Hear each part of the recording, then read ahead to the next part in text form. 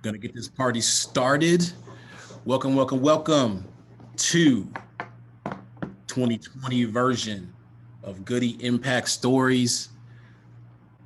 I am Joey Womack, founder of Goody Nation. We're gonna talk 12 straight hours today about why relationships matter for tech-focused social entrepreneurs and diverse founders. Super excited, super excited. We got an all-star lineup of people coming out throughout the day, 30 plus people.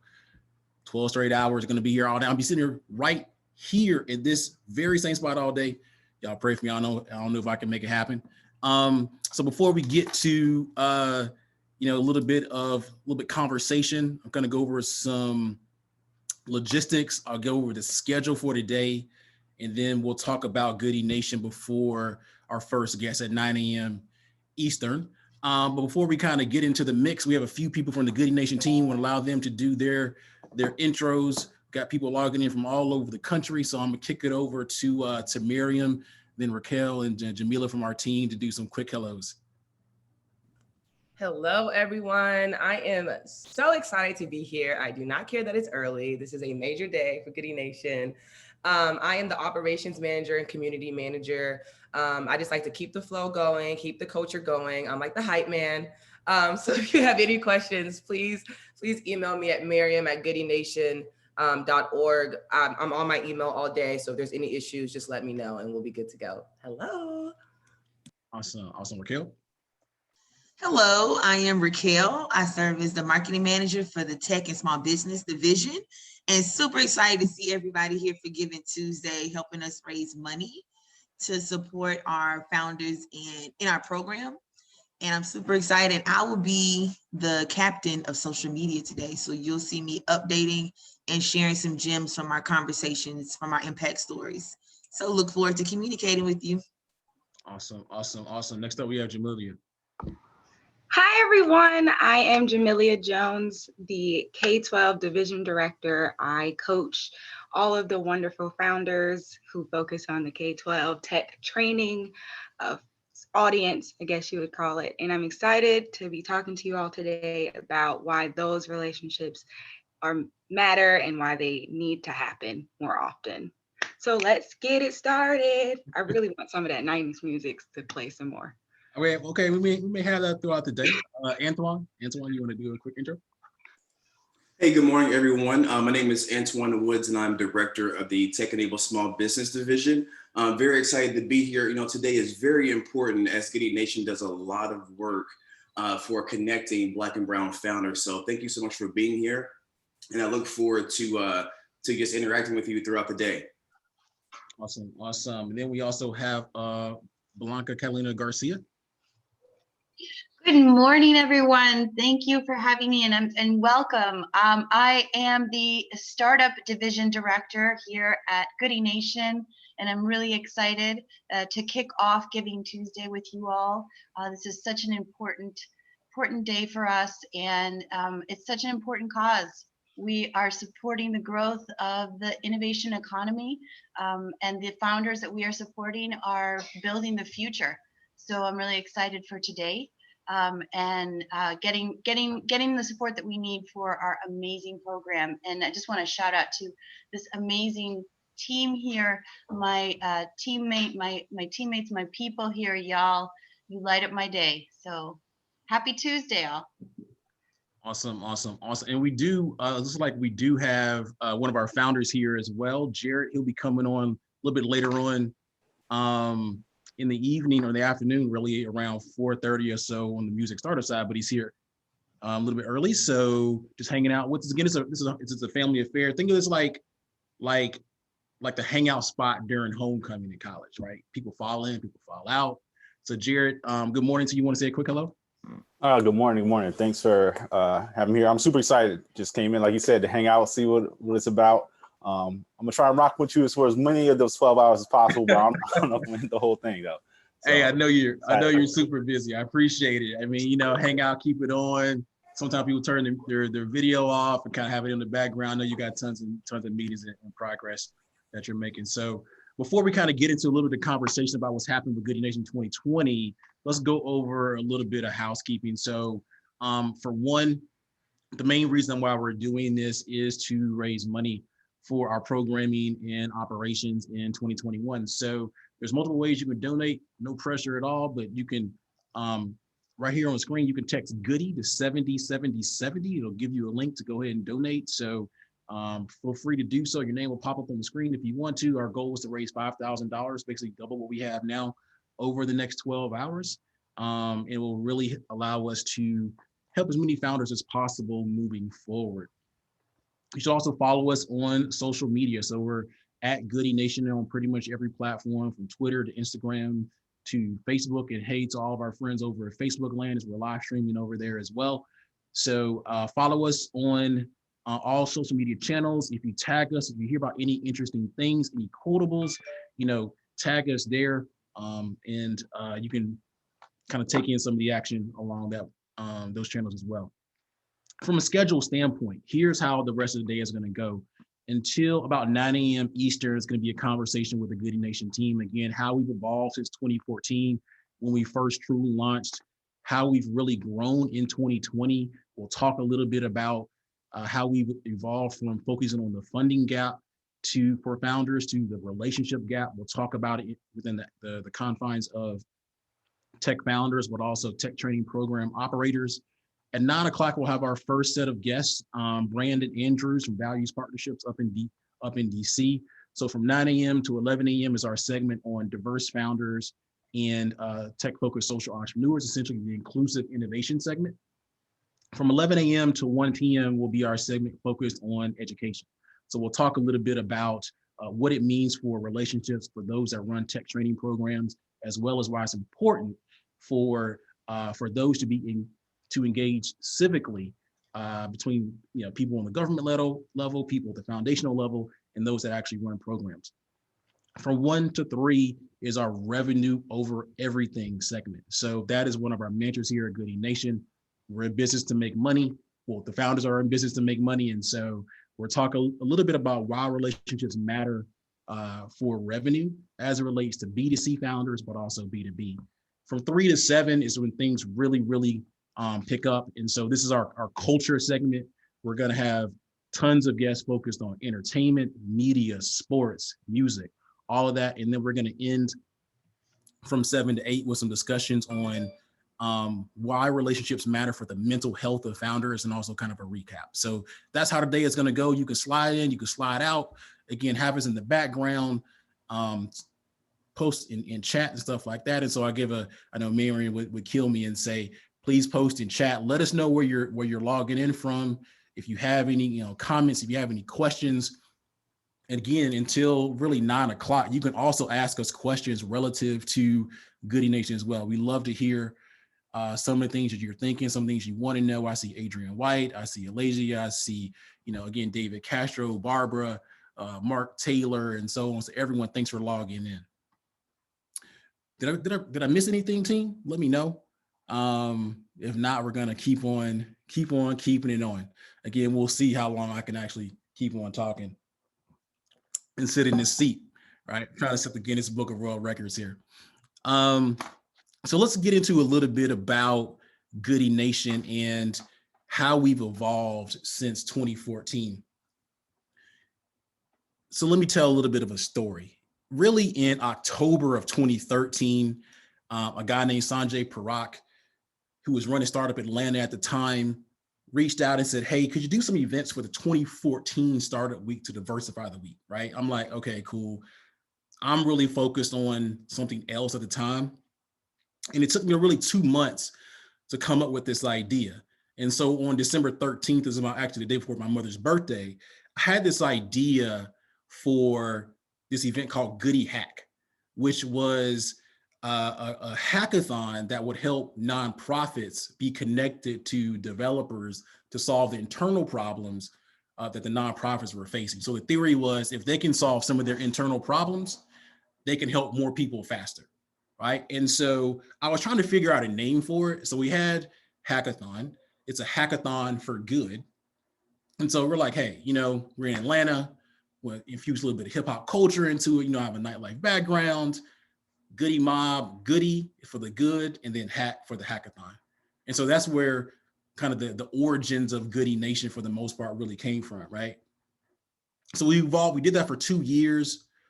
It was okay, right? We packed out, and in one scenario, one weekend, we literally took over the Google Atlanta office. Like they called it Club Google for the weekend.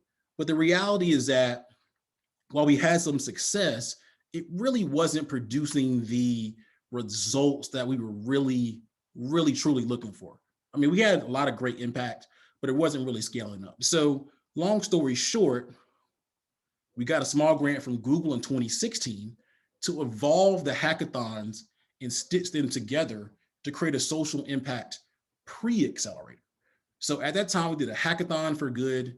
We did a marketing hackathon for good. And so we stitched these hackathons together. And before we did the hackathons, we did these design thinking sessions. So we helped founders come up with an idea.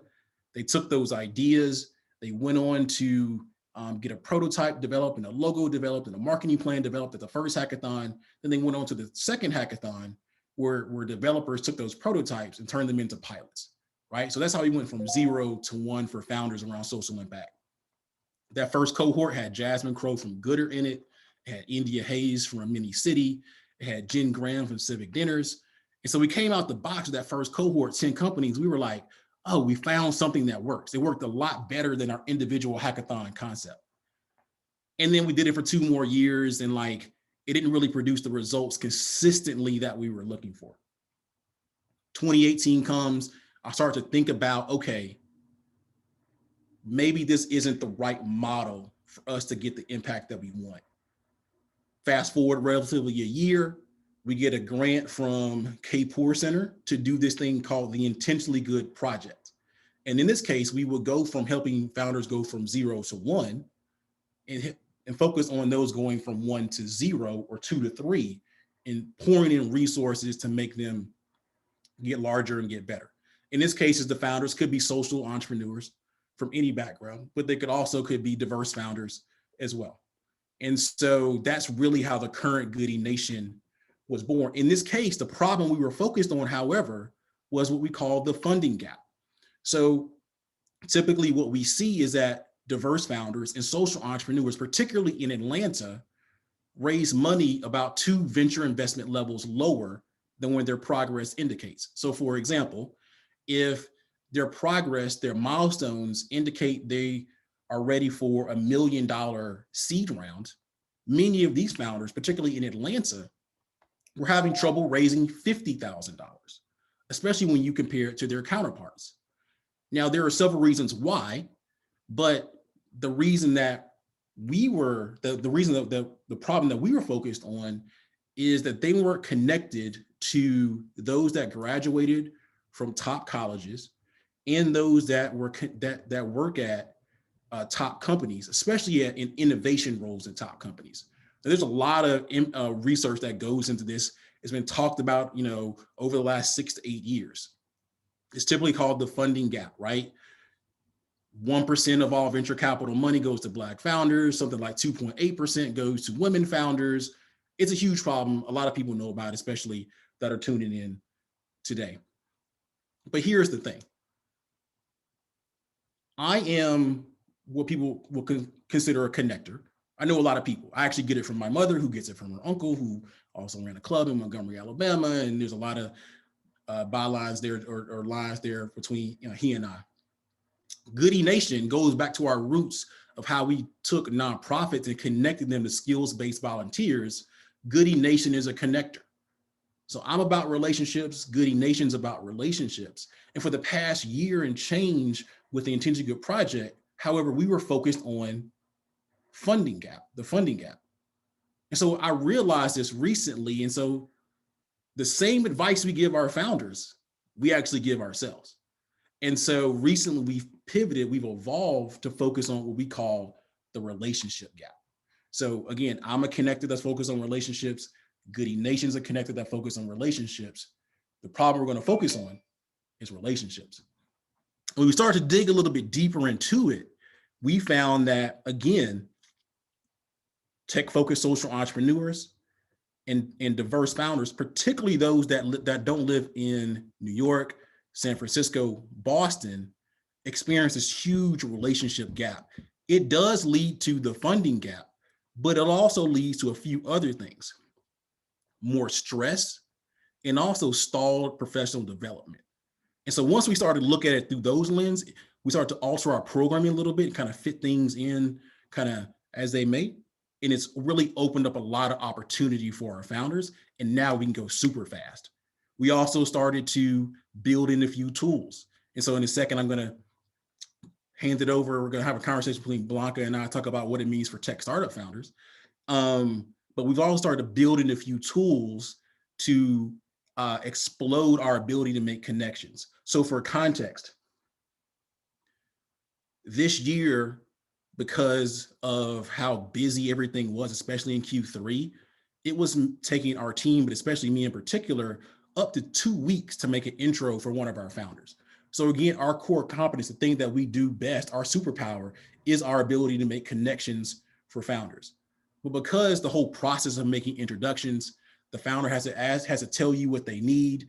You got to reach out to somebody and say, hey, like, our founder wants to talk to you. Here's the context around it. Got to think of a very thoughtful email or text message or LinkedIn message or something like that.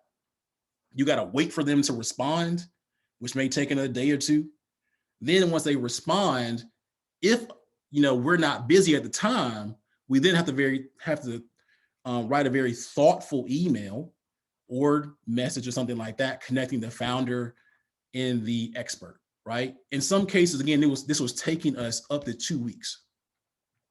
We recently combined some tools called Bridge and then Airtable. And in the first week of this, we were able to do 50 introductions. I'm happy to report in the last 6 weeks, we've made over 400 introductions between founders and experts, which is actually kind of crazy. I mean, it's resulting in a lot of amazing things. And I'm super excited about what this means moving forward in terms of helping these founders create deep relationships with awesome people to bring more money in the door. So let's talk a little bit about what that means for some of the tech founders and the programs. I'm going to kind of call Blanca to the stage, so to speak. And so if you have any thoughts about what you've seen this year, Blanca, as it relates to the funding gap, to the relationship gap, in terms of all the stuff we've done. We've done also a lot of different things. We've worked with Google on their Black Founders Fund. For context, everyone, now we have over 150 founders in our program from all over the country. So Blanca, any thoughts on what we talked about so far? Yes, absolutely. I'm just reflecting back on all that you are telling, having been witness to it, and it truly is the case. It's so impressive how we've been able to move forward and make this happen in the community of founders that we impact, which just gets broader and broader, which is really exciting. But that is absolutely the case. We from the point of not being able to find the right connections or people who are willing, not really knowing how to support those founders, and those founders really being stalled, as you said, now to moving into a process where not only have we figured out from the back end a logistical process and the technology that we need to accelerate these connections, but also just a community of mentors, of investors, of people that are even more so engaged. So there is sort of like a augmented effect. It's kind of like we're getting out there, we're making this happen, and there's a community that's really responding to that. So that really tells me that just as much as there were founders just kind of floating outside of the networks that they needed for that support, there were networks of support and people who really wanted to help those founders, who wanted to know who they were, who wanted to meet and support those companies, are interested in supporting and funding those companies. They just didn't have the connection. So I think we really are tapping into something here that is incredibly powerful. And I'm just thinking now that, how, as you were speaking, for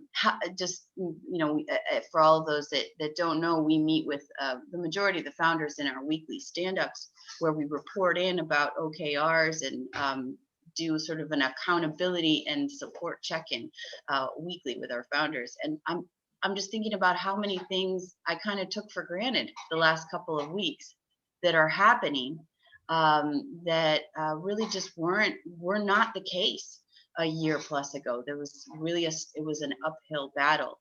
And I think that what we are doing here, it's not from my experience, my framework is that of an educator and ecosystem engineer, is that I'm seeing that as we continually apply this method, we are building a system, a framework into our ecosystem that is broadening these relationships and is making these connections that much more natural.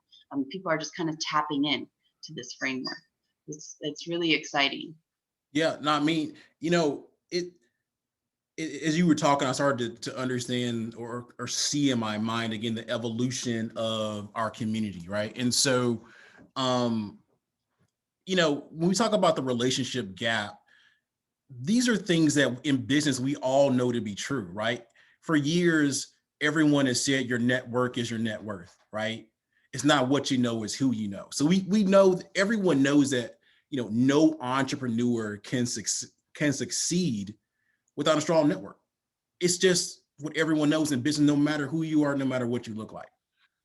But for many of our founders, because of the way access, and also I'm going a little bit of the pitch though, so let me give a little bit of context. I've had a lot of help in evolving this story, this framing over the last few months, because of the way access and opportunity has been traditionally been distributed in this country. Tech-focused social entrepreneurs and diverse founders don't have strong networks, especially those, again, that graduated from top colleges and those that work in innovation roles at top companies. So what this means is that they have less robust networks to draw upon for advice. They have less robust networks to draw upon for revenue. They have less robust networks to draw upon for funding. And they have less robust networks to draw upon for just even examples of what it means to be, in the case of scalable tech startups, what a true kind of venture-backed CEO looks like, right? So Goodie Nation really exists to eliminate this gap. And the reason why it's important, and I think all the founders that may be watching us today, like the why should you care statement, is that if we can get this right, if we can even reduce this relationship gap, it means that we can create a better and more sustainable future for us all, no matter what you look like, no matter where you live, right?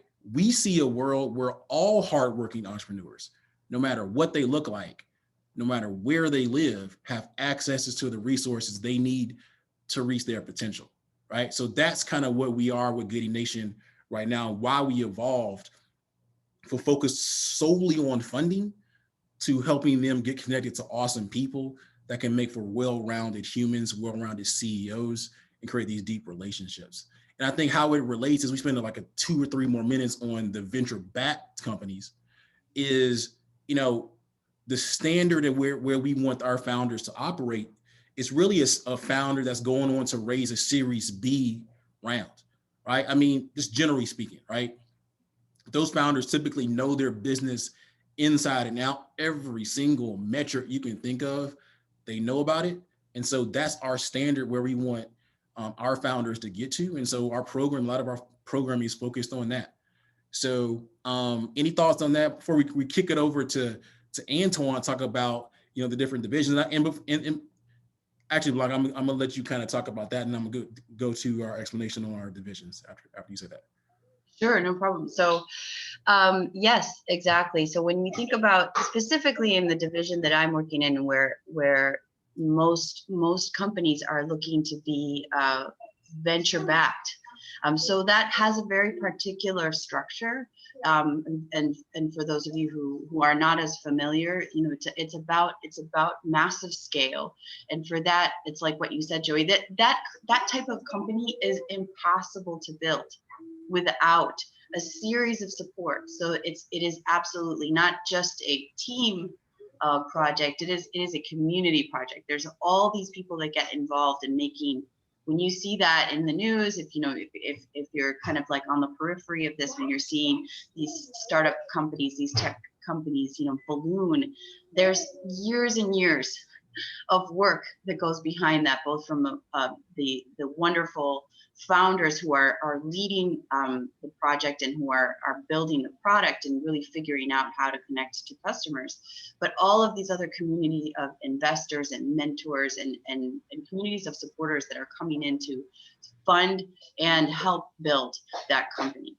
So I think one of the things that we know is that what we're doing is we're trumping that siloed structure that you just described. This idea of like, if you aren't in this particular educational network or in some particular network, you don't have access to that, then you're just not going to get that support. You're not going to be able to grow that company. We're trumping that by creating relationships outside of those networks that are true relationships, that are relationships of trust.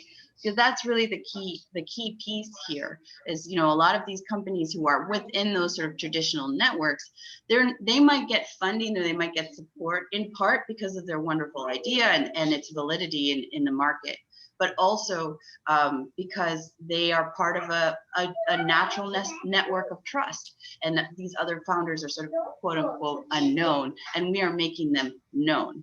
We're bringing them into the known realm, which is for my investor community, you know, that is key. So yeah. I love it. I love it. I love it. So let's kind of slide over to Antoine for a second. And so one of the big things we've noticed over the past year, we've evolved our program, especially in 2020, is that we have kind of two groupings of founders. We have those that operate businesses, traditional businesses, either they're venture backable startups or their tech-enabled small business. And then we have the future. We have those operating programs that are training either those at the K-12 level or college students on various aspects of tech or in various aspects of tech, right? And so those are our groupings. And so now within those groupings, we essentially have two divisions within each group. So Blanca leads our scalable tech startup division. Antoine leads our division focused on tech-enabled small business. For me, this division, this type of entrepreneur is truly the future as it relates to closing, or let me just say this even in a different way, to increasing wealth in diverse communities. In Blanca, we talk about this all the time. There's this whole coolness factor. Everyone talks about venture backable startups when it comes to entrepreneurship. They're in the news, they're on TV, they're in the blogs, they got movies written about them. Think of The Social Network. Everyone wants to be a venture backable startup, whether their idea is venture backable or not, right? And so what it often causes is for people to go this route of the venture backable startup, and they completely, in some cases, like destroy their lives. And in the reality in many diverse cultures, if you don't do well, if you fail, you don't show up again to anyone, right? You kind of go in a hole, so on and so forth. And so what we're focused on in the tech-enabled small business division is a few things. One, to help founders understand that if they're not trying to build $100 million company, that's okay, right? You can build $1 million, $2 million, $10 million company, and you will be a success to 99% of the world, right? Don't let your ego get in the way. And there's a better pathway to doing that than creating a $100 million company. We're not trying to kill anybody's dreams, but in many cases, it's a better pathway for most founders. So to do that, again, we focus on these type of founders bringing in revenue from day one. Revenue over everything, revenue, revenue, revenue. And so we also are helping them to use tools and we're going to go into this whole no code thing in an hour and change or so, to automate their internal operations to make their to increase their efficiency and therefore their productivity. So Antoine came aboard a few months ago. It's been an interesting journey. We did a pilot cohort back in the summer with 10 companies, and now we are kind of going on and evolve that. And I think we have over 25 companies in our tech-enabled small business division. So Antoine, any general thoughts about what I've said so far? Yeah, I mean, to piggyback off you guys, I mean, raising capital is very cool, but what's not cool is the equity that you give up. Each dollar you take, the less control you have over your company. And in terms of closing the wealth gap, it's important that we have ownership in the things that we're working on, right? So, one of the key things that we're focused on within the Tech-Enabled Small Business Division is building revenue models, strengthening operations. One of the key things, especially in terms of if you're needing investment, investors love companies that have revenue because they know they're going to make their investment back. So it's very important to focus on that. And that's one of the key metrics that we do within our programming is focus on those operational pieces, making sure that things are streamlined, as Joey mentioned, with no-code technology and automations. And one of the key things too as well, in terms of our grouping, is realizing that there are founders that are just like you that are going through the same thing that look like you, which is very important. It's important to have that support ecosystem around you, and that's one of the great things that Goody Nation focuses on, and that we've put into the ecosystem. Nice, and we saw this even recently, right? So there's a number of founders that are direct to consumer. They have physical products. And so for them, the last few days has been a big boon. So, I mean, have you any thoughts on what you've seen recently there as well? Yeah, with a lot of our founders, they were, at one point they were looking to raise capital and going through the pitch process and kind of, feeling down about it, right? There's only so many no's you can have before you're like, okay, where do I start? And it's important to realize that, if you have a product, focus on growing that product. Again, if you have revenue, you're going to find investors. And one of the great things we saw that over, I guess, with Black Friday is that a lot of our product-based founders sold out before their Cyber Monday promotions even started.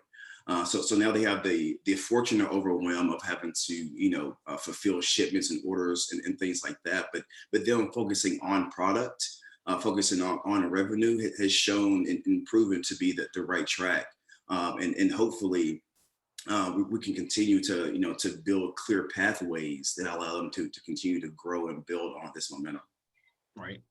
I mean, and I've seen even examples again of why relationships matter. So, you see someone like Rochelle Porter, who has recently been in West Elm, and then you have someone like Stuart Wood from Last Bottle Clothing. There's awesome opportunities for them to connect together because they're in our founder community to share lessons learned, how to sell through large companies and things of that nature. So tons and tons of opportunities there. I mean, again, we're going to go in a segment on no code and what that means for the future of inclusive innovation in this country. I think that is the next big thing to get hundreds, if not thousands, of diverse founders into the innovation economy. And so really looking forward to that conversation and looking forward to sprinkling in a few of your nuggets throughout the day, Antoine. So before we kick it over to Jamelia, a few different things. One, if you have any questions in chat about Goody Nation, how we've evolved in 2020, or just have any questions, please put them in chat. Two, again, we are raising money, so you can text Goody to 707070 to donate. Please post on social, tag us at Goody Nation. So let's now move on to. Really quick, Joey. They asked for your Twitter handle, Antoine. If you want to drop that in chat, that would be great. Awesome.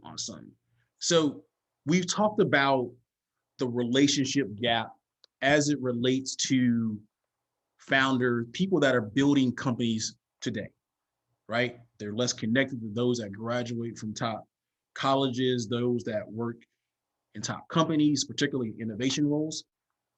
The reality, though, for them is that this relationship gap problem started 20 years ago. So at Goody Nation, one of the things that we're focused on is the tech pipeline. And though we deal with founders, in many cases, our founders are vastly different, right? And so we've heard from Blanca and Anton, we've had some discussions around people that are currently building companies, but we also at Goody Nation focus on the future. So we're focused on accelerating relationships for current founders and for the future, so that the kids that are in elementary school, maybe even kindergarten, in high school and in college, don't experience this relationship gap moving forward. So we began to notice that there's a relationship gap and a funding gap for those that run programs that train K-12 and college students in tech as well. Now, the funding sources for those individuals, and typically these organizations are nonprofits, though they don't have to be. You're typically going to see like coding boot camps, STEM programs, and things like that.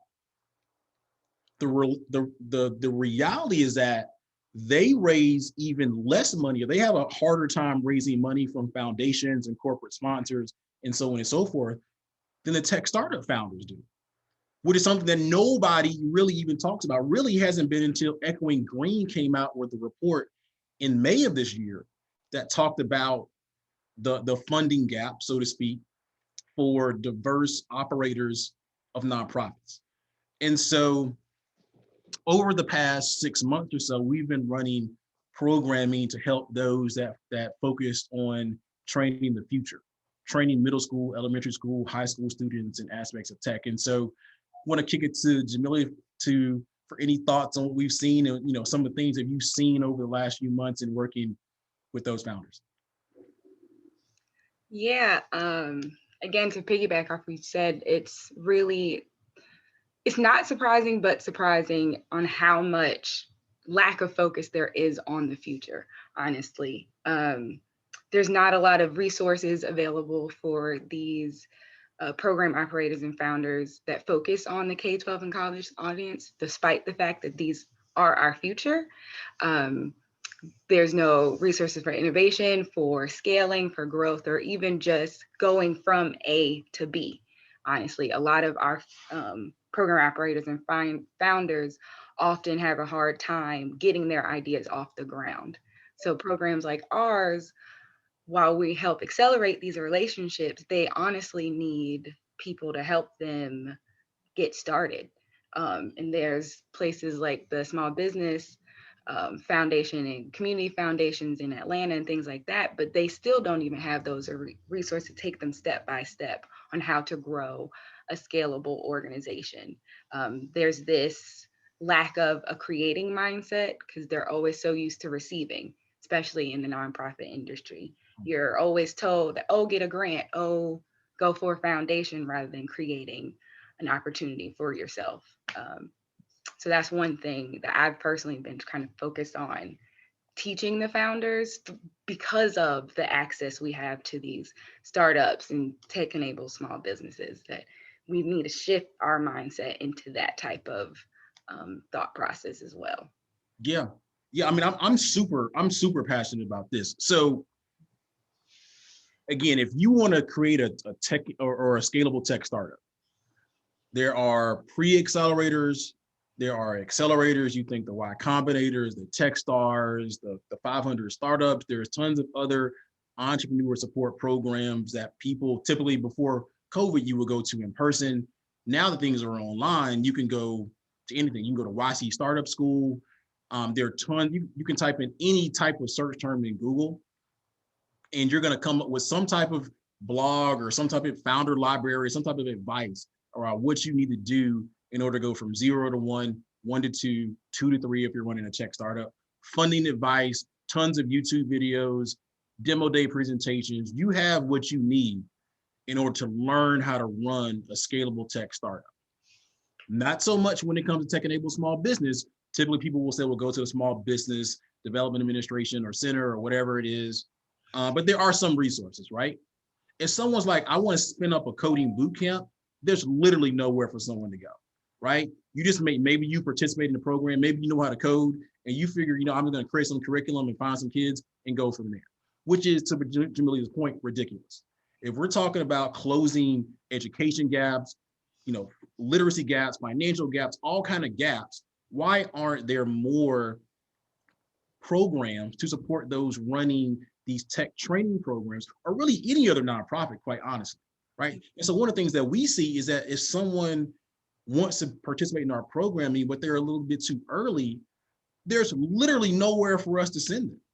So we're left with this hard decision. Okay, someone has a great idea, but we're not necessarily set up to help people at the idea stage at the moment, right? But the world needs this idea to be successful.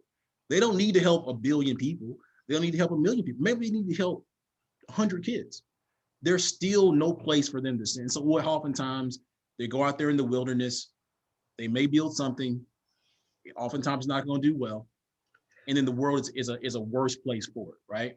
So one of our big things is figuring out a pathway to educate those that run nonprofits, particularly those that are about training the future of tech. And so we see that play out in a lot of different ways. So when you talk about scalable tech startups, and here's where the value of community, where it relates to different types of founders come into play.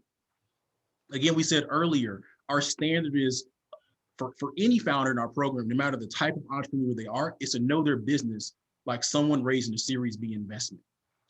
So Series B, those that run Series B companies, they plan out, they know their goals, their milestones to hit, their OKRs, they know a lot of different metrics. But when you start talking about that to those running K-12 programs, they don't know what those things are in many cases. They don't know what an OKR is. They don't think about hitting goals and milestones, especially as it relates to funding.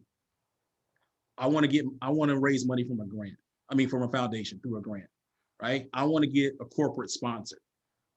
Things need to be put into place in order for you to increase your likelihood of getting those things, but no even rubrics even exist. And so one of the values of our program is that we can take someone who's raised $1 million seed round and then turn them into a mentor for someone starting a K-12 tech talent training program, right? So I know you see it all the time, Jamilia. So any thoughts on what we're seeing in terms of, the mindset of someone running a traditional nonprofit from a programming perspective, and then getting them to think about themselves as CEOs of a business? It's difficult, sadly, because it's been kind of ingrained to follow the traditional nonprofit structure of how you raise money and even how you conduct your business. A lot of these training programs for people who want to start a nonprofit keep the same value system, keep the same thought processes, and trying to convert them requires exposure, which is why this community is great. But it needs to happen more often, I really think. And because they have exposure to these type of startups and things, they may sometimes get a little more obsessed with this exit mindset, this scalable thing, where it's like, no, stay in your lane, but just change your mindset, as well as how you do things, honestly. Yeah, so it's been an interesting journey. I'll say that these last few months to make that switch, but we're getting to them slowly. It just will require a lot more education, and creating these type of entrepreneurship support programs that start from the ground up, which there's not enough resources for, unfortunately. Right. And so we'll get into more of this between 11 a.m. and 1 p.m. today. This problem also exists at the college level as well. It's not as much, because at the college level, you have more colleges that actually are doing this, and they have a little bit more resources, but it's pretty much the same, right? I mean, so we'll get into that more with Chad Womack. We have Stacey Lynch who's a consultant with the Walton Family Foundation. We have Greg Clay and Horace Williams come in. We're going to spend a lot of time digging into this specific problem because this is the future. If we care about closing this gap and not having the same relationship a gap exist in the year 2040, we got to do the work right now. I'm sick and tired of essentially doing of programming and stuff for problems that existed well before we even met these founders. Before, when these founders were sitting in middle school, this problem was developing, right? So we're always playing catch up. It's time to start being proactive versus reactive and getting ahead of the curve, right? And so super excited about what we're able to do for tech training programs, both at the K-12 level and the college level. And then for this discussion a little bit later on today. So we see Andrea Miller here. She's in the program as well, doing amazing stuff at South Atlanta High School. So in about 15 minutes, y'all, we have our first guest, Brandon Andrews from Values Partnerships. We'll talk about his background in a second, but again, if you have any thoughts, any comments, drop them in, or questions, drop them in chat from the Goody Nation team. Is there anything that we haven't discussed? Any questions, any points you all, want to make as Brandon is coming in a little bit later on?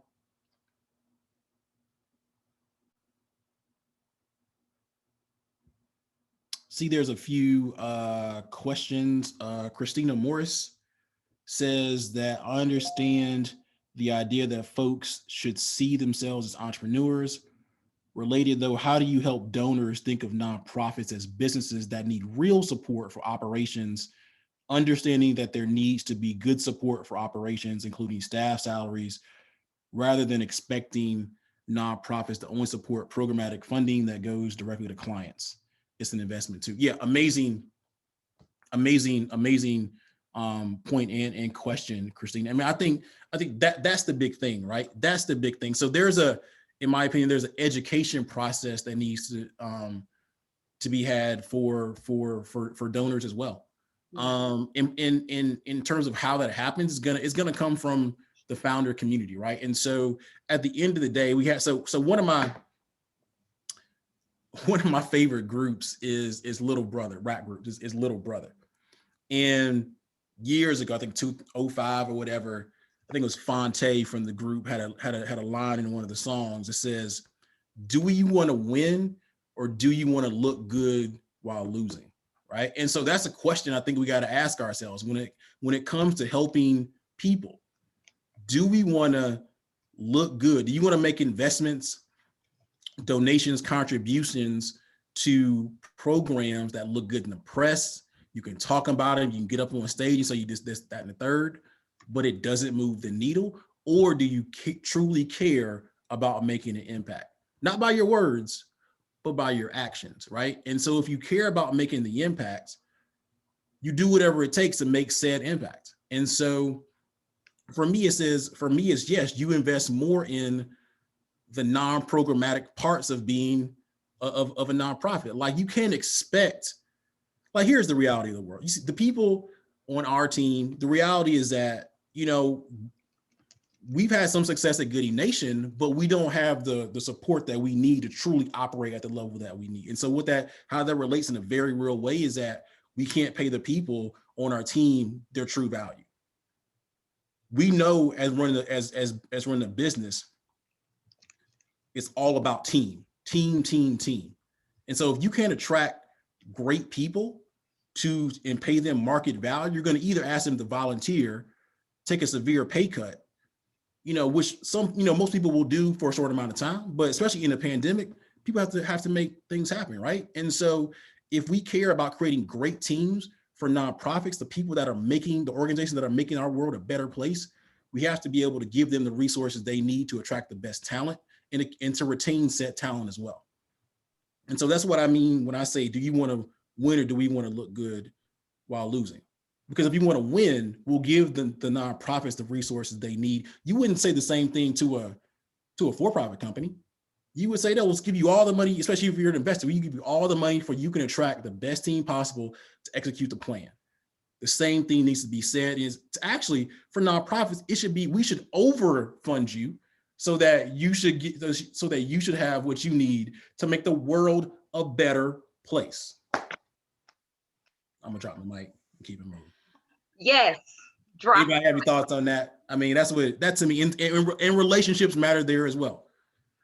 Relationships matter when it comes to funding. That's why people have these galas at the end of the year. You know, you run into somebody at an event, how's it going? Let's follow up, boom, boom, boom, boom, boom. Right. And so we gotta ask ourselves the hard question, especially in a post-COVID world, or in a during COVID world. Do we want to win? Do we want to look good losing?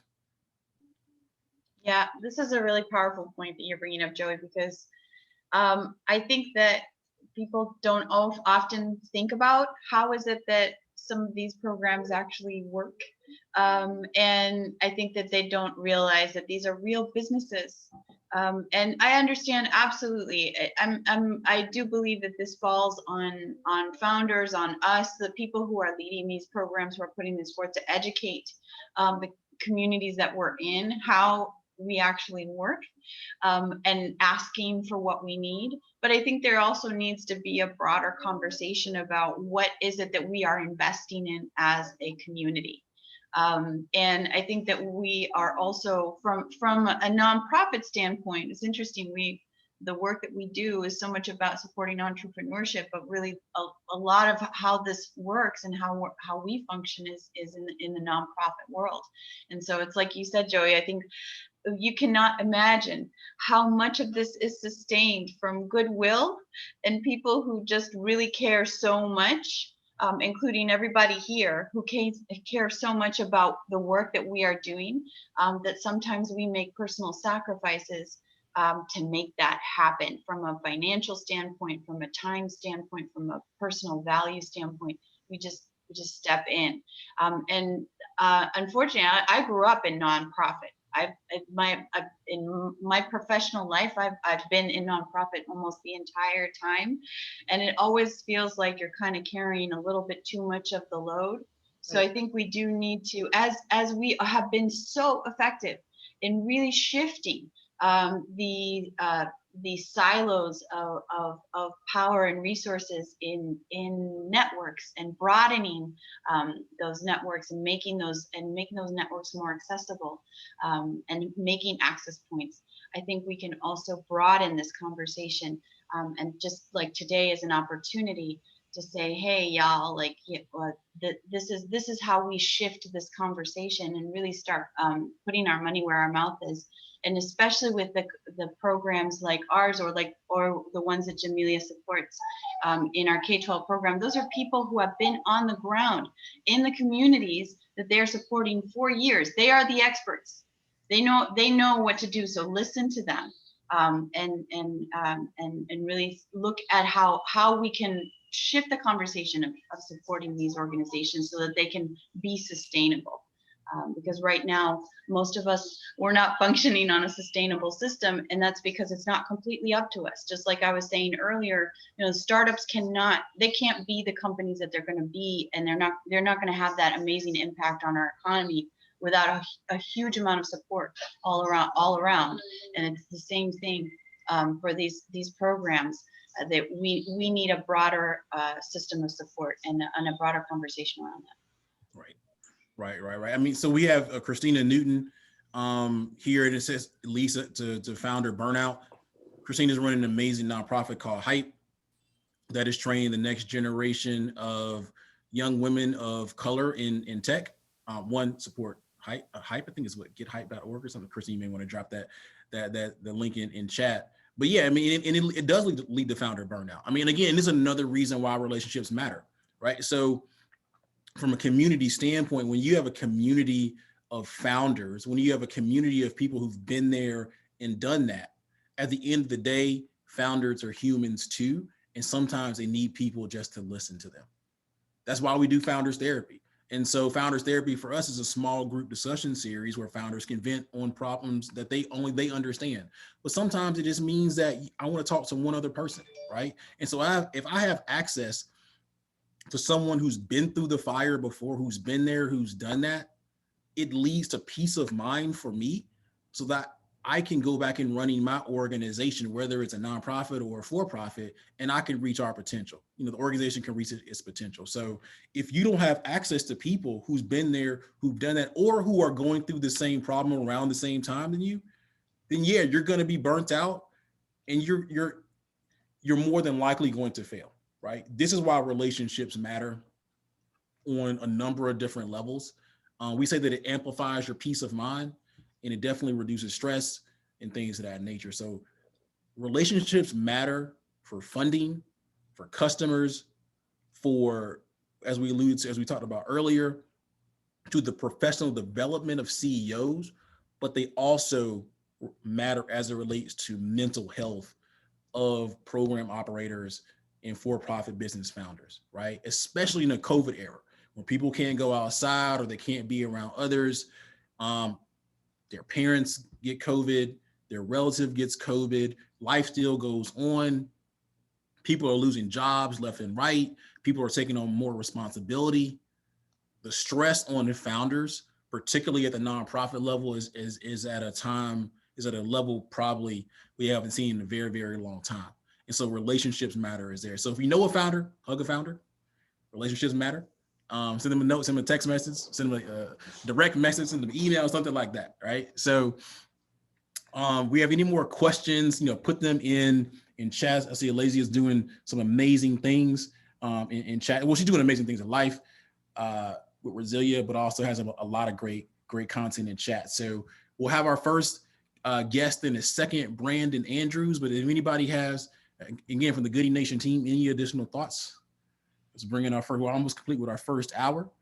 Yeah, Joe. Yeah, go ahead. Yeah, just to piggyback off of what what Blanca was just saying. Well, I don't come from the nonprofit world, but in terms of being a startup founder and the whole thought of just that journey, right? One of the key things we need is support, and in terms of bridging any gaps, it really has to be a mindset of collaboration over competition. And I know that's hard for a lot of us because we all want to win, which, me included, right? It's very important to win. But honestly, if those in your circle are winning, you have no choice but to win as well, right? So, not only just financial support, but just supporting with resources. If you see if they're doing, if they're launching a product or they have an event or whatever, share it. Even if you're not attending, share it. Like, just be supportive. And you have no idea where that founder might be that day mentally.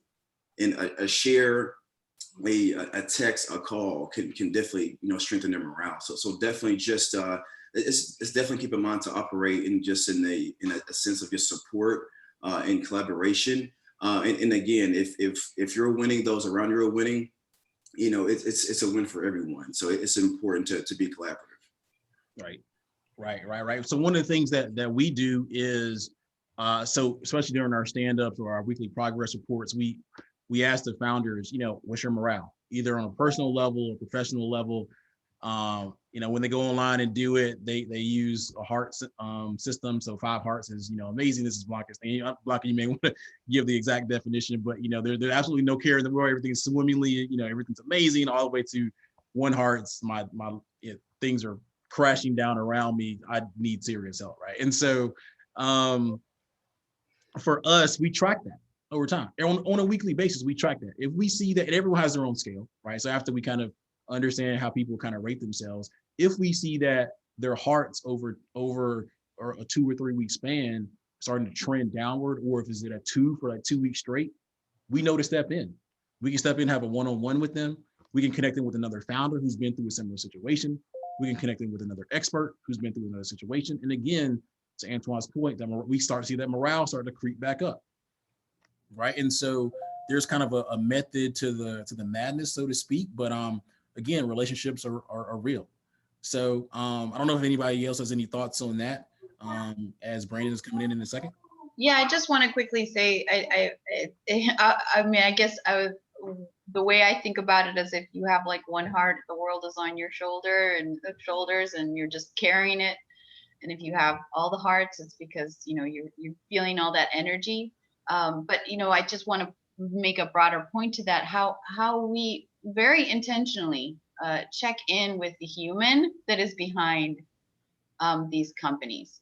I think that we, as a broader society, really just in general have struggled with humanizing all of the different things that we do, and there are actual people behind this, and it's really important for us to give space to especially people who, like our founders, who are leading the initiatives that are going to build tomorrow, to have time to care for themselves, both from the standpoint of they need that, but also from the standpoint of like, how do we do this differently? We were talking about all of these different things, just not thinking about this conversation that we're having around how do we change the narrative around the sustainability of the business and the operations of nonprofits.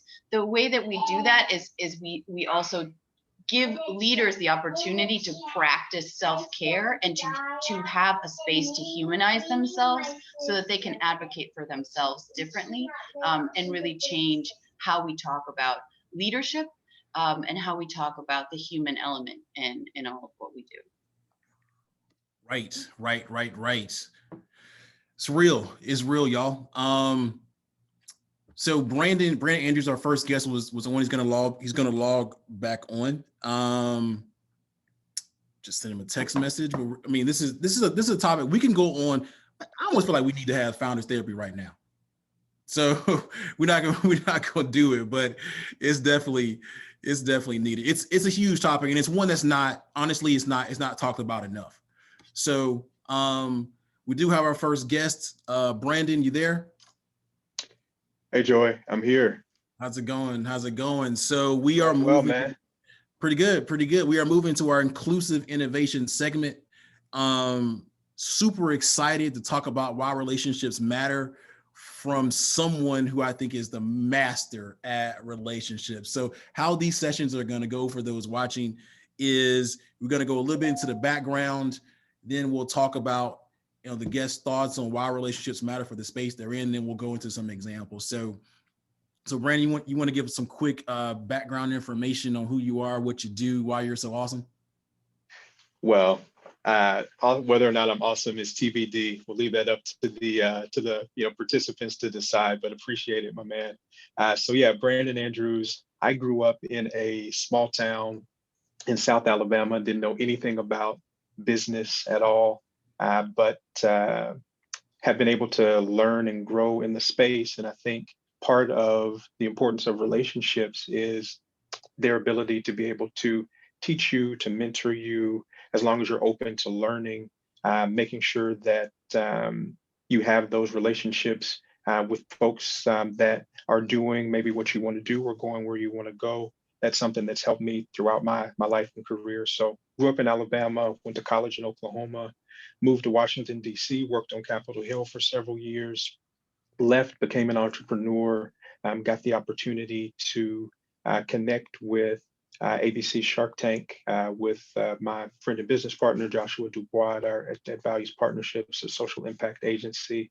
And we run a nationwide casting tour for the show, helping to bring more diversity to the pipeline, but also I'm helping to connect with founders across the country and hopefully have a positive impact on them, whether or not they move forward with the show. So Shark Tank, that relationship opens the door, I think, for opportunities to be able to build in local ecosystems and be able to build with founders of color all across the country. Nice. So I mean, you're right there in the mix, right? So you're in DC. I mean, it's a relationship game. So whether it's Shark Tank or in your life or some of the other things you're seeing, have you seen any examples of how relationships have mattered for some awesome entrepreneurs? So I think for Shark Tank, a lot of what I'm doing is downstream development. So there's a segment of the entrepreneurs that I meet every year that are immediately ready for the opportunity to be on the show. But there's also an even bigger segment that are maybe going to be ready next year or in 2 years. And I think as an ecosystem builder, as someone that wants to have a positive impact on the community, we have to make sure that we are interested in not only connecting with the people that can have some kind of immediate benefit for us, whether it's personally or professionally, but also connecting with folks that are on the come up, folks that are reaching towards their goals, folks that want to get to a place that maybe we're already at, or get to a place where we as a gatekeeper can potentially be helpful to them. And I think on the opposite side of that, it's if you're striving to do something, if you want to, for example, get on Shark Tank, but you aren't ready today, will you take the step to start building the business, connecting with people like me or Joey and Goody Nation, to be able to get your business and get yourself on the right track and build the relationships necessary so that when the business is in a competitive position, you'll have those relationships together and you'll be able to take advantage of the opportunity immediately. Right. Nice, nice. Let's talk a little bit about your founder journey, right? I mean, you're a founder many Yeah. times over. Can you give any examples of how relationships have played a pivotal role in you getting to where you are now? I mean, any inflection Yeah. points? Yeah. So a couple things. One, for me personally, I always think about the guys that I was on the football team with in high school. So I was an athlete when I was growing up, and I think about those guys because all of them were talented. Every one of them had the physical, ability, but also the mental acuity to, I think, be successful not only in the sports world but also being successful in life. And so a lot of the work that I've done professionally and a lot of the work that I do now is thinking about how can we create an environment in which everyone can reach their full potential? How can we create an environment in which those guys can reach their full potential? Because unfortunately, for a lot of them, one by one, life took them out. Now, some of them would say, yeah, I made a mistake, but also a lot of them, I think we have to ask the question, should we be putting young people whose brains aren't fully formed in positions to be able to make mistakes that can potentially impact the rest of their lives? And so I think we have these formative relationships, and sometimes we choose those people, sometimes we don't, whether they're family or close friends when we're younger, but pulling from those experiences can impact the work that we do professionally. And so now, as a founder myself, I had a mobile app company previously where I was helping folks connect with the job skills they needed to get the jobs they wanted. So we would take them through an assessment on a mobile app. They would get a readout on what kind of education they needed to get to be able to get the job that they wanted. Again, helping people reach their full potential. Have a second mobile app company, Gauge, and it's on the App Store. If folks are interested, Gauge Research, we'd love to have you as part of our community. It's a market research platform that's giving people of color in particular a seat at the table to be able to influence marketing decisions that brands are making.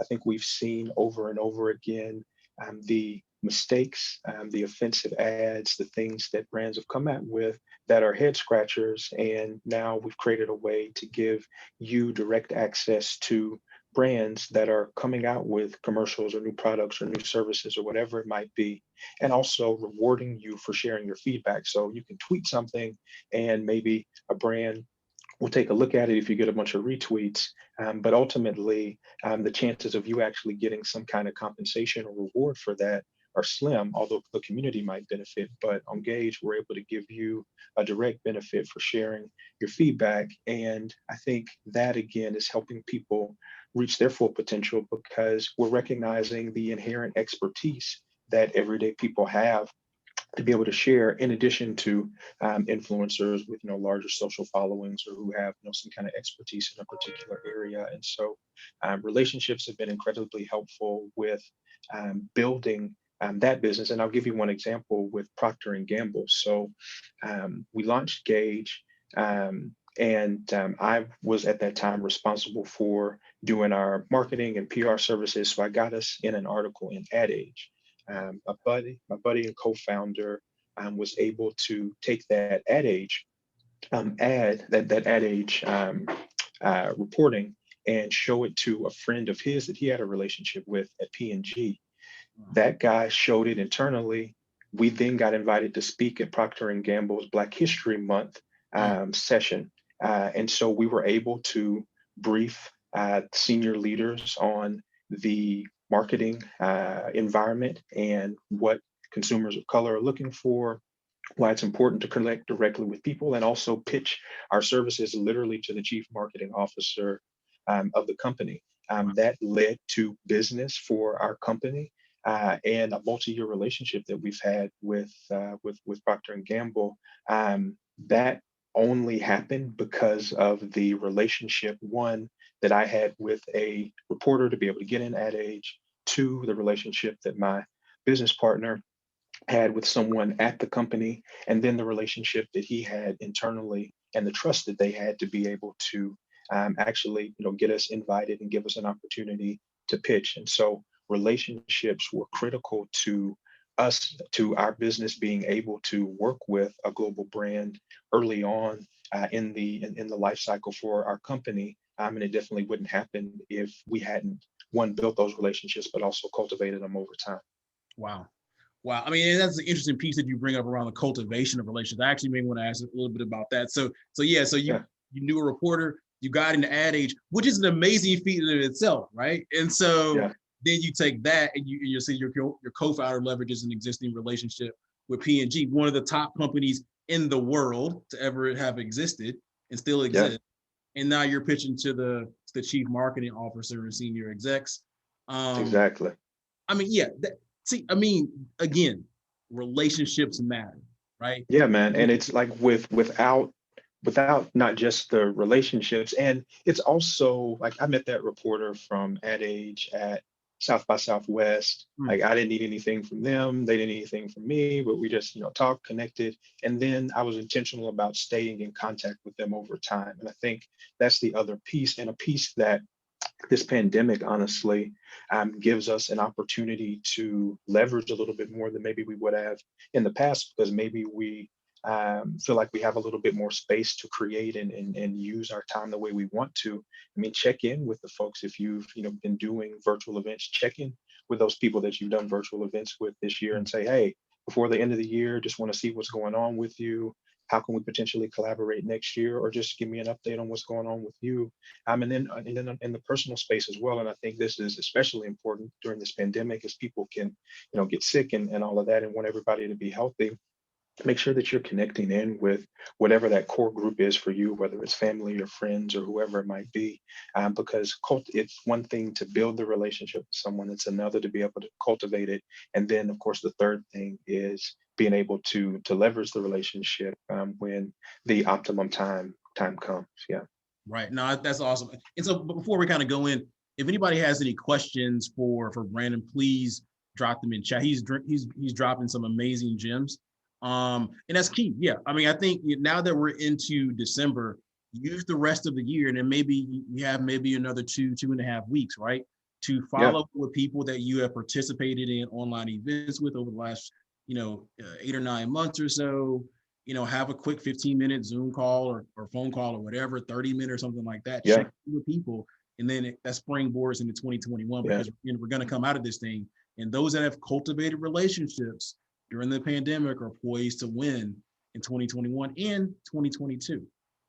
Yeah, I think it's super important for us to be intentional about things. And this is something where I think people sometimes feel a little uncomfortable. I mean, Joy, you spent time in DC, and there's this thing where people will ask you what you do versus asking who you are, what your name is. People are always seen as social climbers, seen as people that are looking to leverage whatever they can from anyone that they meet. And if you can't help me at this point, then I'm not interested in connecting with you. Some of that I think is social awkwardness. Like I think some people just literally, they're at a reception or networking happy hour, whatever. They just don't know what else to say. So they say, "Oh, what do you do?" Right. Like I feel like people are socially awkward. So that speaks to some of it. But I also I've never had a problem with people being intentional. So I'm doing casting for Shark Tank.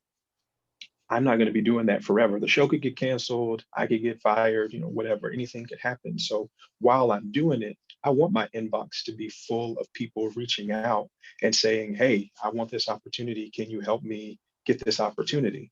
So I don't have a problem with being intentional, but I think it's important for us to evaluate our lives and the resources that we have and say, okay, I have access to this. I'm the closest that a lot of people are ever going to get to meeting one of the sharks. I'm the closest, people are going to get to meeting a Mark Cuban or a Damon John, even though they do events and stuff all the time, and you might be able to connect with them. For the most part, I'm someone's introduction, and so I recognize that and have no problem with people being intentional, and I think that's important going forward as well. That's a huge point. I personally, I think I speak for a lot of people. We appreciate the work that you and others are doing in the space and making sure that everyone has access to amazing opportunities like Shark Tank. And you've done many other things as well. Again, if anybody has any questions, please drop them in the chat. Anybody from? I think somebody asked about business advice. Okay. I see. So Blanca's asking. Blanca, do you just want to ask a question? Yeah, I asked a question. So, and just everything that you're saying, Brandon. I mean, I hope this is hitting home for a lot of people, because this is my team is like, yep, because this is a really big struggle for myself included, like just really cultivating those relationships and being an active and intentional person in the network around me.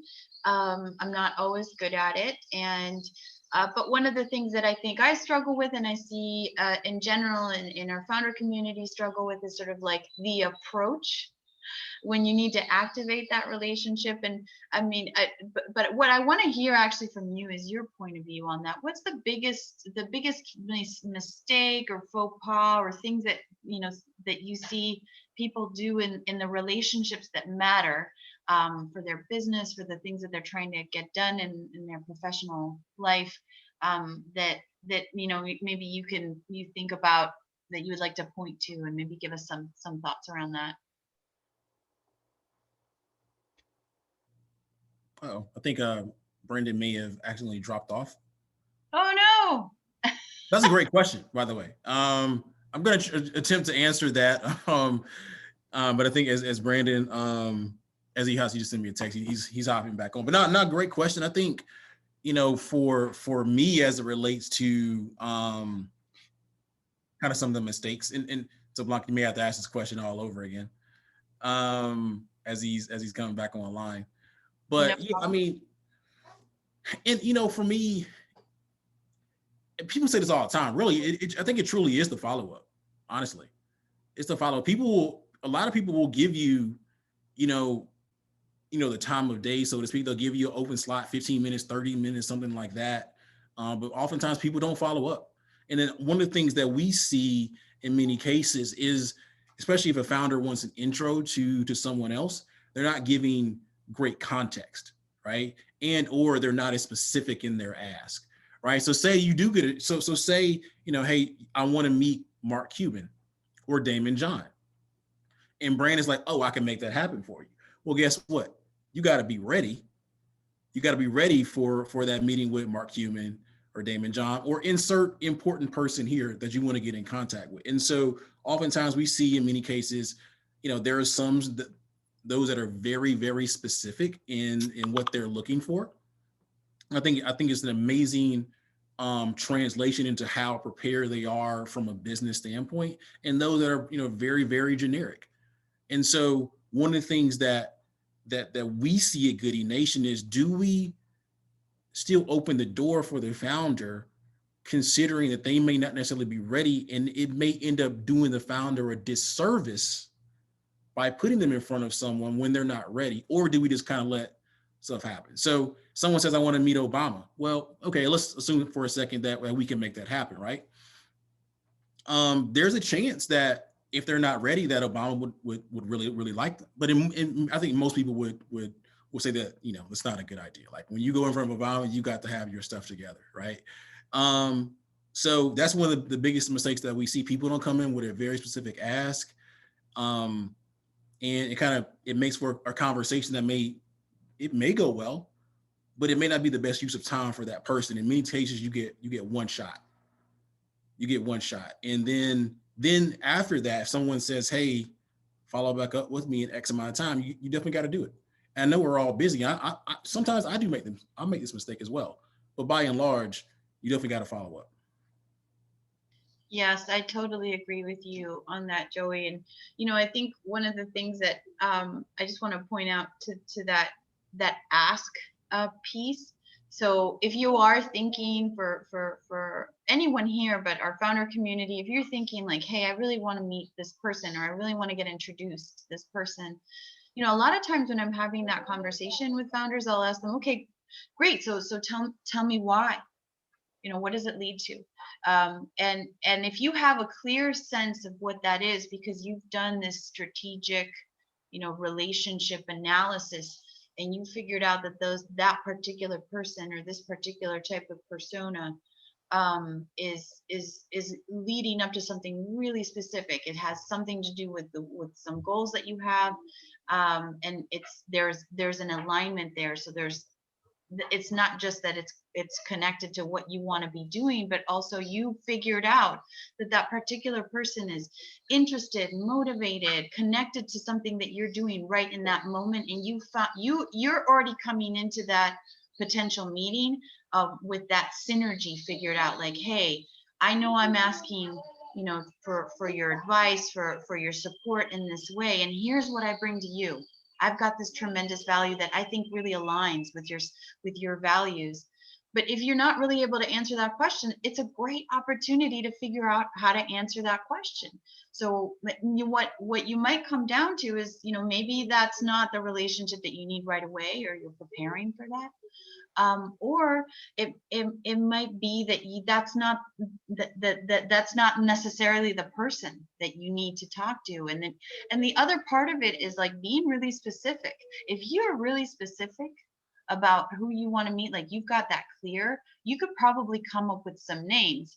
And so it's harder when you're going into your network and saying, hey, I need to talk to an investor, I think I need a mentor around this, versus saying, you know what, I am just about, I'm in my go to market launch. It's going to happen next month, and I'm trying to figure out the storytelling for this particular piece of my product, and here's the customer that I'm thinking about. Do you know anyone who really knows a lot about that market, or who really understands how to market to this particular type of customer? That's a very different conversation than sort of a general ask. So I'm with you, Joey. I think we work a lot of what we do when we talk about that we're accelerating relationships. It's not just making introductions. We're very intentional about that, and the work that we do here is also helping our community be better prepared to leverage those relationships and to make them long, like you say, deep relationships, long-lasting relationships that are going to lead to continual growth for everyone. So yeah. And so I want to piggyback on that. I want to talk about what that actually means for actually people like me who are connectors, but also other ways you can hack a relationship once you get in front of someone. So before we do that, looks like Brandon is having a little bit of trouble getting back on. We do have another interview coming up at 9:30 in 7 minutes with Umama Kabria from Sweatpack, and also Nate Washington from Coins, and we're working to get Brandon up. So Brandon back up shortly. While we're here, though, I want to recognize a few people have joined in. You have Lydia Liddell, who's actually designed the current Goody Nation logo. You have Otis, you have Rob, we have Ryan McNeil, a lot of Tamika Morrison, Tanya Hicks, a number of great, amazing people in the audience. Again, for anybody here, we are raising money for our 2021 operations and programming. It's Giving Tuesday. You can text Goody to 707070. Please share on social media at Goody Nation on all major platforms. Two things. Again, one thing as it relates to social people, as it relates to social capital, where we are making these connections. For someone like me, and there are plenty of others, right?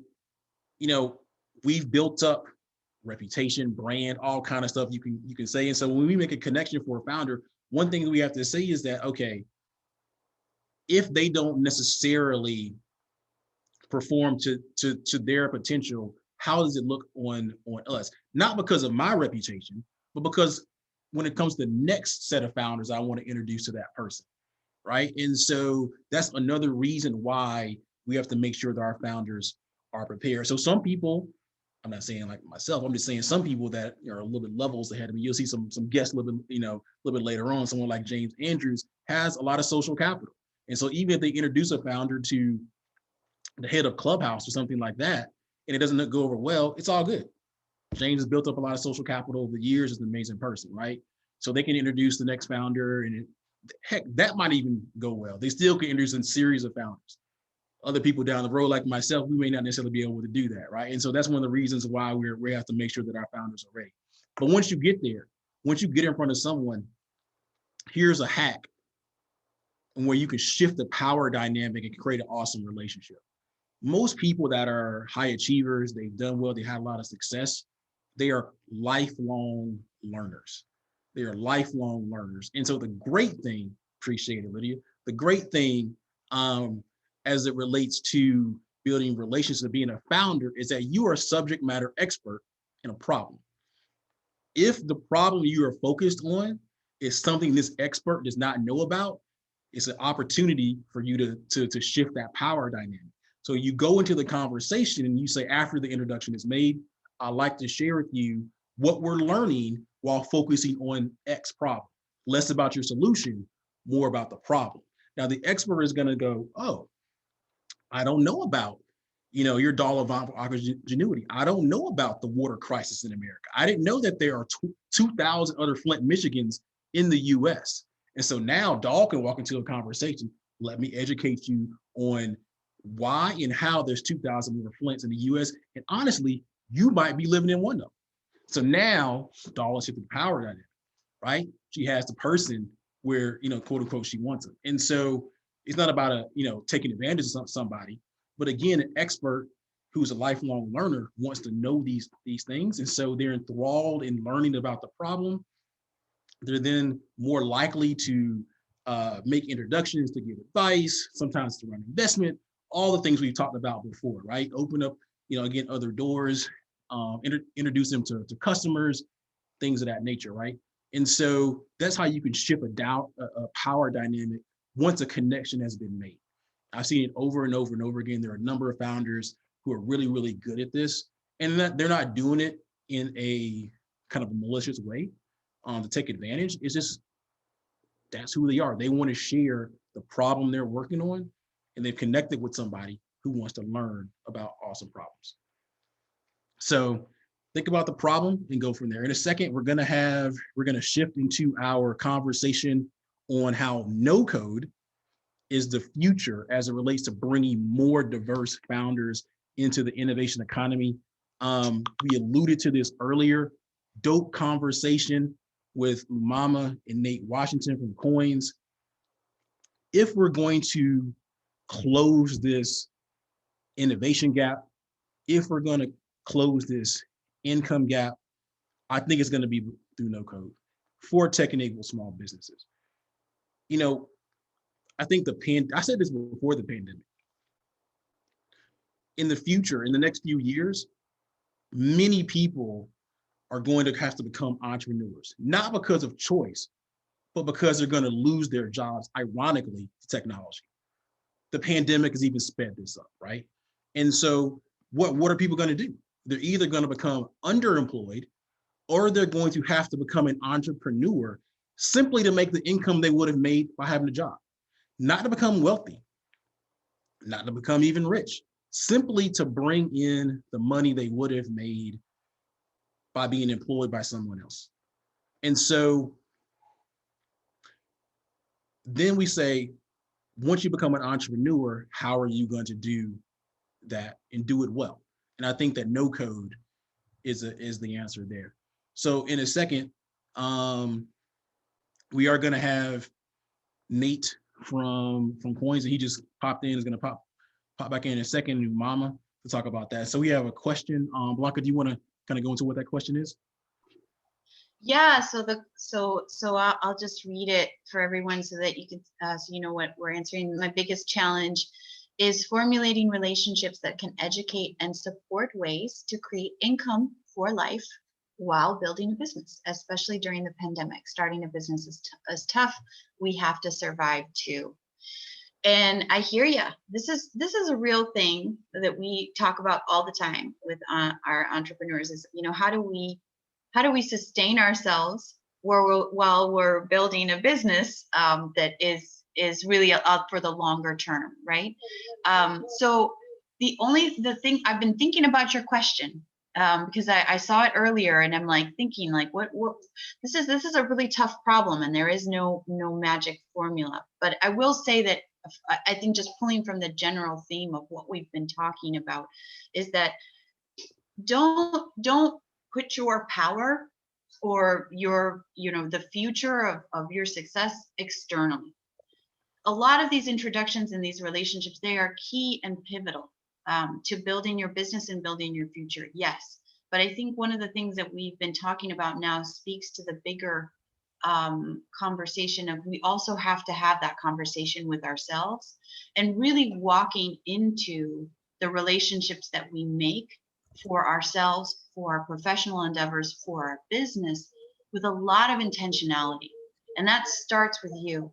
So that whether you're trying to reach out to somebody so that you can maybe make some immediate income, and you're leveraging some of the current talent and the current value that you can bring right now to somebody immediately, versus building a relationship that's about a longer play and building your business, you really first have to start with yourself.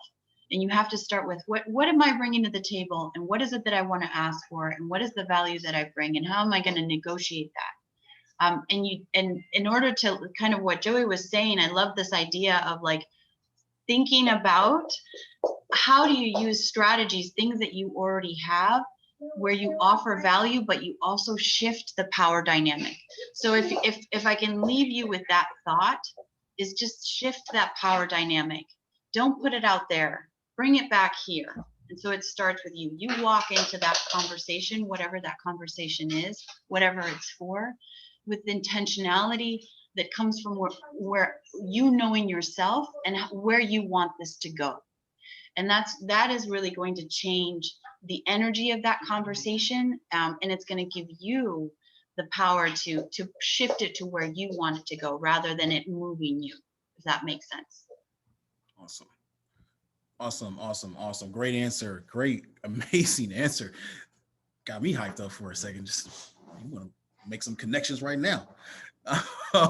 So we are 92 minutes into 12 hours of conversations.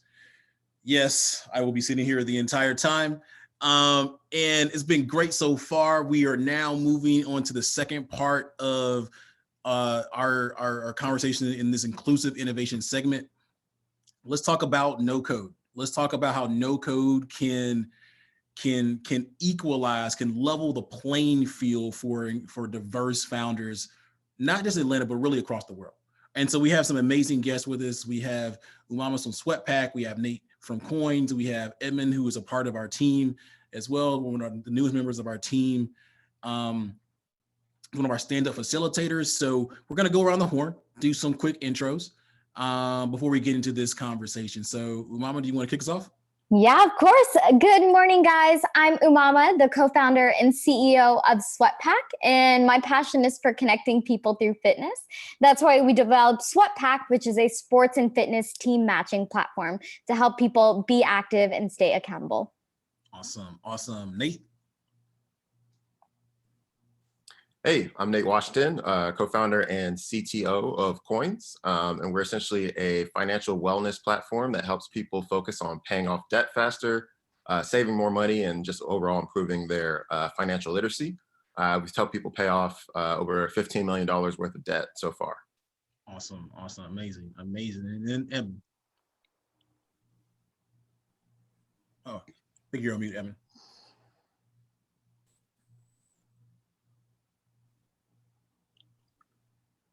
All right. Hi, I'm Edmund. I'm a stand-up facilitator on the Goody Nation team, and prior to Goody Nation and still currently doing it, I'm also the creator of the Codeless podcast, where we talk about no code, as well as the meetup called I Want This to Exist, where we share, validate, or throw ideas away. Nice. So I'm going to kick it to Nate, and then to Umama to talk a little bit about their journey building products on no code. But before we kind of get into that, one of the, and I've been working with diverse, or founders in general, but especially diverse founders for a long time, right? Over the years, I've seen many founders give up, their potential not realized, because they can't go from idea to building their product using traditional lines of code, essentially. And so, again, as we mentioned earlier, we can't afford this from a diverse standpoint. You know, our culture does not reward failure. And so not being able to go from 0 to 1 is a major impediment. And so in many cases, people, they'll try to go raise funding to go then hire some developers if they can find them, if they have the relationships to find said developers and they convince developers to work for them, right? That's a whole nother conversation. We can talk about why relationships matter for developers another day. But this no code thing has the ability to level again the playing field. So we have some amazing founders here who've built some products using no code. So Nate, you want to tell us a little bit about that? Yeah. And I just want to kind of echo what you said there.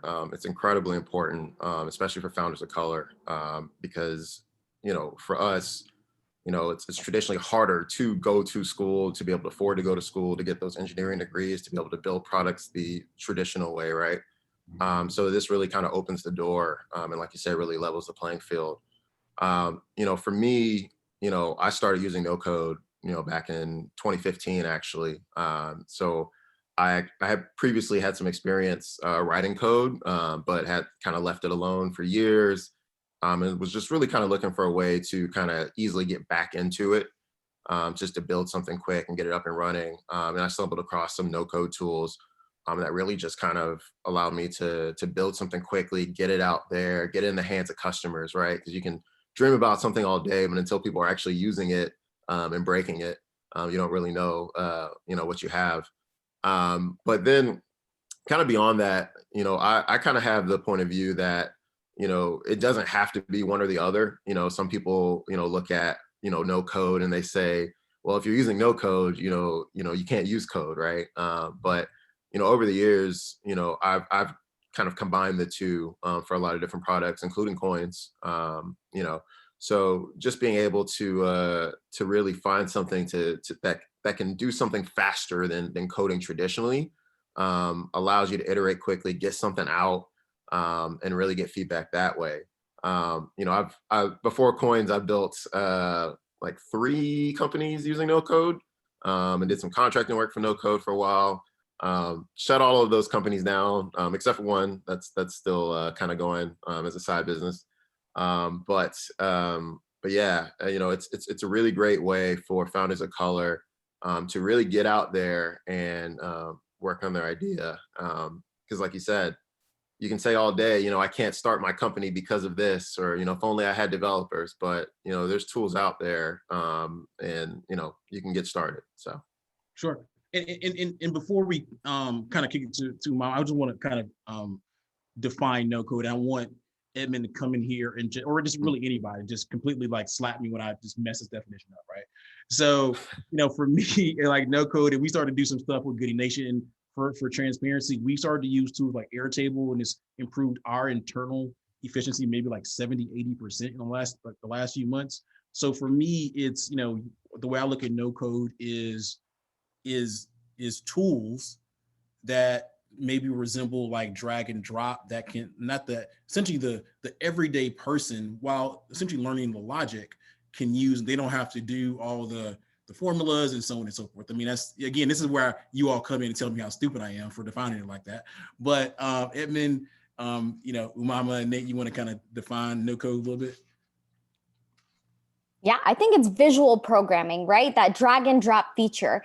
I think no code mainly speaks to MVP, which is our minimal viable product, what solves the problem. And these no code tools are simply easy to drag and drop, bring in other features, use several different tools to build this kind of Wizard of Oz that solves a problem for people quickly and can iterate fast. Yes. Yeah, I definitely agree with what Umama said. And, the way, I look at, no code, or when you get into the conversation of code versus no code, it's like founders are on this journey in a wide landscape. And sometimes you have very, clear like views, level land, and you can walk across. But sometimes you come to like, a river and you need to move across. And in a way, no code lets you go through this flat, very safe space at a very high speed. But sometimes too, when you come to an obstacle like a bridge or a divide, you might need some code to like get across it. So to a lot of new people, there seems to be this argument of code versus no code. But for a lot of the people that are in the space, developers, engineers, as well as novices, people that have been, building with these tools, they understand that it's actually like a means to an end. So with what all of the other panelists have said, I totally agree. It's not a zero sum with no code, but it is a great leveler of the playing field, especially for diverse founders. Nice.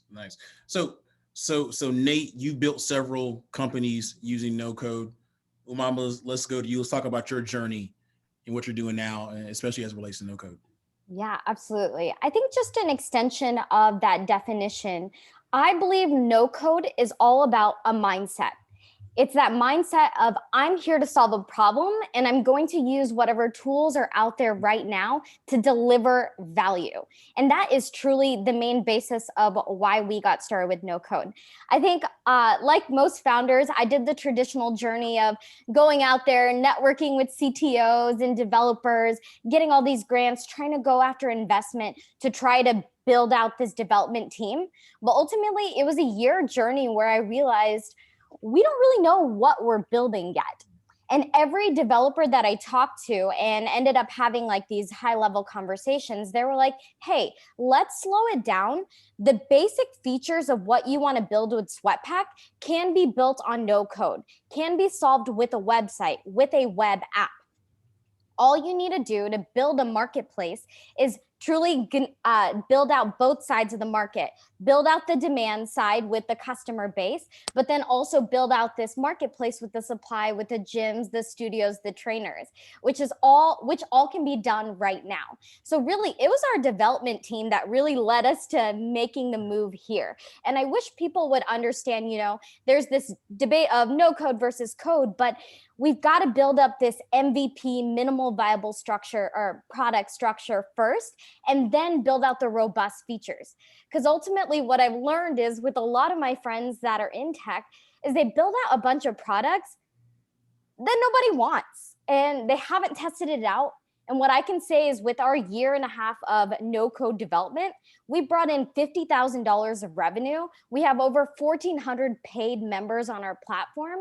And though we've been in a beta using this no code feature, I know exactly what we want to build in our next iteration that actually gets released into the App Store.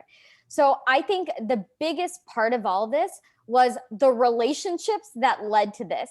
If I wasn't at Atlanta Tech Village all the time, surrounding myself with all these other founders that are constantly talking about innovative tools, I would never have learned about this. My friend Shihan, that is also a founder here at Atlanta Tech Village and through Goody Nation, he was the one that really explained to me what an MVP was. He was like, look, what tools exist right now, like Excel, Airtable, Squarespace, what exists right now that will ultimately deliver value to your customer? Then you are going to wrap that up and build that on Sweatpack and let people and solve the problem that way. He showed me the application Glide, which basically takes Excel spreadsheets, which we already had for Sweatpack, and basically make it pretty to create a web app. And now we've been selected as one of Glide's beta users to actually have our web app transferred onto the App Store. So it's a really great way of building out the process, making sure we're testing it with our users, getting feedback from our very passionate users about what they want to see, and then building on top of that. So I think we get feature heavy too quickly. And I'm really grateful for this process and grateful for Nate that actually introduced me to Bubble, which we're building on top of Glide now. So it's all a relationship-based process. So that's super awesome. So you meet Shahan. Shahan tells you about Glide. You also meet Nate. Nate tells you about Bubble. And so again, so the line I'm drawing here is many founders, particularly those that are diverse, have trouble even getting from 0 to 10 users because they can't build a simple version of their idea, the MVP essentially. And so you have, through relationships, have used these no-code tools to go to 1,400 users, $50,000 in revenue. And this is still the MVP version of which you're going to take, my understanding, you're going to take this evidence, this traction, this progress, and then go leverage it for more customers, for funding, so you can build out the App Store version of your product. Is that exactly kind of accurate? Yeah, and I think there's a quote here from Stacey Abrams that was like most that are underestimated, I've learned to overperform. And I think that's very true to how underrepresented founders have to work in this tech ecosystem. Sometimes we've got to overperform, and test out every different version before we get to funding or before we get to revenue and scale. And this is a way for us as founders to have that mindset of, I can do this without other people. Like, I have the skills, I have the team. And so I think that's why those relationships are super key, and that relationship with yourself to trust that I can do this on my own too. Nice. So I'm gonna flip it back up over to Nate for a second. How'd you get to Bubble? And then how did how did the whole thing where you kind of told Umama about Bubble kind of come into play? Yeah, so I found Bubble, I want to say like late 2014, early 2015, honestly, just through like a Google search. Like I mentioned, I had my first idea for a business around then, was looking for something to quickly kind of get out an MVP. And just stumbled upon it, started using it. And I joke that it was the dark ages of Bubble back then, because you weren't able to do as much back then as you are now. But one of the things that really drew me to it really early on was that there was an online forum with a very, very active community, right? So in my early days of using it, and I guess one of the kind of the misconceptions of no code is that, it's always just going to be just jump in, build something in 5 minutes, you're done, right? A lot of these tools actually do have a little bit of a learning curve. So there are certain things you have to figure out, right? If you're building a web app for the first time, if you've never dealt with like a database or anything like that, it's going to be easier to work with it than it would be, learning how to code and going through all of that. But you just do still have to take some time to learn some things. So the fact that there was a forum and a community where I could go in and ask some questions, because I'd never used Bubble before. Very early on, there were people, who were, I would consider mentors of mine, who kind of really pointed me in the right direction with the platform and things like that. And then over time, as I got better and better at the platform, I started answering questions myself, right? Kind of returning the favor. And then over the years, I guess I've kind of become a Bubble evangelist in a sense. And so, Umama and I obviously known each other for a while, and she was kind of looking for a way to kind of, build out parts of her platform, as she mentioned. So it was just one of the things that I've mentioned. And I've talked with Edmund too, and about that kind of process as well. But I would say the community aspect it really is one of the biggest things, not just kind of like the online forum or things like that, but the fact of the matter is that, during your process of building anything, right, you're going to have questions, you're going to need to seek help from someone.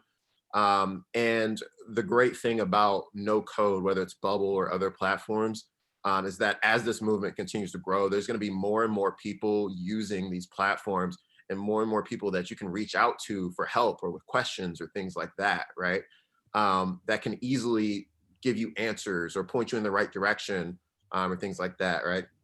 I always kind of compare this to the cost of a college education, right? Learning no code, building products that way. For those of you that don't know, I'm a college dropout. But I still have student loan debt and things like that. So it's interesting to see how this kind of movement has created new opportunities for people where maybe they don't have to go into tens or hundreds of thousands of dollars worth of debt to kind of really get something up and running, whether they want to build something themselves. And then the last thing I want to add to that too is not just for founders themselves, but people who are working in like the corporate world, right? And want to kind of build something out internally, tools or kind of test out new ideas that way. You know, I've had people reach out to me, ask me questions like, hey, I'm working at this company and, you know, I want a quick way to test out this idea that I want to bring to my boss, right? But, you know, I can't code, I can't do this, you know, but I heard about Bubble or something else, you know, can you talk to me about this? So I think it's just creates a lot of opportunities for people where, you know, otherwise there might not have been before. Nice. Edmund, I want to come to you. You have some goals for the no code community over the next years. But well, so two things. One, you want to comment on anything that's been said before, but also you want to talk about some of the goals you have. Yeah, sure. So I gotta like give some really nice revealing context here. I met Nate and Christian from Coins a pretty good amount of time before I even started the podcast Codeless. And I want to say this to kind of teach a lesson here. When I met him, I had heard about Coins even when they launched in 2016. So I left Atlanta, came back, and I kind of missed out on that. But when I saw Coins, I almost lost it, because the idea of it, of rounding up your purchases to put it into an account and pay off your debt, it was just absolutely wonderful, just wonderful. Now, I love the app. I love the idea and the problem they were solving. But when I launched Codeless and I eventually learned that Nate and Christian built it on Bubble, I couldn't take it. And the point I want to bring out here is, especially for founders starting on this journey, the customer doesn't care how you build the solution. A lot of times they don't know, and they don't care. So not only does no code fit very well with this idea of lean startups and, you know, kind of build fast and iterate, but your customer doesn't care. And you know, something, I think Umama said something about, you know, focusing on being feature rich. I notice that a lot of founders, as I'm talking to them, are making the mistake of trying to build like all the features at once for the customer, rather than testing, building a community and an audience, and kind of trying to understanding what the customers want. And I just, you know, I really keep going back to Nate, not only when I met him and Christian, but even the episode that we did on Codeless. It just blew my mind that they built that sophisticated of an app in, you know, with a tool that supposedly, you know, that's no code. And if I'm saying this correctly, till today, most of the back end of Coins still runs on Bubble. So this idea of scale is also being I guess kind of like thrown aside, because Nate and Christian in one way or another are actually scaling with it. So yeah, that's what I wanted to say, you know, to comment on that. Joey, to the second point about, you know, the goals that I have. So when I launched Codeless, for example, I just, you know, I had quit a corporate job, was good at it, didn't want to do it anymore. And I was on this track to figure out what I really wanted to contribute to the world. And for me, when I came across no code, you know, it kind of goes to Umama's point about when you're building a company, it's almost like dating and like falling in love and finding a soulmate to find your technical co-founder, right? And, you know, I definitely wasn't technical per se, but I knew that like I wanted to be part of something, build something. And so when I found this idea of no code, it just conceptualized everything I had been through, working in corporate, not being technical, and now coming out and wanting to do something. And it was the perfect opportunity for me. So I started Codeless as a way to understand what was going on, but also it was intellectual breathing for me to learn and give out at the same time.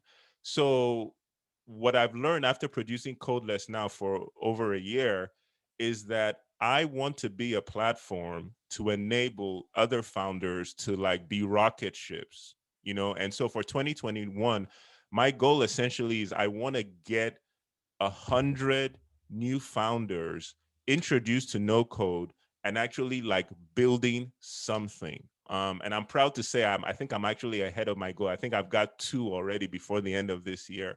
Nice. So yeah, that's my goal for 2021, how to get 100 new founders building something with no code, period. Nice. 100 new founders. How many of them would be diverse? You know what? That's a good question. Literally, by nature of what no code is allowing people to do, empowering people that don't have as much power as the status quo, by the nature of it, I'm actually being introduced and connecting with probably about 70 to 80% of diverse of founders, people of color, and especially women.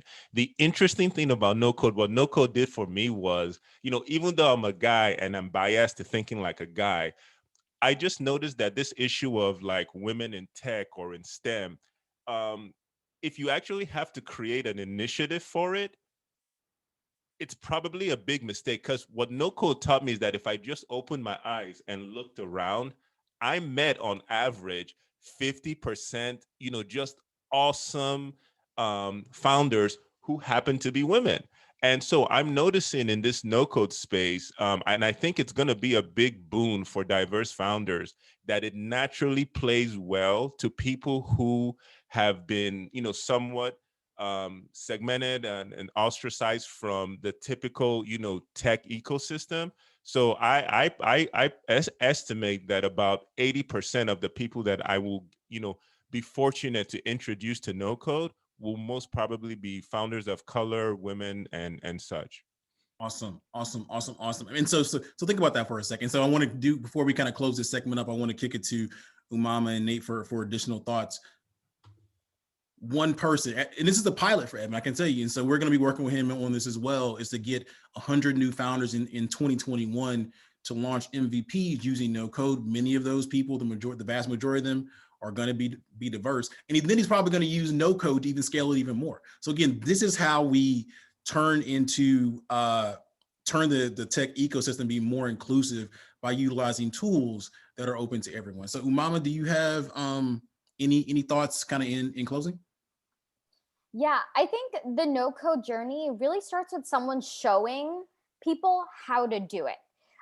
When you see the back end of Glide or Bubble, you might at first be overwhelmed, but now there's so many more courses. KP is a very big thought leader here in Atlanta that has a mastermind called 0 to 1 that I just joined. And like Nate said, there's so many communities, but it's sometimes overwhelming. So I think it's up to us as no code founders to really be transparent in that journey and showcase exactly what we're doing. I've started doing a lot of tutorials on TikTok and YouTube, so definitely check those out. But I definitely want to help you, Edmund, with hosting any workshops, because I think we are truly in a maker's economy now. Things like social media, Canva, we can really take things into our hands and visually program anything. So as long as we get the mindset right, I think we can get anything right and join the communities. Awesome. I love it. Nate? Yeah, so I want to just touch on one thing that Edmund said a minute ago about how, your customers don't care, if it's built on code or no code, right? And I just want to add that, a lot of people, when they're getting into no code, they worry about, when they go to raise their first round of funding, what investors are going to think, right? And, whether or not that's going to be an issue for their. One thing I want to say is that, we're in the process of closing out our second round of funding since we started the company, and it has not been an issue. So for people out there that are worried, at the end of the day, if you have a working product that is getting customers, maybe generating revenue or some sort of traction, that's what the most important thing is, right? You can, evaluate how no code scales with your platform. It's not perfect for every situation, right? But it's worked well for us. It's going to continue to work well for us. And a lot of these tools are free to get started. So just get out there and build. There it is. Free to low cost, low time in some cases. And a quick story as we go into our next segment. A few months ago, during one of our tech-enabled small business cohort stand-ups. We had Edmond brought in a number of friends to essentially replicate the product of one of the founders. And I think the founder has spent over a year building this app. My understanding, Edmond, correct me if I'm wrong, it took one of your homies like 3 days to replicate her app using a series of like 2 or 3 no-code tools. Yeah, right? yeah. I think 3 days is too much. It actually took him probably a day or maybe a couple hours, because he builds all the time, and like in 5 minutes he actually showed the founder how to build 60% of what she wanted with no code. Yeah, That's crazy. So a year to build it, this person replicated in a day, right? So low cost, low time to build. This is how we win in terms of being inclusive as it relates to the innovation economy. So Nate, Umama, thank you so much. Continue on your founder journey using no code. Our community is here for you. This has been a great conversation. Please drop your contact information in chat, and we'll look to do one of these things, in the coming weeks or months. But I think this conversation deserves an entire hour, if not longer. Absolutely. Can I say one thing? Yeah, go I ahead. just want to make sure we all congratulate Nate Washington today. He just got featured on Forbes 30 Under 30. Oh, The list snap. just came out today. So it is just another step for no code, with Nate sharing his journey. So we're really, really excited to have him on our team now. There it is. There it is. One time for Thank Nate. you, man. Mama. Congratulations, man. Congratulations for this it is. There it is. The Goody Nation community, the no code community, Atlanta Tech Village, all that type of stuff. So good stuff, y'all. We truly appreciate it. We're going to slide to our next segment. We talk about being more inclusive and having an impact on the community. We have some amazing guests to talk about how relationships matter and why they matter for social entrepreneurs. I'm going to give some context in a second. Before we do that, again, we are raising money. We are now entering our 2 of 12 for Goody Impact Stories on why relationships matter. On this Giving Tuesday, we're raising money for Goody Nation. So if the spirit comes over you, you know what I'm saying? The spirit comes over you, please text Goody to 707070. Tell a friend to tell a friend. We're raising money for our operations and programming in 2021. So this next group of amazing experts, of mentors, of leaders is very special to us at Goody Nation. So it's interesting, right? In that we run programs to, thank you, Sean, for that donation. We run programs to help entrepreneurs, right?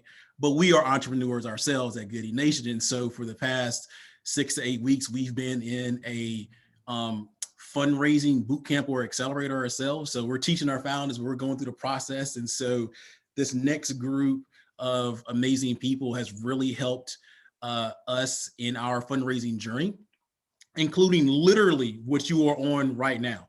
So this idea about doing this 12-hour thing, this overlay you see here, the super cool overlay, came from a mentor session during their program.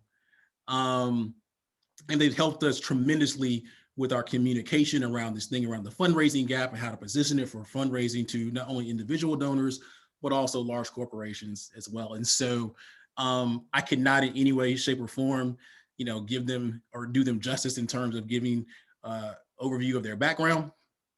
But want to bring to the stage Jai and Robin from Raise for Good. And so have a quick, not say quick, but 20, 25-minute conversation here on why relationships matter for social entrepreneurs. So we're going to start with Jai. So if you want to give, quick overview of your background, how you got to this place before you go over to Robin. Yeah, absolutely. Hi, everyone. It's really nice to be here with you. My name is Jaya Anise Hoy. I am the head of brand and social impact at Raise for Good, which Joey just mentioned. I have spent the last 13 years building brands and organizations. My background is in branding and advertising, and the first 6 years of my career was with Saatchi & Saatchi. I'm not sure if you guys are familiar with an agency called Laird & Partners, with a hospitality company called Morgan's Hotel Group, and really focused on building brand from the ground up for some very large companies. And about 7 years ago, I really saw a gap in the market of having brand strategy and creative resources really being brought into the organizational, social impact, environmental, justice lanes, and saw an opportunity for me to really bring my expertise and the expertise of my community to really level up the work that's being done to advance some of the critical agendas of our time. So I've spent the last 7 years consulting with an array of organizations and mission-driven brands, really helping them clarify their brand position, their brand frameworks, how they bring that to life across their fundraising efforts, across brand and marketing, across experiential, kind of the whole nine. So that's where I've been, and was really excited to meet Joey and work with him on some of his brand positioning as it relates to Goodie Nation, and super excited to be here for this talk. Awesome. Thank you, Robin. Hi, everyone. My name is Robin. I'm actually the Senior Manager of Programs and Community at Raise for Good. Prior to Raise for Good, I have been working in the social impact space for probably over 10 to 15 years.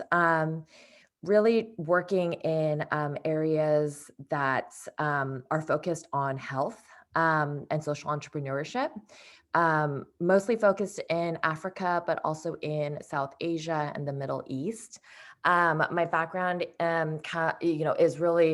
has been formed working for nonprofits like Charity Water, the United Nations, World Vision, Global Vision International, and I think I really have used that background to see kind of a broken system in which the nonprofit space is heavily favored towards bigger organizations, usually led by males and not a lot of diversity. And so here at Raise for Good, I'm trying to create a more inclusive community that gives founders and entrepreneurs that may be marginalized the access to information and relationships that will help them achieve the impact that they want to make, not just in their communities, but in the world.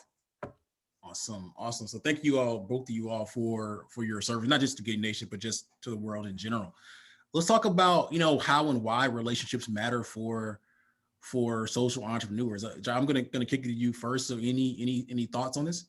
Yeah, so I will start, I think, speaking very personally. I have, prior to joining Raise for Good last fall, I've actually been working for myself for the last 7 years as a consultant, running my own kind of tiny shop. And that, first off, being started could not have happened without relationships in my life. First off, having the support network to say, like, you are absolutely qualified to kind of take this leap into your own life. And I was reflecting on this recently, that in my entire tenure of working for myself, I have actually never done a day of new business.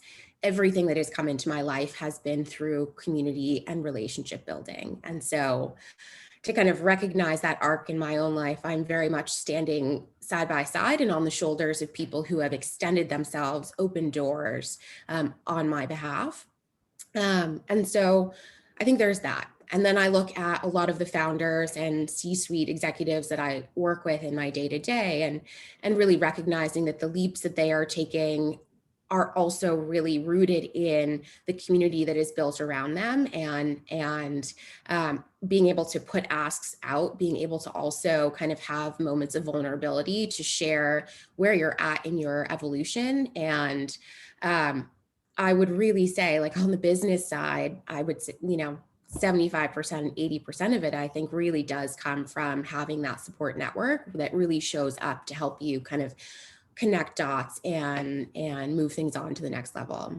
Nice. So I want to go to Robin to hear her thoughts. But next, after that, John, I'm going to come back to you for any examples, either for you, or either in your life, in terms of what you said, it's like the whole biz dev thing, everything's come inbound, something that I've experienced as well. And it's, because of relationships. I'm going to come back to you after that on that. But Robin, any thoughts on how and why relationships are important or matter for social entrepreneurs? I think the only thing I'm going to add is I think there is, I think people have a very, very narrow view of relationships and what relationships they should be building. I think people feel like, oh, if I am doing this, then I need to just build relationships of people, like with people that do the same thing that I do or have the same interests. And I think what I see in my experience is that really like the broader view that you have of who can be helpful to you is even better and probably even more enriching. And so I just want to make sure that people understand that, not everyone that maybe it directly fits with maybe your line of work or where you're at, maybe even geographically, or what you think you have in common. If you're able to kind of put those things aside, that you may form a relationship that initially does not maybe seem to make sense, but will open incredible doors or opportunities or relationships in the future that can be extremely, extremely valuable to you. And so not to kind of write off, but to have a little bit more of an expansive view of what that relationship could look like. Nice. And so as we talk a little bit about examples, and also here's why I think this is important, right? So, and yes, Raquel has noted we've recently crossed the 50% mark for our fundraising goal. Thank you to those that have recently donated. I haven't seen the names come across, but I'll go back and look at them in a second. So, and give you a shout out, or truly appreciate it. One of the great things, this is again how relationships work. And so the Raise for Good team is awesome. This is the reason why I love it for social impact, right? Spread out a lot. In many cases, they are in, they're in the Valley or the San Francisco Bay Area. They're in New York. They have access to people internationally. And so for many of us in places like Atlanta, in this case, even Robin in particular, how she mentioned she's done work for Charity Water and things like that. We have two founders in our program that do work in water, right? So Aquagenuity here in Atlanta, and also Varuna based out of both Austin and Chicago, right? And so I'm already drawing lines, right? In Atlanta, you don't meet a lot of people that have experience with Charity Water, right? So we can make a connection between Robin and Thal Avant. These are, this is access to relationships. At the end of the day, like we alluded to at the very onset of this, talking about those that work in the K-12 realm, these relationships in many cases have the ability to change and or save people's lives. So this is why it's super, super important. So, Jaya, any examples of how relationships have made a, impact in your life as an entrepreneur, and or what you've seen in other social entrepreneurs? Yep. So just before we go on, I think to build on what Robin said is really powerful, and just this conversation of like diversity of thought, diversity of what people are doing is something that I think as our world is moving faster and silos are kind of building up, it's really important that we do really take the time to build relationships outside of our day-to-day, because I think, especially in the social entrepreneur space, there are so many issues that actually, if you kind of toggle into them, are really comprised of maybe 2 or 3 or 4 issues. And yet kind of how we are, a culture to think about them is in a very specific one lens way. And so as we are having a conversation around social entrepreneurship and solving issues that are endemic, systemic, taking a multi-layered lens on that is really critical. And so bringing in diversity of thought and relationships is going to be a critical part of us having a wider lens on the world around us, and particularly the issues that we're creating. And Edmund, I love what you were talking about earlier with no code, and how like it's creating webs that perhaps we haven't been able to see this clearly previously, and how powerful that is. So, yeah, anyway, I just wanted to say that because I think that was an important point that Robin made. But very specifically with regards to, relationships, I think about a friend of mine who is developing an app that's focused in the environmental space, and her co-founder is someone that she met very, 6 years ago, kind of at the start of her journey in the climate space. And really, there was no connection between them for about 5 years other than entirely social. And it just so happened to be that in reconnecting and catching up, a conversation was had with regards to both similarly working on something that sparked actually this opportunity where they are in fact creating a solution together to something that's actually a really big thing in the environmental space. So I think it's recognizing that the ability to be open and communicate with your people, and also go after people who you don't even necessarily know, and just have dialogue for the sake of dialogue, can actually over time really create some magic that otherwise might not happen. Awesome, awesome, awesome. Robin, any thoughts? Yeah, I mean, Liz, I'm just going to use myself as an example of just like maybe like the networks, you know, again, and Joey, I think we've talked about this, which is like, you know, I'm always thinking about, you know, when I meet someone, who are the people that I know in my network. And so, you know, even if I look at Charity Water, you know, who that network is and who they have now become, you know, where they've gone from Charity Water, right? So just even from my time at Charity Water, you know, I know the chief technical officer at ACLU. You know, I know someone that is now, you know, a principal at a VC. And so all of these kind of compounding effects of like what that network is, and that's domestic. When we think internationally, you think about my time at the UN and, you know, where these people are. And I think when I was at the UN in Afghanistan, I think something that was very, very interesting for me was, and kind of drives home the point, is a lot of the opportunities that you would find for funding. And I believe that this is true, whether you're doing a gift with a family foundation or you're going for, you know, a $1 million grant, is that those opportunities you find through your relationships. So sure, they do post them, right? Like eventually, you know, right? It's a call for proposal, so they have to do that.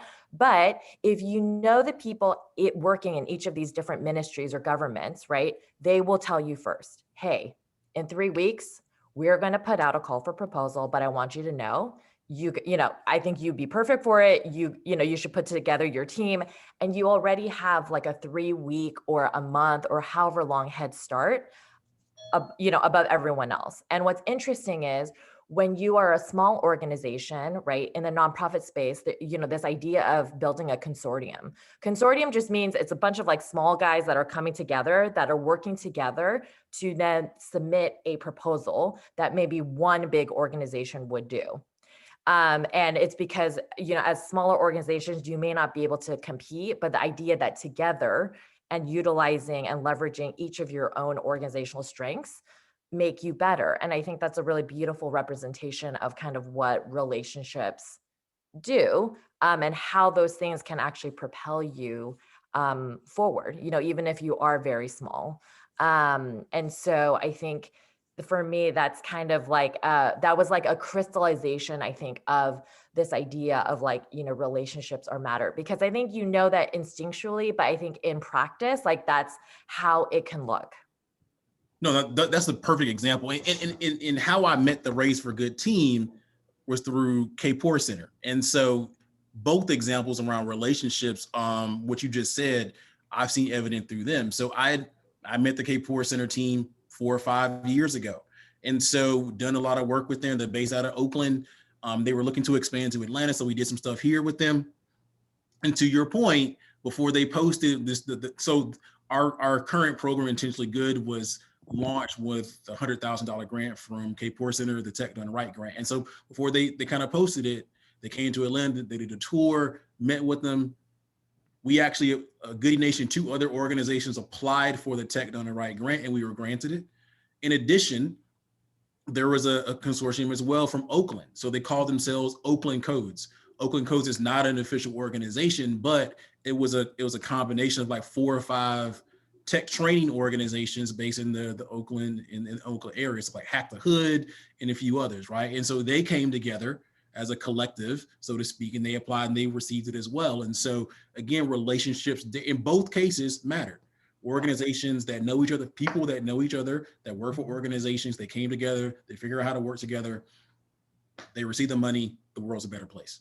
Yeah, like right, exactly. And without each other, applying individually, they probably wouldn't have got it, right? But when you kind of come together, and it's just being aware, I think, also of your own kind of organizational gaps, and then who's doing it really well, and then being like, hey, if we team up, we would have, we're basically leveling up and have a superpower that we wouldn't have individually.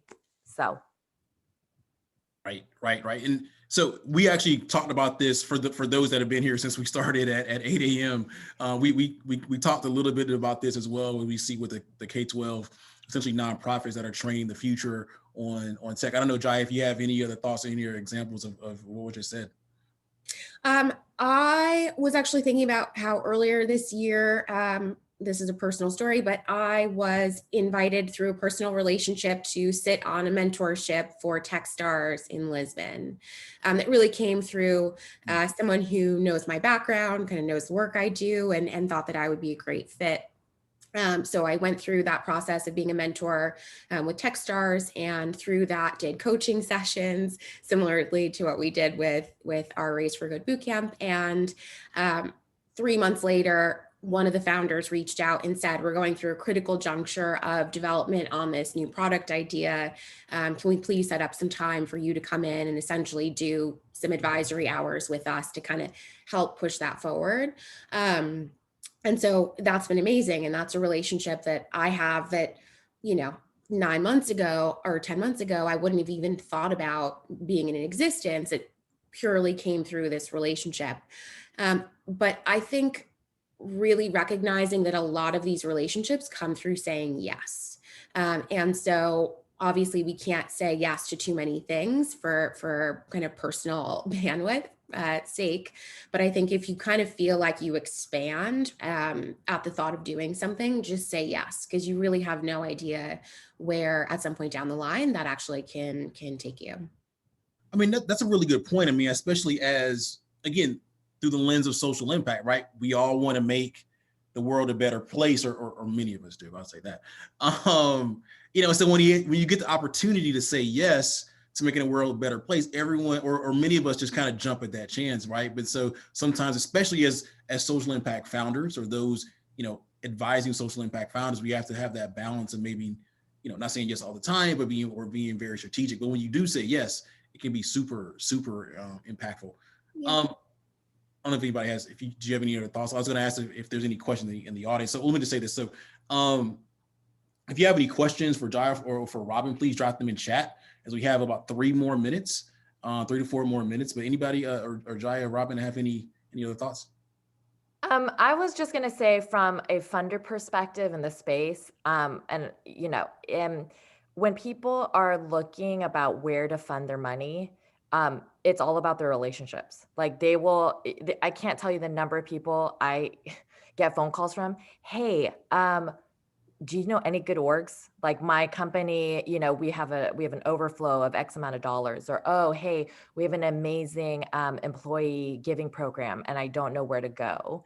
And there are platforms out there now, every.org, if you guys don't know them, where you can give based on your network, like who gives. So like Joey, you would look at the organizations I support, and then you'd be like, oh, okay, Robin's giving to X organization. I'm going to check them out, because people don't know with, how many nonprofits exist in the US. It's like, where do you even give, right? Like even if my cause was climate change, I have no idea. I mean, there's hundreds of thousands of orgs that are doing it. And so people really rely on relationships for information. And that is true as a funder. This has happened to me lots of times at Charity Water, and other places of like, hey, we need to find a new org. I think people like to think that it's like, oh, and then we go into this like really scientific database and whatever. It's not. We pick up the phone. Hey, who are you funding? Who do you know that's doing really great work? And like, can I get an intro? And so I think that's also how many kind of flows within this space. And I think there's a lot of good things that come from that, but there's also, some downside to it, like most things, which is that the same types of orgs can get kind of funded, right? Like within a certain type of, stream or topic. But I do think, and even with corporates, when they give based on where their employees give. So again, if an employee that works at, this is very true of tech, right? Like at Dropbox or wherever, if you can get an employee to be an advocate for your organization, that is a much easier way to get in than to just, kind of cold call or, try to connect on LinkedIn. So I would just say that from a funder perspective in the space. I want to take, I know we only really have like 1 or 2 more minutes, but could you drop that link of you said every something? Oh yeah. Yeah. Sure. That's really interesting. Yeah. I mean, and that makes a ton of sense. I want to invest in, or I want to donate to climate. I don't know. Robin's on it. Let me just see who's Robin's donating to, and I'm just going to donate as well. Quick story. For this event, I reached out to somebody from a very large company the day before Thanksgiving around noon Eastern. Tell her about the event. She's like, "Oh, are you doing a matching? Are you set up on Benevity for matching?" Long story short, she tells me how their company gave every employee $400. $400 they had to use by 6 p.m. that day for donations, and then the company would then match. So so she was like, "Are you set up?" I'm like, "No, but I am on the platform." So she got online, she showed it to me. It wasn't really enough time to really do it. If I had contacted her, this is one of my LinkedIn connections that has been to our hackathons. If I had contacted her 7 days before, so basically a week before Thanksgiving, right, could have been the difference of really $20,000 easy for Goody Nation. I just got a text message yesterday from a friend who works they have an incredible matching program for their employees. He texted me, was like, "Hey, I have to use all of this on Giving Tuesday. Like, who should I give to?" And trusted me fully. And again, that's like based off of relationship and experience. And, I gave him, right, like a whole list. And he was like, "Okay, great." He's like, "I'm going to check this out. And this is where I'm going to donate my money." And I think that really happens at every level, individual, community foundation, high net worth, and then corporates. It's just a different, it's just what the relationship is at those levels are a little bit different. No, that's a huge point. And if you give me that guy's phone number, I'll text him. Joey, I got you. I appreciate you. So I know we're at time. We're going into kind of closing comments. Jai, is there anything you want to add as we close on out? I think I would just say spend time, building relationships, build them in unlikely places, build them without any thought to getting something back in return. And all of that energy goes out and it does come back. And you'll sometimes and often be surprised where. Nice. And Robin? I would just say, listen, relationships take time if you're going to do it well.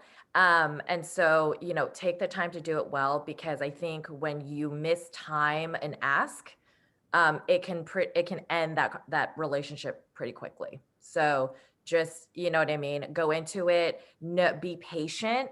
I know that's hard because there's, people to be paid and, things, like urgent issues that you're working on. But if you take the long view, it will pay off in tenfold.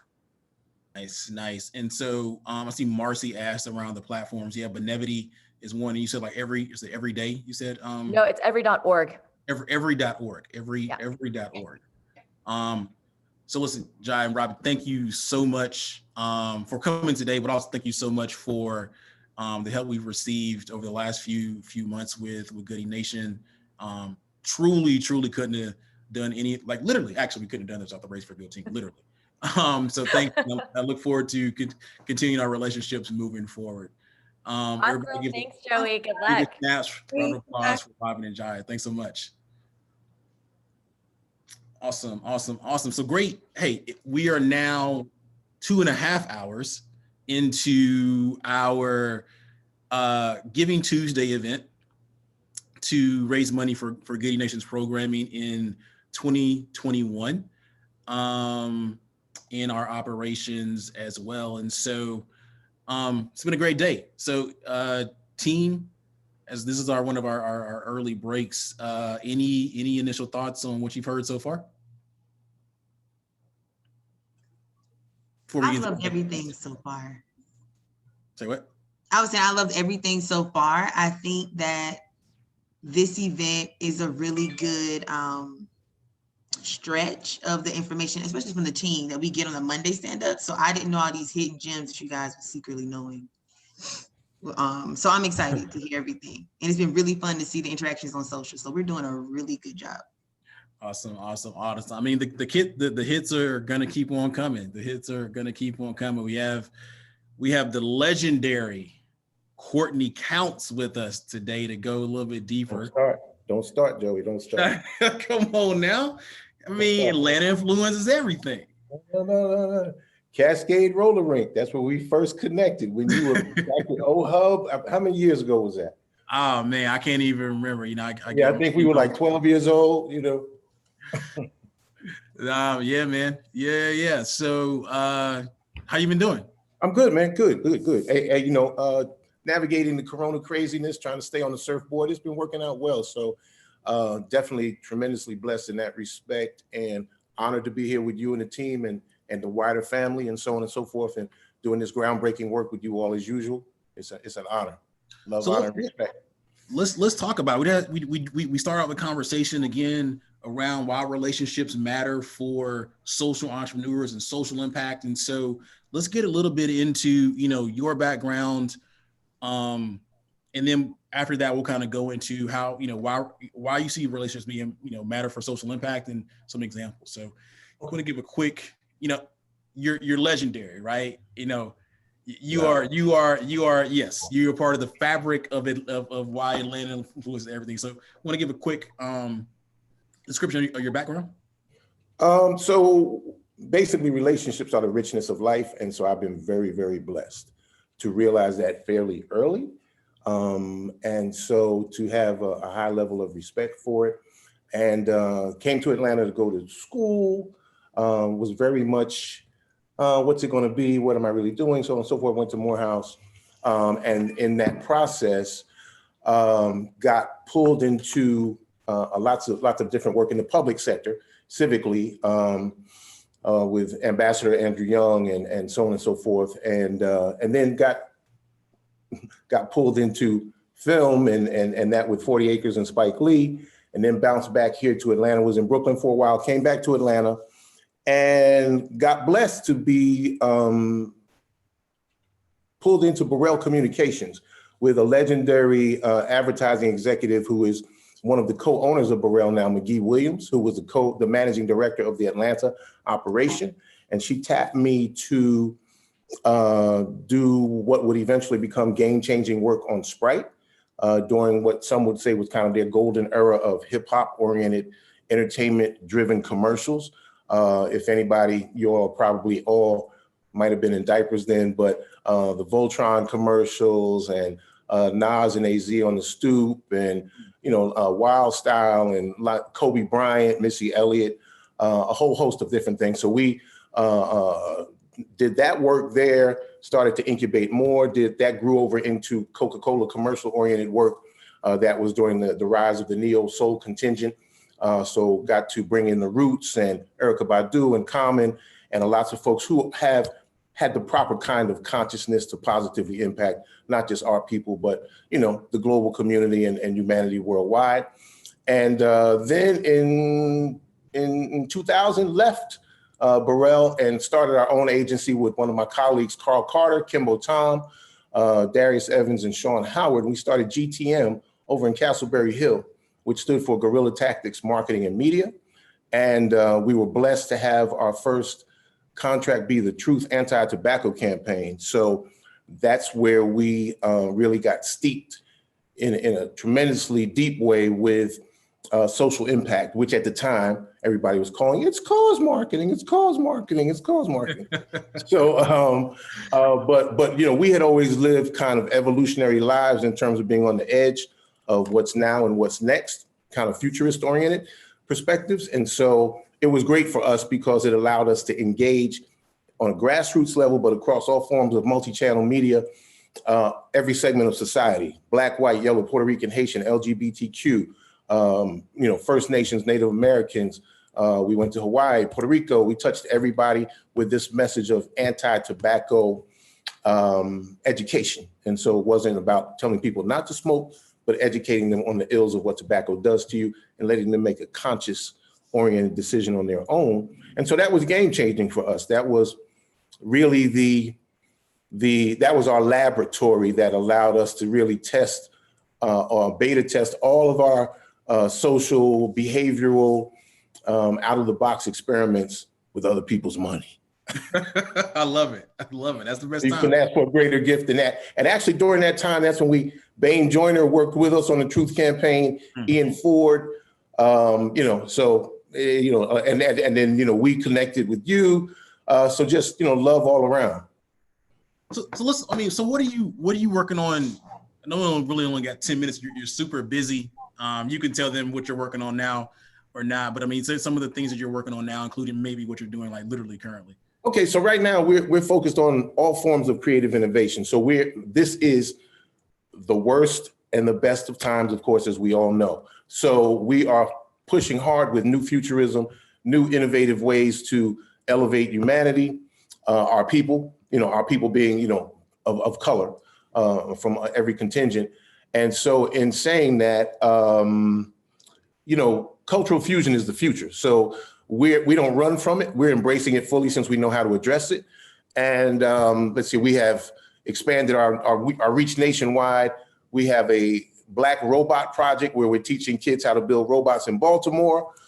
In Chicago, we're for the city of Chicago and for Cook County, in the Latino community, we're distributing PPE and educating on how to protect themselves from COVID in the disparaged communities there. So every form of human engagement that we can get ourselves absorbed into, we're doing. We're doing some groundbreaking work we've been blessed to do with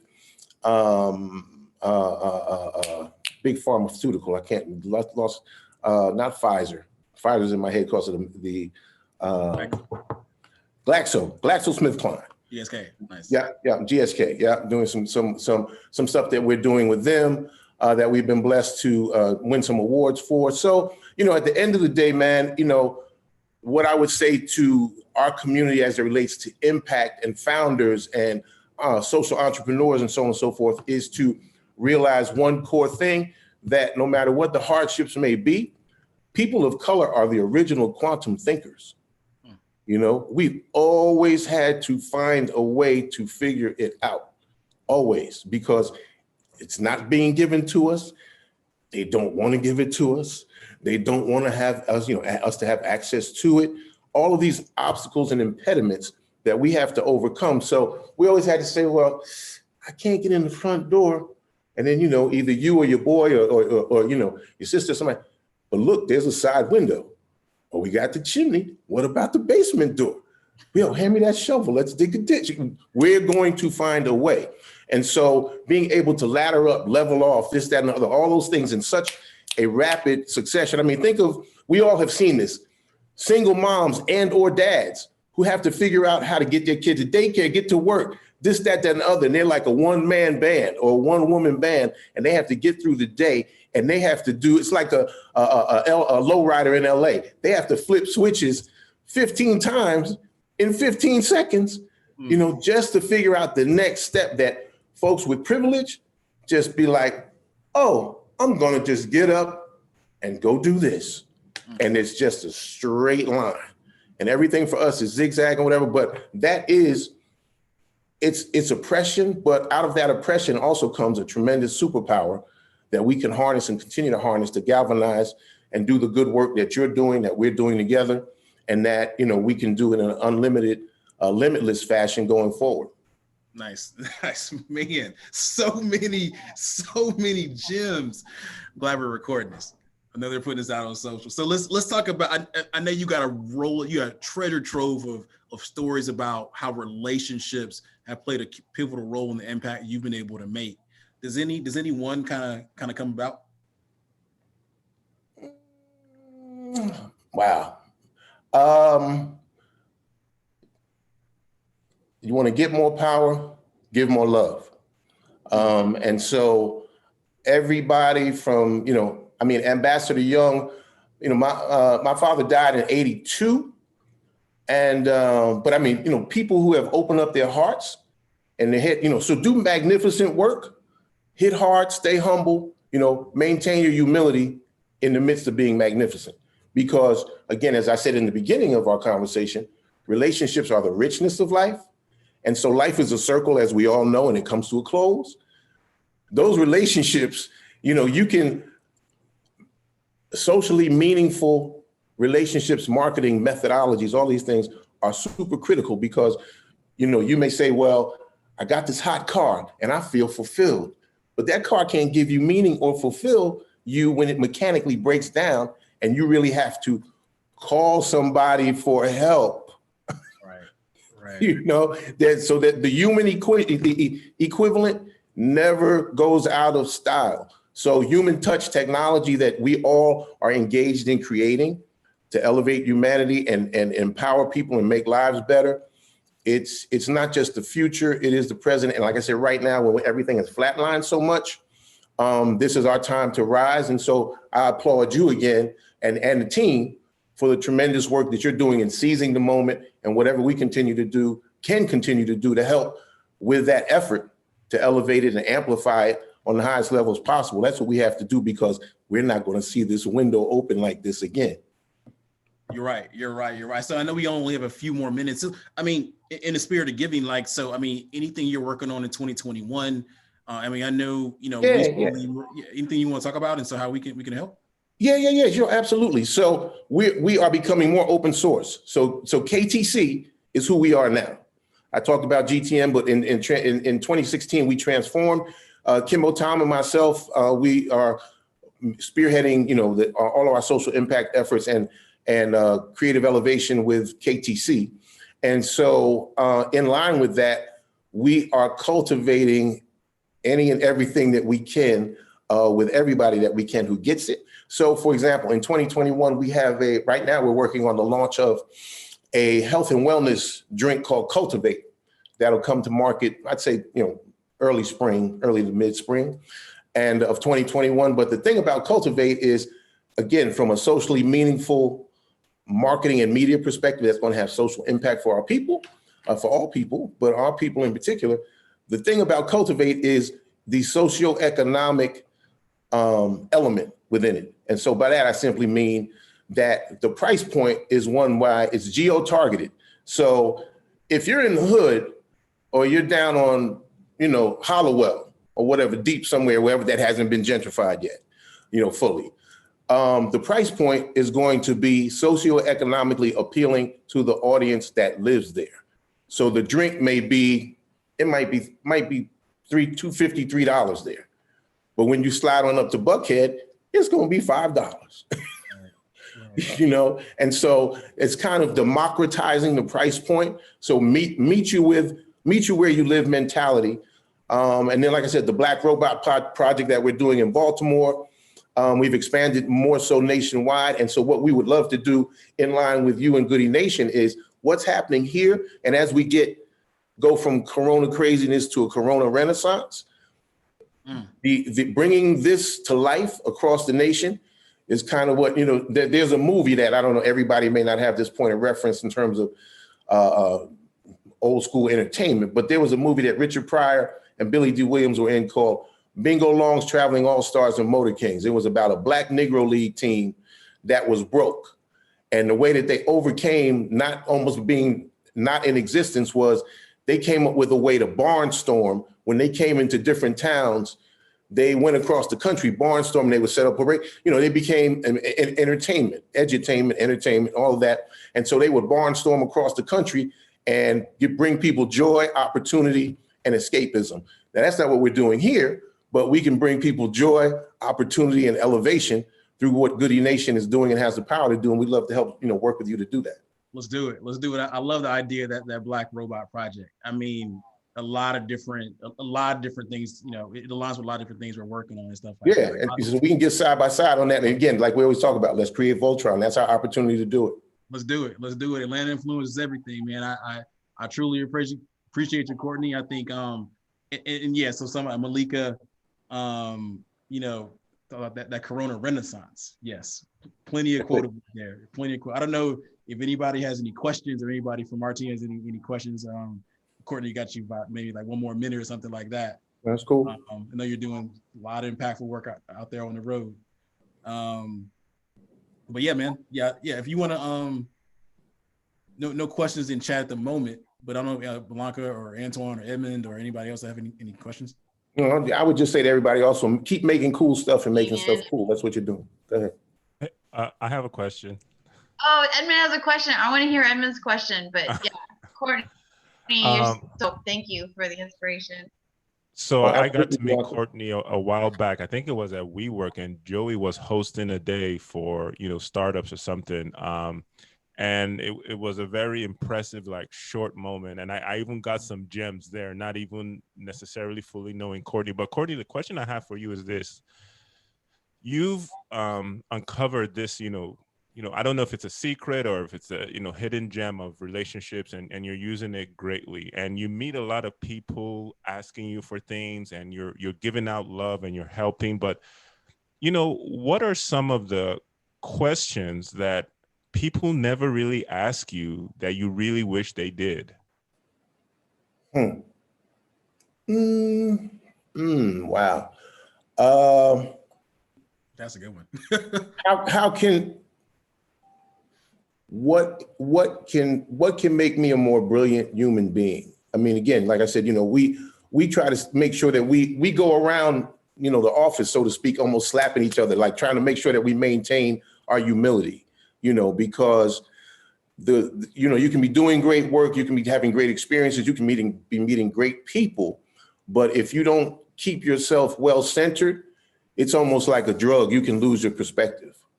And if you lose your perspective, you're going to lose a part of your superpower, because your lens your filter by which you look at things is not going to be objectified.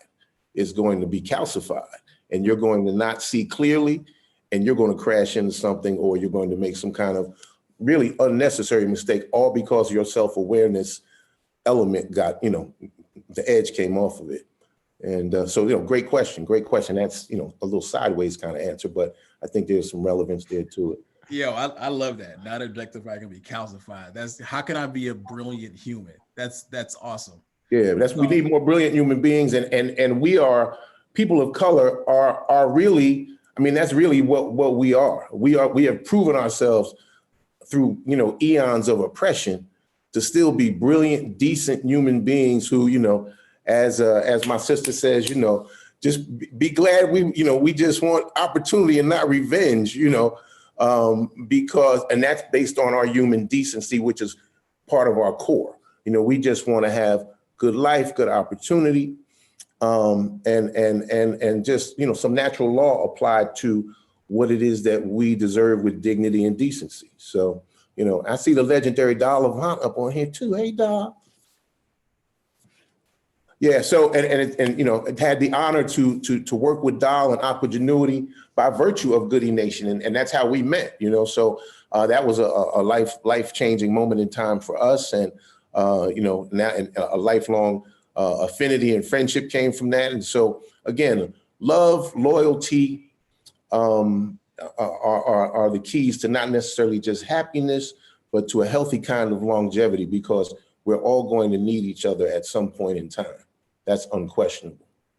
I appreciate it, man. Tons of gems. This is why you know, this, quite honestly, everyone should just know Courtney. Your life will be better. You have a relationship with Courtney, your life will be better. He makes the world and his team, the world, a better place. So truly appreciate it, good brother. Let's get back to doing this important work. Thank you, sir. Monique. And then let's also offline soon in the coming days and weeks. Oh, yeah. We're going to have our 2021 powwow. So we're going to get in the woodshed and do that. Let's do it. All right. Take care. All right. Be safe. All right. One love. All right. Next up, we got these conversations flowing. Be a decent human. How can I be a brilliant human being, right? How can I be a brilliant human? I'm gonna ask somebody that. You know, so the next time, actually, it goes back to the other, one of the earlier points as we bring up Dollar Vaughn from Aquagenuity. Like when you're kind of starting a relationship, you're networking with people, instead of asking like, what does someone do for a living? Like ask them, hey, how are you a brilliant human? That's, I bet you that'll get the conversation flowing. And speaking of brilliant humans, we have a brilliant human, a brilliant founder, Dollar Vaughn from Aquagenuity here, to talk a little bit about why relationships matter for her and for other social entrepreneurs. Welcome, Doll. Everybody give her some finger snaps. Hey, Joey. Hey, everybody. Good morning. Before we get into, the crux of the conversation, Doll, you want to kind of give a little bit of background, tell them a little bit about what Aquagenuity is, why it's important, and things like that. Sure. So again, I'm Doll Avant. I am the founder and CEO of Aquagenuity, where water meets ingenuity. And we are basically the Google search for water quality. We help you understand what's in your water in real time from any smart device so you can make better decisions and protect your health.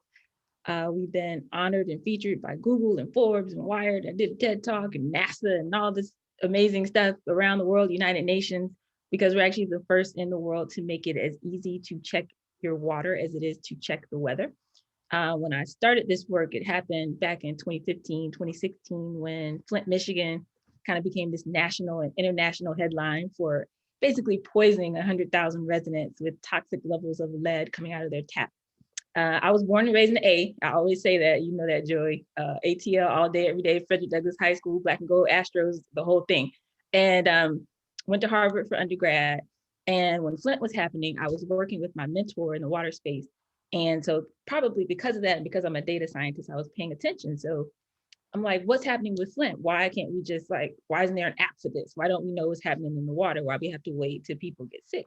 So I went back to Harvard to do some research and discovered this fact I shared in my TED Talk, that there are 3,810 locations in the United States with more lead in their water than Flint, Michigan, which is crazy. And it's disproportionately basically poisoning people of color and low income communities. And it's unfortunate because the way our infrastructure is set up in this country, but also because of just what we test for and a lot of gaps and things that maybe we'll talk about. But at the end of the day, we live in a society where humans are the sensors alerting us to water quality problems. And I just felt like that was wrong. So I set out to solve that problem, and that's why I founded Aquagenuity. Amazing, amazing. So let's talk about, how are some of the ways that relationships have played a pivotal role in you building Aquagenuity? Well, when you set out to literally change the world, to change an industry that has been doing things the same way for about 100 years, and water in and of itself is very interdisciplinary. There's no real way to kind of just do it by yourself. It requires those relationships. It requires the interconnectivity. Water is a shared resource. It sits in the golden triangle between consumers, corporations, and cities. So just as much as we're doing things direct to consumer and hashtag data to the people, we also have to deal with corporations. We have to deal with cities. Who has that kind of network? Like, my network is pretty dope, but I need support. I need help. I need friends. And that's what being a part of a network like Goody Nation has been, why it has been so great for us, because, we're focused on the work. We're a data company. I'm writing algorithms and, machine learning and all these things in the background, aggregating data. There's 151,000 individual water systems in the United States. We have hundreds of millions of data points in our database. It's a lot. Never been done before because it's hard to do. Proprietary scripts running in the background and all this. We actually just got an award from Amazon, innovation award from the Alexa Fund for building this thing. It's just never been done. So we don't have time, to be calling people and socializing the work that we do. And so that's why a network and those relationships are really important, because other people, they share your message and connect you with folks that you wouldn't have met otherwise. Nice. Any specific examples kind of jump to mind? My favorite example, Joey, is because of you, right? I met you early on in this work, kind of in the Atlanta tech ecosystem. And then I started doing a lot of speaking engagements, from the TED Talk to Barcelona and all over the world, talking about this work. But fast forward to, we did the Goody Nation program last December. Obviously we stayed connected. We were in WeWork labs together. And you actually pinged me like you always do when something good comes across. And you said, hey, there's this program you should check it out. And I literally don't have time. So if Joey said do it, you do it. So I went through, did the application, did the interview. Boom, next thing you know, I'm in an accelerator with SoftBank, basically. And it wasn't a paid accelerator. We were supposed to be in Silicon Valley for 8 weeks, but the pandemic, the world ended. So it was all virtual. They only picked 14 companies globally for this thing. And so we go through and we learned so much. At the end of it, they made this surprise announcement. We hit the New York Times because they decided to make an investment. We became a SoftBank portfolio company. Now, everybody on here is a tech person, but for those who don't know, SoftBank is the same company that made Slack and Uber into billion-dollar companies. And they're investing not just capital, but all their resources. We have access to all of their tax and legal and every kind of resource inside of this huge global fund. All of that was based on a relationship. It just wouldn't happen otherwise. And because of SoftBank, now all these other folks have invested.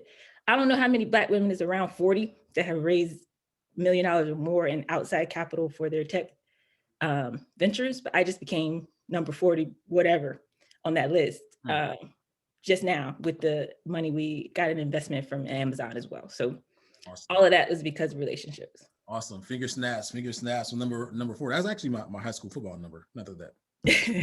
That's the exact number because I don't know, but we're on the list. How about that? Yeah, that's what's up. And by the way, I did not pay Dahl to make that to tell that story. But yeah, I mean, yeah, it's relationships. I mean, it's and again through the lens of social impact. The reason why it's important. If Dahl was able to get that 3,000 number down to even 1,000, right? Think about how much better the world is. Think about how much better the world is through a relationship.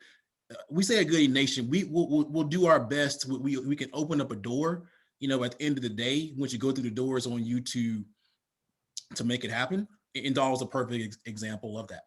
And so I couldn't have imagined during the time that, hey, Dahl, apply for this program with SoftBank, that it would lead to an investment, because to her point, it wasn't supposed to there was no money involved. And not only that, but the other companies that they selected, like we were launching in March when the world ended. So we were actually just past post-revenue, right? Where other companies in this cohort, they had like $17 million in annual revenue, like all this kind of stuff going on, right? So it's really just because we're dope. And because we built something that nobody's ever built before, because it's a massive opportunity. But because we're in that space, obviously we got the investment. Now we crossed the $1 million mark. Now we're launching still with the United Nations and all these great partners around us. But also we got connected through the same program to the Gates Foundation. So now something that we were going to have to do kind of city by city and pilots and open markets one at a time, we can actually scale really quickly. And that all came from that single relationship. Awesome. This is why we do this work. This is why it's important to make introductions, to be ready. Be ready. Stay ready. My mom says, if you stay ready, you don't have to get ready. Exactly. I love it. And so I know we only have a few more minutes. And Dahl, I know you're super busy. Are you doing something a little bit later on today? Oh, there's so much. I have like 17 of these today. Okay. It's a busy day for you, Social Impact Giving Tuesday.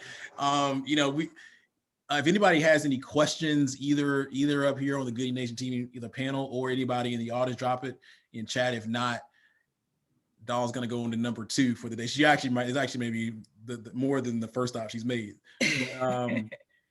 If any questions, I mean, you're getting a lot of love in chat, Dahl, so congratulations. I can't see, I don't have my proper view, but hey, everybody that I know, some of y'all I know fam. I was happy to pop on here and see Courtney, fam for life, for real. And we did, we met at Porsche headquarters. I was mad, Joey. Now we didn't get to drive any cars that day, but other than that, we were the Avengers, sitting in the big room overlooking like the Avengers. It was amazing. And fam for life. That Porsche event, I mean, when we had the program in that Porsche was a relationship as well. So absolutely. I don't know if anybody up here at the panel has any questions for Dahl. If not, great example of again, relationships and someone who has stayed ready. One relationship led to another, and just kind of the doors kind of just opened up and the world will be a better place. I have a quick question for you, Dahl. Hi, good to see you. Hi. So I'm really interested because I think that you represent an intersection of of what we just talked about earlier, where we talk about how it's really difficult for a lot of our founders who are not in those, chosen networks to really get the relationships that you want. And I feel like you have this dope network. You went to Harvard, you have this amazing network, but you also have really leveraged and capitalized on this other network, and so you have this bird's eye view. And I'd love to get from you a sense of like what do you think, what's the difference there? How can founders who maybe don't have access to those other networks, what can they think about to expand their relationship? Yeah, I love that question. So one of my mentors from the Harvard network, she's literally a billionaire. Like, she took her own company public and all of this. So of course I had this idea, talked to her. She's like, yep, she actually works in the water space. It's going to change the world. But my instinct has always been, you don't show up before you're ready. We talked about being ready. Like, it's not enough to just, well, here's an idea and now let me call the most famous person I know. No, you do the work, right? You build the momentum, you build the technology, whatever it is, the customer base, whatever you're proving, you prove that hypothesis, and then those people will come to you. We've had calls from all over the world, and that's not me going through my Rolodex and telling people, hey, look at me. It's because the work begins to speak for itself. And I think, especially for founders of color, if we would just, it's hard, right? But you take the time, build something real, those people will come. Absolutely. Nice. Appreciate you, doll. Yeah, there it is. That's the words to live by for the founders in the network. Great question, Blanca. Great answers, doll. We truly appreciated this. Go on to opportunity number 2 for the day, or speaking engagement number 2. But truly appreciate you. Thank y'all, Cam. See you soon. All right, buddy. Again, amazing conversations. As now we roll into hour 3, Goody Impact Stories on Giving Tuesday, the Relationships Matter edition. We're on social impact. We've essentially concluded our segment on inclusive innovation, which includes diverse founders and social entrepreneurs. Heard from some amazing speakers, great energy, some legends in the game. People are doing stuff at an amazing rate. So we've had some amazing donors as well recently, David Haley and a few others. So Monique Mills, truly appreciate you. Again, this event is about helping to raise money for our program and our operations in 2021. So please text Goody to 707070 if you'd like to donate. Please post your information in chat where you're checking in from if you have any questions or anything like that. But great conversations. Now we're moving into our third segment of the day, which is focused on education. Excuse me. Again, I'm going to be here for like 9 more hours. So, man, let me get some water. Hold on one second. So yeah, now we're going to talk about education and why relationships matter for education and those running programs that are training the future. So as we alluded to during our opening segment, the relationship gap exists for founders today, right? For tech-focused social entrepreneurs, for tech-focused diverse founders, the relationship gap is real. And so at Goody Nation, we accelerate relationships for them. Jaya, which you heard from about 30 minutes ago, has helped us to reframe our positioning around that to also include, we also accelerate relationships for the future. And so today we have a special guest in Stacy Lynch, who does a lot of amazing things in the education space. I will let her give her her overview because I can't do it justice. Met Stacy a few years ago, especially in our work with our funding from Walton Family Foundation over the last 2 years. And so, Stacy, we can kick it off with you, or begin with you for any thoughts on, or not say any thoughts, but let's go to your background. It's kind of getting ahead of myself. Sorry, it's been too much doing this stuff. Can you give us a quick overview of your background?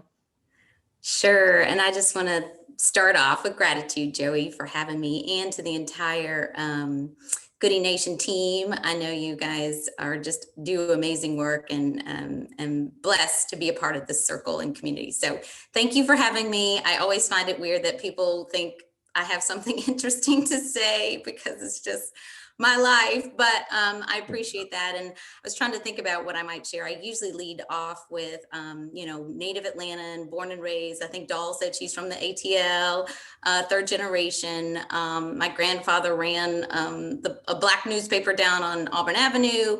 And I come from a family of entrepreneurs and folks that run small businesses, which is really important. And I don't know if you know this story. And so I lead with, my parents were educators. And so that's why I sit in the education space and why it's so important to me.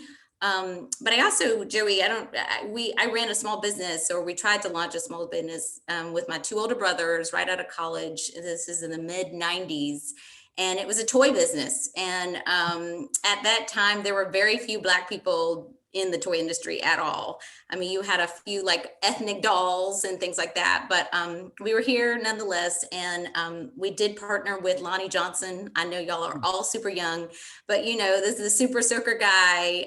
Lonnie's awesome. And anyway, I share that eventually the business didn't succeed, it failed. But I think in life, you just learn from things and experiences. And what I learned from that experience was to iterate and be innovative and to launch and do what all these wonderful people are doing in your circle and beyond, to be social entrepreneurs.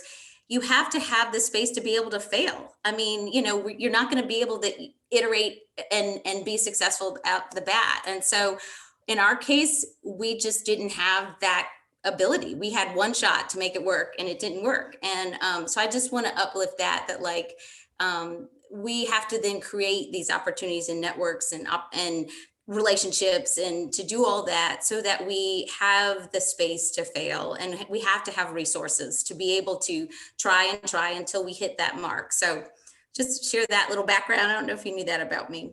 No, I didn't. No, that's awesome. I mean, actually, so Lonnie Johnson is from my same hometown in Alabama, Mobile. Nice. Yeah, that's awesome. Again, common points helps for good conversations why relationships matter. So let's go into, so earlier today during the opening segment, we spent a few minutes, about 10, 15 minutes talking about really the importance of why funding and support for nonprofits in general, but especially those that are training our future is important, and oftentimes helping those type of organizations to become more fundable, to become better, to build better capacity and stuff like that.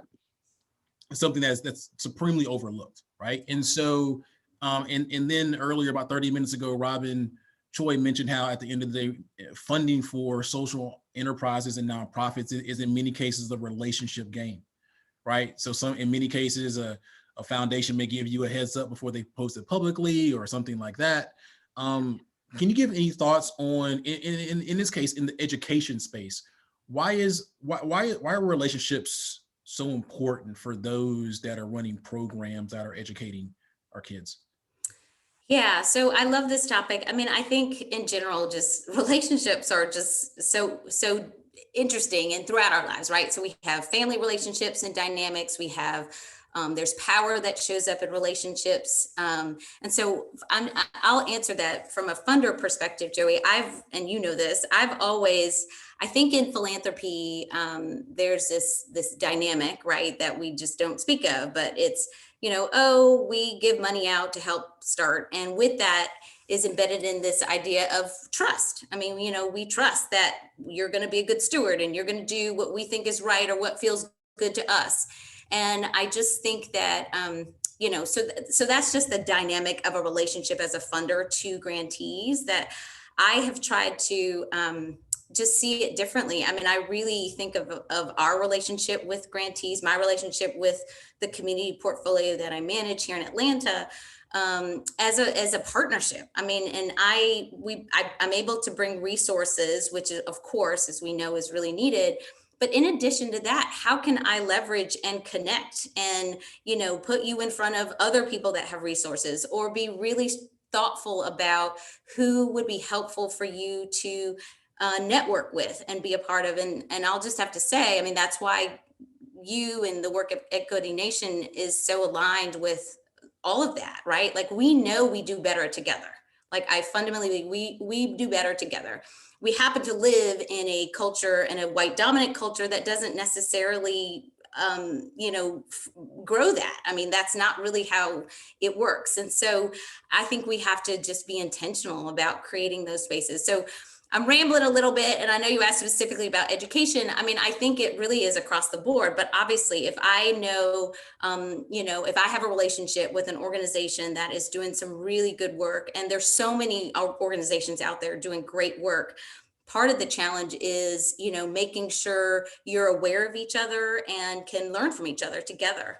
And so some of our work, as you know, we've been kind of bringing what I call unusual suspects together, and who knows what's possible. Like there's so much, like we're trying to teach our kids to be innovative and to be thoughtful and to imagine the impossible, then we have to do that ourselves. So I do think that playing that role as a funder, if I can not just write a check, but also how can I figure out how to bring folks together? How can I help you be exposed to someone else that can then help you take off, just as Dahl was explaining before. So it's just, I'll just say that feels right to me. And I actually enjoy that part of my job so much more, this connectivity and that the relationship building, than just of course you need resources, but that's not really what it's about.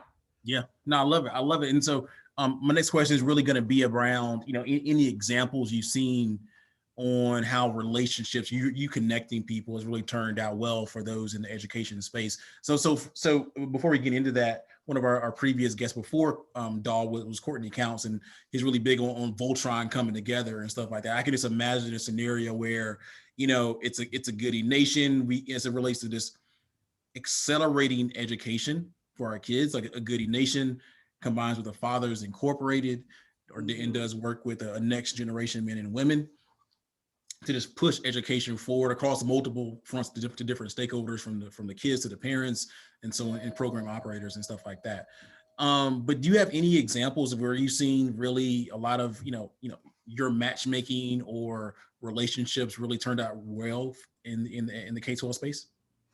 Yeah, of course you asked me that question and I've been thinking about it. I have a couple of good examples. You've connected me to some wonderful folks in the incubator space that I've been able to then, connect together. I don't want to name, specific names and do that, but I do. What I would like to share, if you don't mind, and this is the old journalism trick, you answer the question that you want to answer. So I'm going to shift a little bit and just say, I think that I've been really working on taking the time, Joey, to be strategic about relationship building and who I connect, because it's really easy for me to say, okay, let me just pull these folks together and y'all get together and figure it out. But I do think that if given the right time and like really being thoughtful about thinking beyond the obvious and like I mentioned, unusual suspects, like who can I really put together that I wouldn't normally off the bat think would be a good fit, but maybe there's some synergy there. And I think being open to those type of connections is really important. So I'm sharing that in the sense that I have been really working with trying to be thoughtful and taking the time to see where are those unusual partnerships that could really move us forward. And I have like small little examples. I mean, I think about Playworks is an organization that does, is in schools and does some stuff. And I mean, I think people don't, at least in my mind, initially when I first heard about them, I was like, well, okay, I'm not sure what. But I've been able to connect them with several, schools and communities where the social emotional learning, which we know is so important. And of course, now we're in COVID. And so that has shifted a little bit. But that was one that was a really kind of just different opportunity that I was like, how can I connect Playworks with some different folks beyond what I would normally think? I'll shout out, I hate to shout out, but Code House, they're one of my favorites. You introduced me to them, and just really thinking about, they just launched or just did a virtual career day, I believe. And I haven't touched base with those guys to see how it went, but I do think I immediately connected them with Next Gen, because the work that Phil and his team does is around experiential connections. And so that was one that's just kind of top of mind that also felt like a natural place for these folks to come together and just know each other. I mean, Phil's a cool guy. He's awesome. And, you know, the whole team at Code House is so amazing. So just kind of making sure they were aware of each other was really important to me.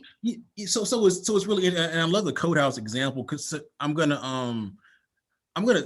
kind of pivot a little bit and ask around your thoughts around the importance of connecting people that run programs that are maybe at different levels or experience levels with each other for like mentorship. And I think maybe even a next generation men and women in a Code House could be a great example.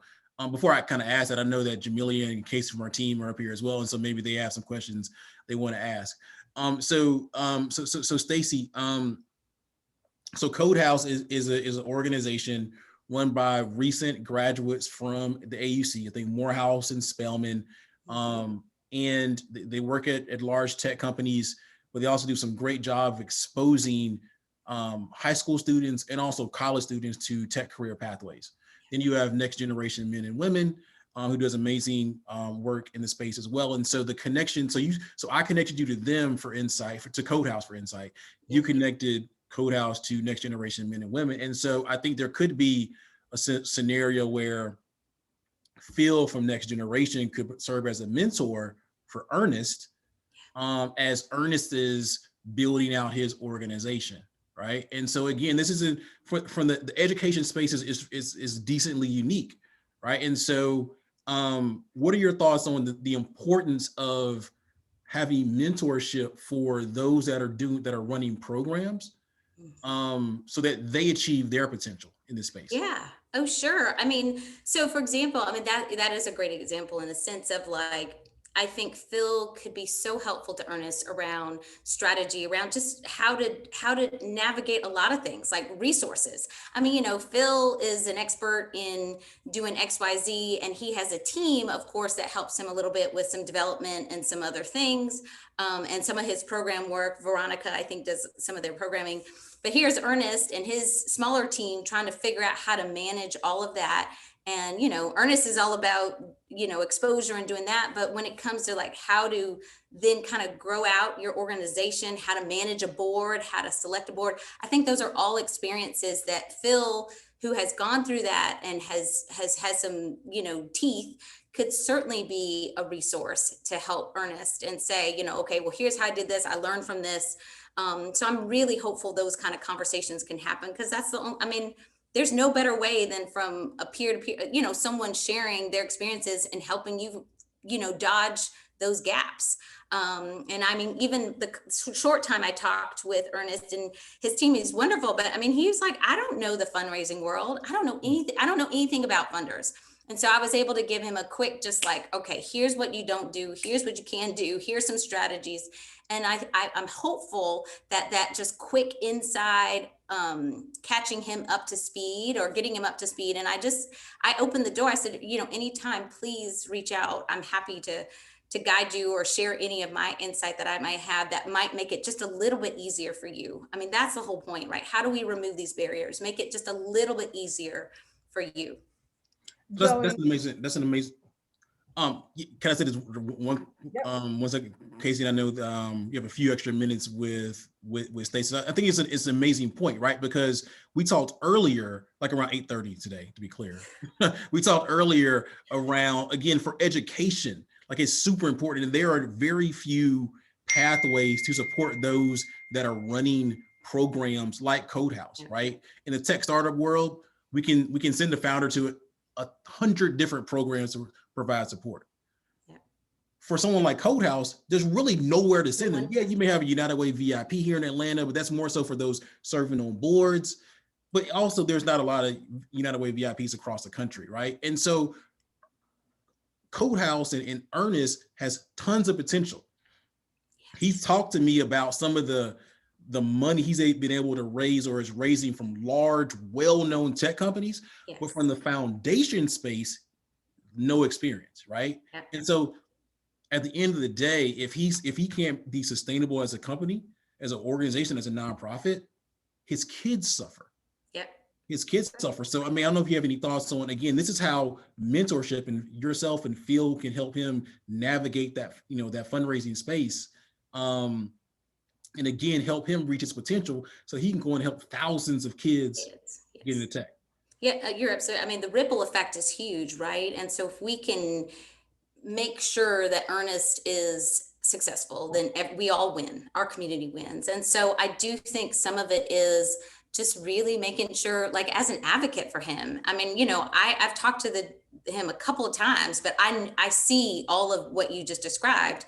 And so how can I then make sure in my circle, other people see that too, or he's exposed? And you're right. I mean, I think, you know, part of the strategy we talked about is diversifying. Like, I mean, it's great that he's got these good corporate dollars, but corporate dollars can come and go. How is he then going to build an individual strategy, like around for donations and tapping into his network through through Morehouse and what's going on there? Are there some strategies he can also then diversify how he's bringing in funds from the foundation community and philanthropy? What does that look like? How can we get him in front of funders so that they can build that trust and say, oh yeah, I see that? Because as we know, that's how those things happen. I mean, you know, in these smaller family foundations, it really is about, oh, well, Stacy introduced me to Ernest and Codehouse. Let's support them. And so that is really, really huge. And I don't want to underscore, like you're saying, I mean, there are so many young people that are impacted by these organizations that are coming up and trying to start and do good. And we have to find a way to support them. Nice. Casey, did you have a question? Yeah, there's a question in the chat that was also related to a question I was going to ask around some of those tactical pieces. And so the question really is, how do you build those relationships where you can work together? A lot of folks, if they're transplants to Atlanta or they're new to the space, to Joey's point, there aren't any, incubators, cohorts, programs where you can pick from a plethora, to go and apply to. How do you even meet these people to build these relationships to get what you need? And that was, I think, the question that Juliana is asking. We understand networking is important, relationship is important, but for folks who don't have any inroads, what are like some tactical or practical steps, even just one or two, that someone could engage in to begin to build these relationships or at least get into these networks? Yeah, it's a great question, Casey. And I feel, being from Atlanta's an interesting place, right, to try to tap into. It's complicated. It's got history. I really do get that. And I think my advice might be to just lead with that is I'm kind of one of those, focus, if that is the intention, right? Like, I am going to network the heck out of this, and I'm going to figure out who are the key people that can lead me or expose me. And so maybe identifying those folks. I mean, like, if I'm coming to town, I'm going to meet Joey. Like, I'm going to somehow figure out who's the person I need to meet. Well, you meet Joey, and then that just opens up. So I think being strategic about trying to, see who is in those spaces that really is a connector, and doing that might be one way. I always say, and I know this is a place of privilege and luxury, so I will just own that. But I do think that volunteering, if people have time, like I try to get people engaged in boards or places that just need a little warm body to like have some thought and diversity and lived experience. So if you have time to be in community, if it's your NPU or whatever, I think if you start there too, that is a way. If you're new to a place, a neighborhood, those are some ways you can start to reach out and feel and see who's in community. So those would be my two. And I know that's not a great, easy answer, but maybe a place to start. I think that helps. You're right. Atlanta is unique in and of itself. And so it does require something a little different than just what the normal way would be. So hopefully, Deanna, that answers your question or gives you some insight. I think, for me, if I can kind of add, I know, Stacey, you gotta hop, is I don't know. For me, one of the most impactful things, especially in Atlanta, and this is pre-COVID, I don't know what the situation is now, was the Westside Future Fund meetings. So those things had everybody there. Like, I remember one time Dan Cathy from Chick-fil-A came and sat next to me, right? I think the people running for mayor came and started talking. I mean, that's a scenario where the who's who of Atlanta would come, they're there, gathering spot. It was super early, like 7 a.m. in the morning. And then you had your pick of people to talk to. Now, I'm not sure what's happened, recently because of the pandemic, or they still do them, those meetings, or they maybe do them online. But if they're still doing it, I mean, I think that could be a scenario or something similar. Right. Where that could, where you can really get into the mix with some people that are doing some amazing things. And then you can start doing things like volunteering, like Stacey said, and a few other things that kind of really get you connected to the right folks. Yeah, I think you're absolutely right. I think Casey said they are still hosting those online, and you're right. I mean, what was so nice is there's so many resources with that West Side Future Fund. I mean, they were bringing in such a diverse group of people that, I mean, each week you go, or each month, whenever they have them, you could walk away meeting someone new each time. And so, yeah, you're right. And it didn't have to maybe be on that large of a scale, but if you can find opportunities like that, that's great. Yeah, I mean, and there weren't that many people that attended, generally speaking, especially if you showed up early. I mean, the times that I went, maybe 50, 75 people. But when 90% of them are CEOs and VPs and stuff like that, and executive directors, I mean, for a room that big, you just turn around and you're bumping into, the who's who in Atlanta. So not sure how that translates in COVID or online, but it's still an opportunity. But Stacey, I know you got to hop. This has been a great conversation, especially in the education space. Let's do this again. We can take a little bit longer and kind of delve a little bit deeper but I don't know if you have any words in closing or anything you want to part on people. I just want to express my appreciation again, Joey, to you and the whole team. And I love this all day, 8 to 8. So pace yourself, and to all that are listening, just keep going. And I just appreciate that we are all coming together and being thoughtful, and just want to continue to be supportive in any way I can of Goody Nation. So thank you so much for having me. Thank you. Thanks for All time. right. Bye-bye. Bye. Man, great times. I mean, so, thanks to everybody so far. It's been an amazing journey. We are now, I don't even really know if it's been 3.5 hours. I just know it's 11:25. We are at our first break. So, as we're here, Jamelia, Casey, Antoine, any thoughts of what you've heard, so far? Yeah, hopefully everyone is, has pen and paper, and I'm taking so many notes. It's been so many gems, and it's been very insightful with this, first part of the fundraise going. I concur. And there's a lot of gems that are happening in the chat as well, as folks are sharing their best practices and some of the things that have worked well for them. If folks are not looking in the chat, I would encourage you to do so and kind of pull some pieces that may be a good fit for what you need as well. But this is awesome. I think it's, been super helpful already. So I can only imagine what the rest of the day is going to bring as we get to hear from some more phenomenal people. But Antoine's right. If you're not taking notes, you should. And this is a great way to network, to that question we asked, right? The chat is full of folks who are connected all over the city.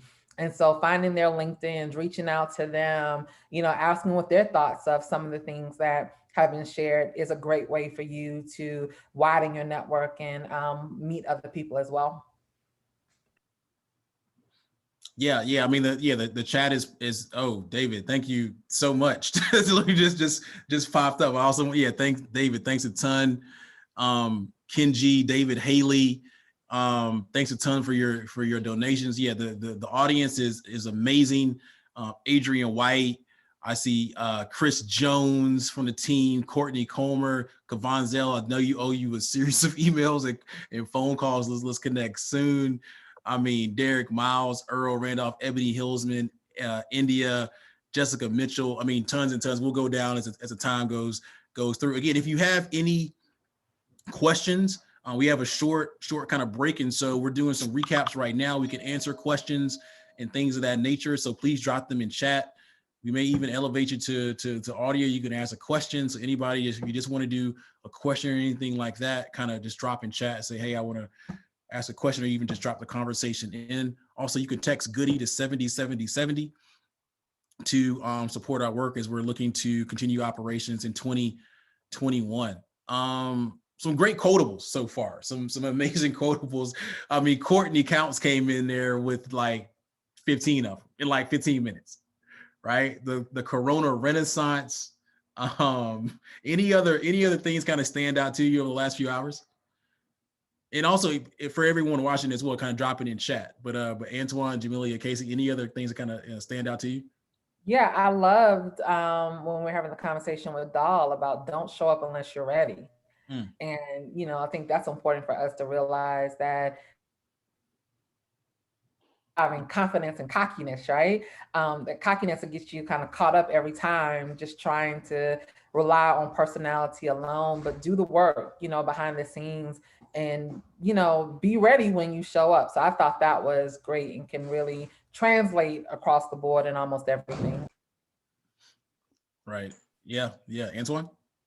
Yeah, I would say, I would make the point that, you know, just from everyone that's been on thus far, you can tell that they all operate in a sense of humility, which is extremely important. So, you know, when they're discussing their, you know, relationships and building pathways to connections, it always starts, you know, with being humble, kind of putting the ego to the side and seeing where you can help first. And, you know, when it's organic, it always comes back around. So I think that's a great point that they've all made. Yeah, Jamelia, anything? For me, it was actually when Stacy talked about finding the unusual suspects, because that's honestly a thought process that I follow.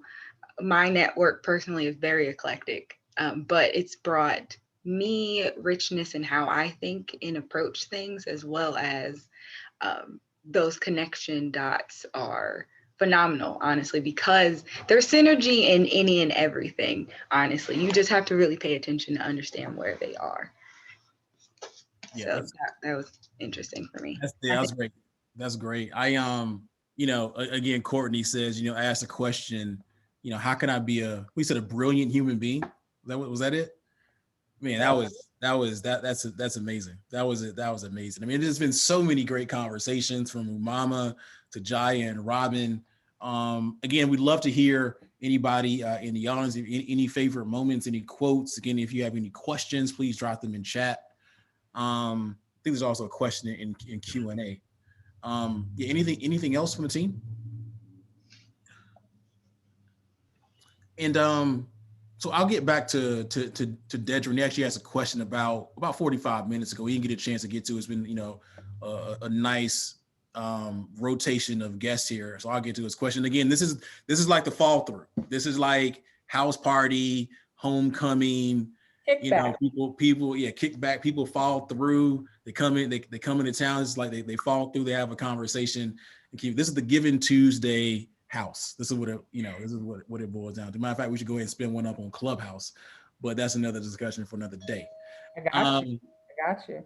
So Desmond talked about, you know, his question is still on the K-12 piece around robotics and STEM.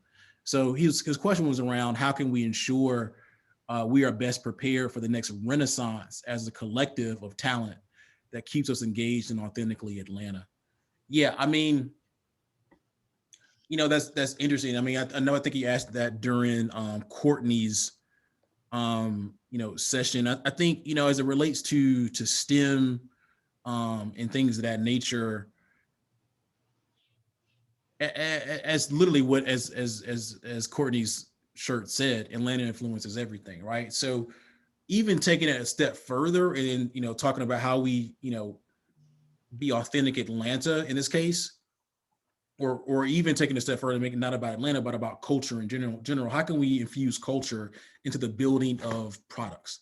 It starts at the K-12 level in STEM, but also goes all the way up to people building technology products. And so, you know, just making sure that we are true to ourselves in terms of what we do, you know, not necessarily having to fit ourselves in a box. And this is true of any person. I don't care what you look like. Don't necessarily conform to the environment, but be true to yourself and your own experiences, your own thoughts, your own opinions will then be infused into tech products, and then also how we bring folks into the STEM ecosystem at the K-12 level. So not sure if that, you know, I probably, you know, Courtney would have dropped 3 or 4 gems in his answer. I can't answer like he would have, But those are just kind of some of my thoughts. Anybody else, again, if you have, oh, Jamelia asked for the music for the kickback. We do have that. We'll get to it at another point. But anybody have any questions? Please drop them in chat. You know, actually, I liked one of my favorite parts was really talking about the no code piece. And really, we were really kind of getting into it. I wish we really had like an hour to talk about no code's important as it relates to helping bring more diverse founders into the ecosystem. So Antoine, I actually want to get your thoughts on it again, as we, you know, so for context, everyone, Antoine leads our tech-enabled small business division, the one that probably would deal most with founders using no code. So after our original conversation around 8:30 this morning, and then after hearing that panel, any thoughts on using no code and its importance? Yeah, I mean, I think just from the insight given, and then first off, I think it's very important that we're able to see real life examples, right, of people who have similar stories and who have done it. So, you know, hearing from Nate, hearing from Umami, in terms of things that they've done with building out their platforms on no code, I felt was very important. At the same time, I mean, they did it, you can do it as well. You know, the resources are there. Edmond is a great resource in terms of getting education on no code. You know, definitely, you know, go to his podcast and then also reach out to him. Again, he has a lot of great resources, but definitely, I mean, there's really no limitations to the things we're really wanting to do. I think we initially think we don't have capital, so it's something that we can't get off the ground, but it's so important that we get, even though, you know, capital is very important, but that we get away from that thinking and get really focused on building. And again, if you build something and there's revenue, the investors will come to you. You won't have to seek them out. So, and no code is a great means to getting the MVP going. So, and Joey, I did want to say really quick, I did want to give a shout out to Vonzel on his documentary. He did the Atlanta Black Tech Mecca. So that launched, and hopefully he places that link within the chat so everyone can get out there and support that. I know he worked several years on it. So congrats to him. Nah, yeah, he's doing amazing work on that. Amazing work. We actually are trying to get a panelist on right now, Chad from UNCF. So working on that, have a very, very engaging conversation. But yeah, Fonzel's doing amazing work on that documentary. Really looking forward to checking all that stuff out. Casey, any thoughts on your end? No, I totally agree with Antoine. I think just some common themes that have been shared, even just from this morning. A lot of times we get into this space, whether it's, you know, scalable startups, businesses that are already booming, or our K-12 tech training programs. We know that we need the funding, the sources, and it's an ongoing process. It's never I check the box and I've completed this task. It is something that has to be embedded into the culture of how you do your work, so that you then become attractive to investors, funders, other supporters as well. And I think a lot of times it goes into this larger narrative of why it's already so much more difficult for Black-led or woman-led and Black woman-led organizations to really not just survive, but thrive, because we're always constantly in the, well, what's next type of mode, versus embedding what we need into the day-to-day operations of the work that we do, so that we are always ready, but also we have something that's good and presentable to the masses, for them to want to invest and be a part of. So I think a lot of themes are carried out throughout, regardless of the type or the industry that you're in. We have to really get to a place where we're starting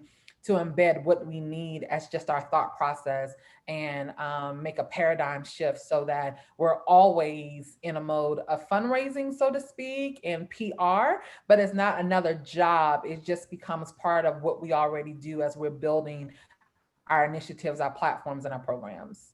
Awesome. Yeah, absolutely. Absolutely. So we have our next guest here, Chad Womack from UNCF. And for those asking or thinking, we think we're related, but we haven't proven it yet. But I will say that Chad, we and I have had a lot of great conversations over the years. I feel like we think a lot, and so I think we definitely are related just because the way that we think, and he is, and he'll let you, and he will explain his background to you as a PhD. He's much more intelligent than I am, and so I feel like it's an honor for him to take some time out of his busy day. Before I do this, I think I first met Chad. I think I'd heard about him before, but I first met him back in, I think it was 2013, when you were doing, I think, the Silicon Valley Initiative with UNCF out at Facebook. Right. And so through a relationship, for our one of our first partners actually to launch Goody Nation, Black founders and Nina and even Hadia got into that event. Actually, here's the thing. He, at the end of the day, and he can tell you about what it is, but actually they were bringing together all the Black college presidents, or most of them, for a meeting at Facebook to meet like Sheryl Sandberg and stuff like that. So this is for like Black college leadership at Facebook HQ. I just happened to be out in the Bay Area during that time frame, and I got into the events. I'm sitting there literally eating lunch next to Sheryl Sandberg, and like she's literally right next to me. And then these Black college presidents, and so that's when I first met Chad. Again, relationships got me in the door, and I don't know why I was there, but it's turned into a lot of great stuff, at least for me, over the years. So Chad, before we get into the conversation, and this, as we transition from talking about tech training programs at the K-12 level, tech training programs at the college level, particularly for Black college students. Chad, you want to give a quick overview of your background and who you work for, what you've been doing, and stuff like that? Sure. First, it's an honor to be here, Joey. Thank you for inviting me. Happy to share the virtual stage with such an august group of panelists and folks doing great things. I should say we definitely are related because we have the same beard. Mine's a little grayer than yours, but yeah, definitely. And over the years, it really has been an absolutely wonderful relationship with you and your colleagues at Goody Nation. We've been a big fan of the work that you do, and like events like this, for instance, I think are just phenomenal. And so thank you for continuing to do the work that you do. Yeah, so I am the Senior Director for STEM programs and initiatives. I operate at a national level within UNCF. I work with my colleagues on the development side to engage companies to help connect the dots between companies and ecosystems with HBCUs. Like you, I'm a proud HBCU grad, graduated from Morehouse College and from Morehouse School of Medicine way back when. I won't mention the decade or era, but let's say it was a few decades ago. But it was very important to me that I work within my community to help build those bridges and relationships between our historically Black colleges and university campuses and tech ecosystems like Silicon Valley. And to your point, Joey, and I'm sure the points of the panelists that have been talking about this, it really is about relationships. Relationships are the catalysts that help drive our initiatives and our programs. It is what I call the dark matter of the universe. Sometimes you can't see it, but it's there, and it's what holds things together and allows us to do the work that we do. So happy to represent UNCF, and it's a pleasure to be here. So that's another great quotable, is relationships are the dark matter. I love it. I love it. This will go on a tweet, on a t-shirt, or something like that. So let's talk about, as it relates to training up the next generation of Black tech leaders, what are just some of your general thoughts on on that, how you go about it, how you think about making it happen, how you think about making relationships happen, and why it's important.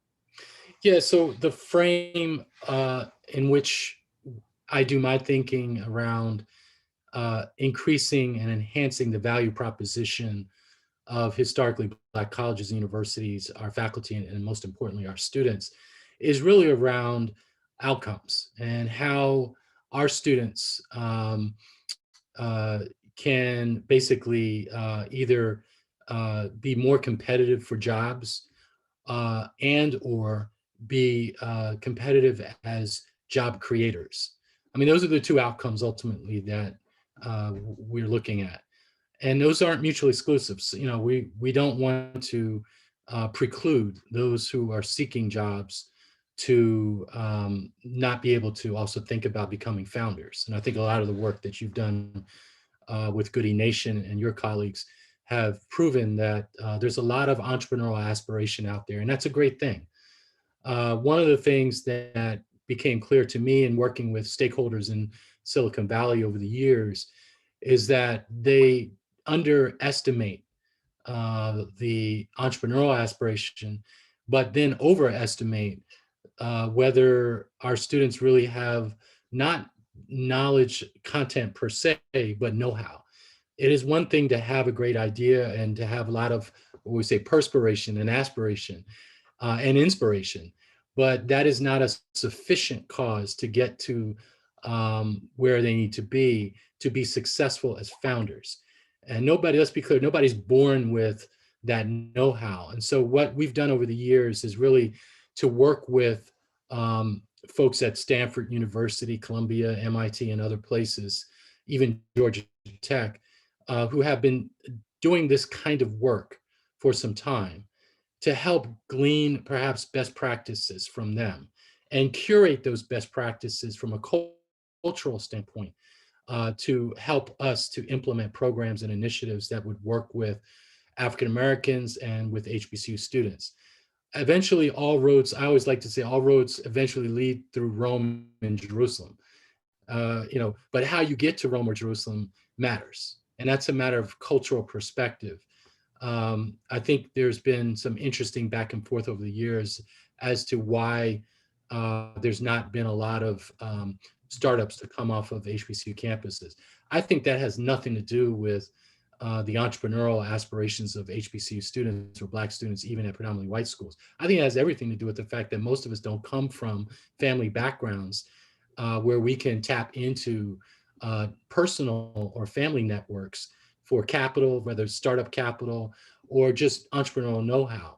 So a lot of us are, basically trying to carve out or hack our way through a pathway with no help and no mentorship and so forth. So I want to tip my hat to some folks that I'm connected with, and Joe, you've been connected with over the years, like Hadia Mujid, who's been running HBCU VC for some time. Hadia's program, I think, is phenomenal. She's connected with Black students at HBCUs to help train them and educate them about how do you think about becoming an investor? How do you think about funding and supporting startups? I want to tip my hat to Ania Williams and her colleagues at Black and Brown Founders, doing a great job of providing entrepreneurial education and training for Black founders and supporting Black women. There have been some great examples of other accelerators, like the Big Accelerator, run by Catherine Finney and Digital Undivided. I've actually attended a lot of their programs, phenomenal programs. And so I think there are others that leaders that have been really tilling the soil and working with students, working with Black entrepreneurs to help them chart their own course and their pathways to success. So I think these are the kinds of activities that we want to tap into as well. And of course, the work that you've been doing with Goody Nation and some of the things you've been doing over the years has been providing leadership that's much needed and shining a light on some pathways for success for entrepreneurs. Nice. So can you and all those individuals are awesome. All of them are awesome. I look forward to working with a number of them moving forward. let's talk a little bit about that Silicon Valley initiative, and then I want to loop back to those entrepreneur support programs. Can you talk a little bit more about that Silicon Valley initiative? Sure. Back in 2012, before I landed inside the UNCF, I was working with the White House in the Obama administration, and specifically with the Office of Science and Technology Policy. Obama had hired Todd Park, I think his name was the first chief technology officer out of Silicon Valley, to head up that office to focus on a few things. One of them was an initiative called Tech Inclusion. And it was interesting because at the time, Jesse Jackson had sort of pressed Apple to open up its data and information around the EEOC, whether it was really doing a good job of hiring Black employees and diversifying its tech workforce. And thanks to Reverend Jackson's efforts, it really created an avalanche of tech companies disclosing their information for the first time. And when we looked at the data, it confirmed what we suspected all along, that the percentages of African Americans on the tech side of the workforce in these companies in the Valley was very low. So Obama internally had pressed on this issue through the Office of Science and Technology Policy, through that initiative, and had assembled a group of folks, including the Cape Ports Center and others, to really think outside the box about new initiatives.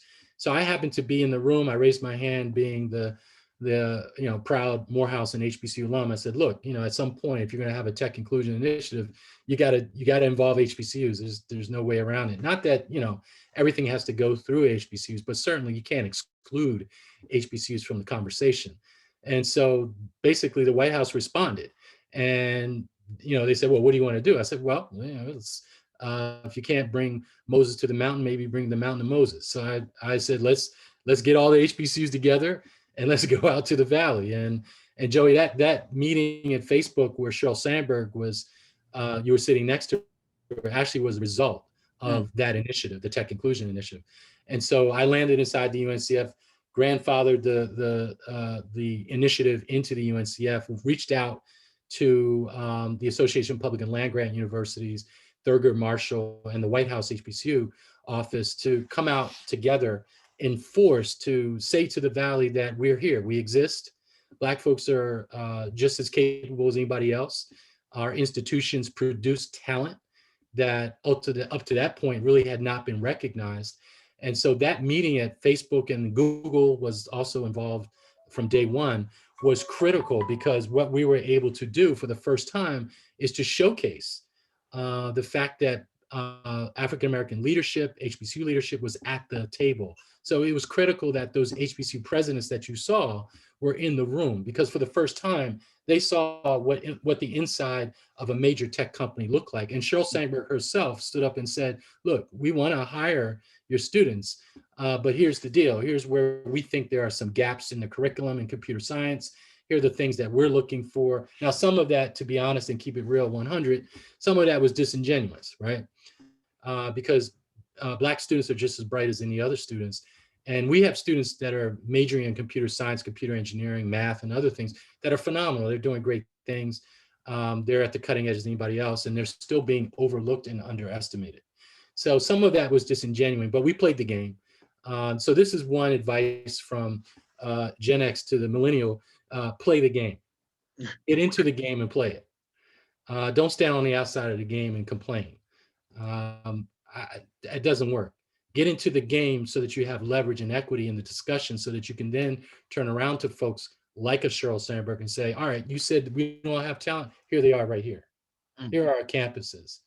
You come to us and tell us what you're looking for. We're happy to provide that, but you guys got to follow through. You guys, meaning the tech companies, got to follow through and step up your game so that we can meet in the middle and have much greater deal flow.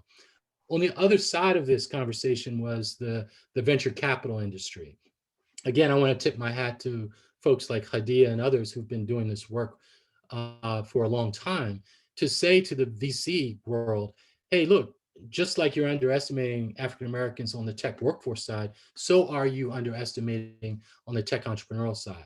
Catherine Finney's group, Digital Undivided, I think did a report called Project Diane, I think it's called, it may be on their website still, where they looked carefully at the data. What was the data saying with regards to Black tech entrepreneurs actually able to get the kinds of investments that other startups were getting? And what they found was what we suspected, that it was not really all that much, even though pound for pound, those startups and tech entrepreneurs who happen to be African-American and many times happen to be Black women were not given the opportunity to get the kinds of investment capital that they need to accelerate their startups into the next level.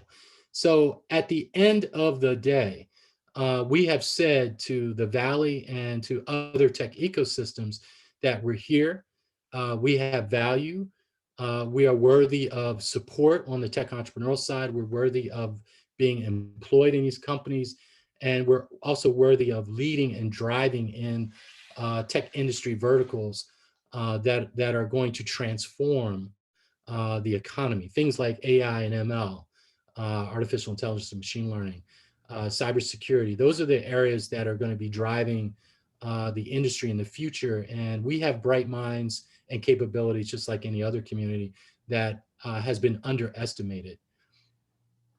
So let's so you did touch on some of the, so Kavanzel asked about you know, the opposition you saw in Silicon Valley. You think you touched on that. There is a question from Kowasan, our good friends in chat, around, you know, relating this back to our previous conversation around K-12 STEM education. Like, what is the importance of HBCUs supporting K-12 STEM education efforts? I think it's absolutely essential that HBCUs be at the forefront of transforming K-12. It is what we used to do. When we walked off plantations at the end of the Civil War, we had a problem that we had to solve. And that was, how are we going to educate former slaves and their families and the communities? How are we going to integrate or create space in which we could survive and succeed and thrive in a society that was ultimately, and still is, hostile to our presence?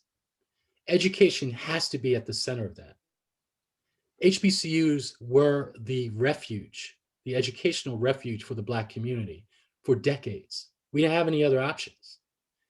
It was on HBCU campuses that we had these things called normal schools. So I want to go back in time in history. You know, HBCUs weren't just higher ed institutions. They were the source of all the education that African Americans could get at a time when we didn't have access to anything else. Well, where are we now today in 2020? When we look across the national landscape and we ask the question, where are Black folks being educated and how are they doing? I would have to say that our public school systems are a disaster. They're a disaster. They're not preparing our kids for our future. You walk around any public school district talking about computer science for African American kids, and with some notable exceptions, they don't know what you're talking about. They can't even spell STEM, the S-T-E or the M. And yet it's the very thing. It's the lifeblood of our future. If we don't get to some fundamental understanding about why it's critical that our kids be in positive learning environments where they understand that at some fundamental level, Y equals MX plus B, we're going to be lost.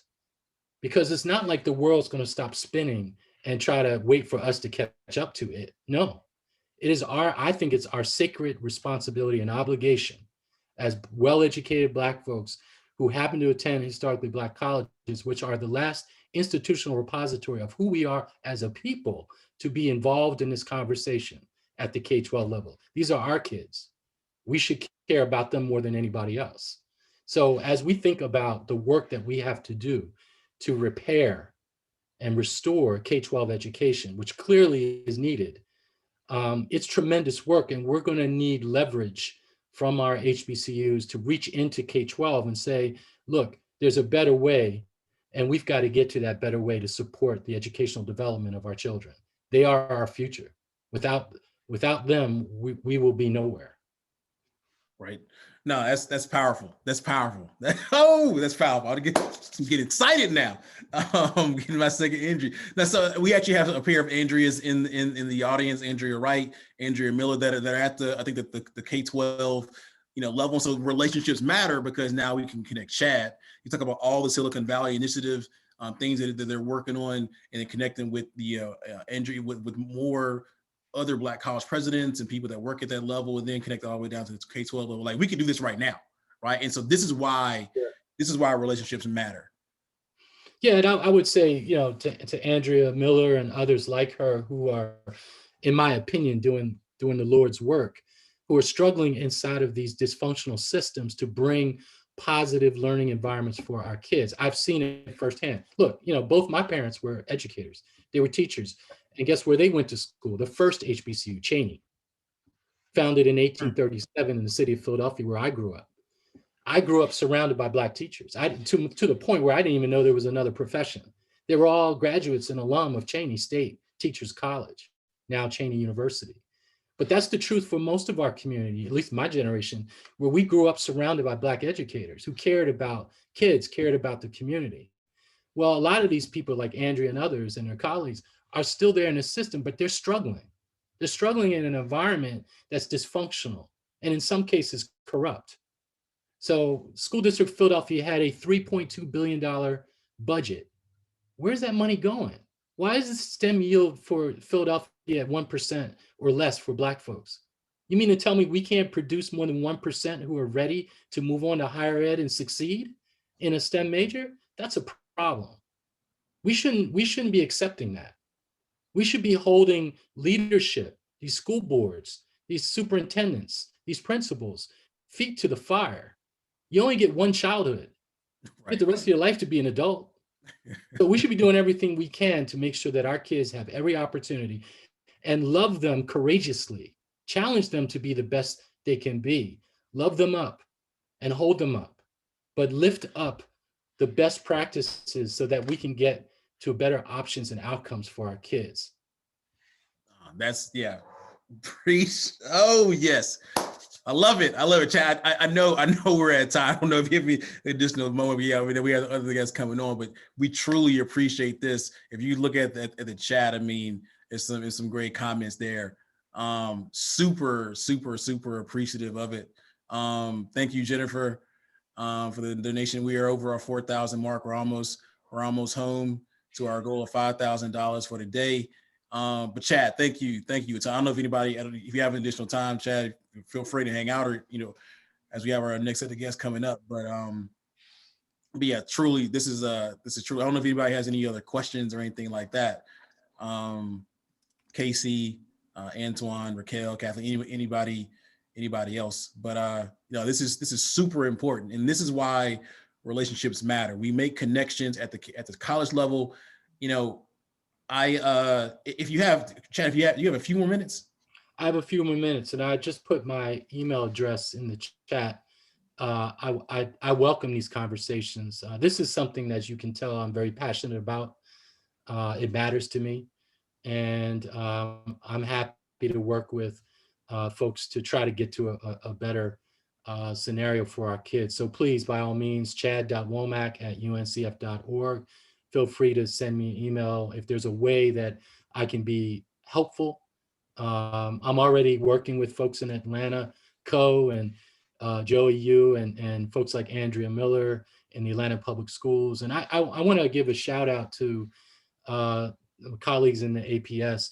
It's been a great pleasure working with them. There's some really wonderful people in Atlanta Public Schools doing great things, struggling against the odds. They need help and support. The kids, have been just wonderful to work with. So I don't want to paint this bleak or dark picture completely. It's not. But we do need to do a better job of connecting with schools and school systems to help them and help us. HBCUs, by the way, the output of K-12 is the input of higher ed. So HBCUs themselves, it's in their best interest to get involved and be supportive of these kinds of initiatives so that they can tap the talent to come to their campuses, because it is the competition. If you're a high achieving African-American student in high school, you're going to have a lot of options, and HBCUs are just one of them. You're going to have the Harvards and the Georgia Techs and the MITs and the Stanfords coming after you, right? So we've got to, on the HBCU side, be able to offer them a competitive option, which I think we can do. I answered that question in the affirmative. But we've got to get involved and get into the game so that Black students, by the time they're freshmen or sophomore in high school, are thinking about HBCUs as the next step where they want to go. Nice, nice, nice, nice. Chad, it's been great. We got to have you back for another discussion. We didn't get a chance to go into the lack of entrepreneur support programs at the college level for Black college students. And we can, let's schedule like an hour session in sometime in the future and have one on that. That's a whole. Joey, anytime you call me, I'll answer. You know that. I appreciate it, man. I appreciate it. But everyone, finger snaps, round of applause for Chad Womack from the UNCF, dropping gem after gem on the importance of tech and education at both the K-12 and the college level. So I truly appreciate you, brother. Thank you. I'll see you soon. All right. So from speaking of Black colleges and one, HBCU graduate to another, we got two brothers here that are just as passionate as Chad is about making the world a better place. One of those individuals graduated from the best college in the land, Florida A&M University. The other one, he went to a good school, North Carolina. It's I had to chime in on that one. Just I didn't mean to interrupt you. I did that now. So now let's have a conversation. Again, we're still in the education lane on the importance of civic engagement, right? And so I want Greg to talk about the grass tops and the grassroots, right? Let's talk about the importance of civic education civic engagement, as it relates to education on the K-12 side. So before we get into that, Greg and then Horace, can you give everyone just an idea of your background and how you got to where you're working on right now? And so, Joey, thank you for sharing the platform, man. So my background's been mostly in government, local government, and working in the civic space. And I'm one of those folks, guys, that believes that, like Joey mentioned, all engagement starts at the grassroots and grass top level, and then it works from there. And so when you talk about building relationships in the civic space, from faith-based leaders to folks in education, all the way up to elected officials, I've had the great privilege of working in this ecosystem, not just in Atlanta, but across the country for folks that are getting the work done. And so I'm excited to join the Empower team and get the work done with folks like Horace. And so, give it to you, man. And we're excited to have people like Greg. So, Horace Williams running Powered Apps, kind of got here as a byproduct of, I've been in technology space, particularly user experience across enterprise products and data for, 20 years, aging myself. But came from a background, New York City. Father was a lobbyist for 40 years and worked in the political space. As a kid, hear about that stuff, you don't care about it, resonated with me later in life, and realized just how important it was and how when he took that pill, he couldn't walk away from it. And, now I'm an addict, right? And I think that hopefully, when people engage Greg and I, they become, addicts for impact as well. Because once you learn that you can have an impact, it's really hard to walk away from it. So, that's a short spiel, but ultimately we're here to just, talk about, civic engagement and the school system. And make it inviting. As Horace mentioned, man, a lot of people get intimidated by, the opportunities to make real change, and even more intimidated when they run into barriers around creative thoughts and innovative ideas. And that happens across the board in the civic space. And so you just got to be diligent and willing to put the work in to build those relationships, just like other industries, to make ideas really go and get the sustainable resources to make things happen. Amen. Greg, can I go a little bit on that? I mean, why is it the case? Why are they afraid? Why are some of these barriers there? I think it goes back to relationships. Some of the best ways in which we operate are when we know people through the best and the worst of times. Part of what I've been able to do, and I've been very fortunate to do, Joey and folks on, it's been to build those relationships, not with just school board members or elected officials or superintendent, high brass folks in those offices, but also with teachers and counselors, the folks that are driving the STEM-based curriculums, the folks that are looking and begging for entrepreneurs and innovators in the space, getting to know them semester after semester, them becoming reliant upon your expertise. I mean, even for Horace and I's connection, when you think of, shout out to Andy over at South Atlanta High School in Atlanta Public Schools, who's been a friend of this platform, to the Goody Nation platform. We come individually from our own spaces talking about civic engagement, right, to the students and to the folks that are listening in the space. But if not for our relationship with folks on the ground level, then you just don't get the information that you need in order to not just be impactful, but the ability to go into corporate spaces and other opportunities to be very transparent about what's needed and necessary through the classroom experience, not just talking at a very high level. Nice. So yes, let's dig into it. I mean, let's talk about empowered. Let's talk about civic engagement, and why it's important for education. So one thing and this will be a good segue into this, because there's another piece of what Greg just mentioned that I remember talking about in Arizona. I went to speak to Urban League young professionals out there. And I remember a young lady asked me once, she said, so a lot of people are aware of how, or the idea of what it is to be engaged, right? But they still don't really act on it. Like, they have a high level understanding of it, but something's not pushing them. Or like, instead of talking to, a legislator and elected leader directly, they might go out and march, which is fine, you know what I mean? But, it requires follow-up. It requires detail and diligence. And I told her, I said, it reminds me of when I was in school. And I remember people who, whenever I was prepared for a test, which wasn't often, because I didn't do very well in high school, but I was more prepared in college. But when I was prepared, I learned that you had a confidence coming in the classroom, right? You came in, your pencil, you was in class 5 minutes early if you knew you was going to get 100 on that test, right? But what happens if you weren't confident? You acted up, you made a lot of noise, right? My Jamaican professor called it empty vessels, right? And make a lot of noise, don't got nothing in them, right? For y'all who needed further definition. But ultimately, what happened is that I told her, I said, that's what it is. I said, it's a lot easier to get online and yell at people because it doesn't require you to have any in-depth knowledge or understanding or anything else along those lines that holds you accountable, similar to that if you had a one-on-one conversation that could actually get something done. Right? Like, if you walk into the room with a city council member, if you don't know nothing about city council members or anything else, you know that they at least at minimum understand their job. And if you don't understand their job, it's not a worthwhile discussion for either of you. So this is how, when I think about empowered in its inception, it's the ideology that kind of, baked it up from the beginning. It was about first informing people. Right? How do we educate people in almost like a calculator-like fashion, right? Where, everybody's not a mathematician, but everybody can get on their phone and press 1 + 1 = 2, right? And I was like, how do we bring that into technological form and make it that simple and adhere to what people are accustomed to today? Because if you look at every aspect of people's lives, it's almost all been heavily streamlined, maybe 10, 100-fold over the last 10 years, except for impactful civic engagement. Political engagement.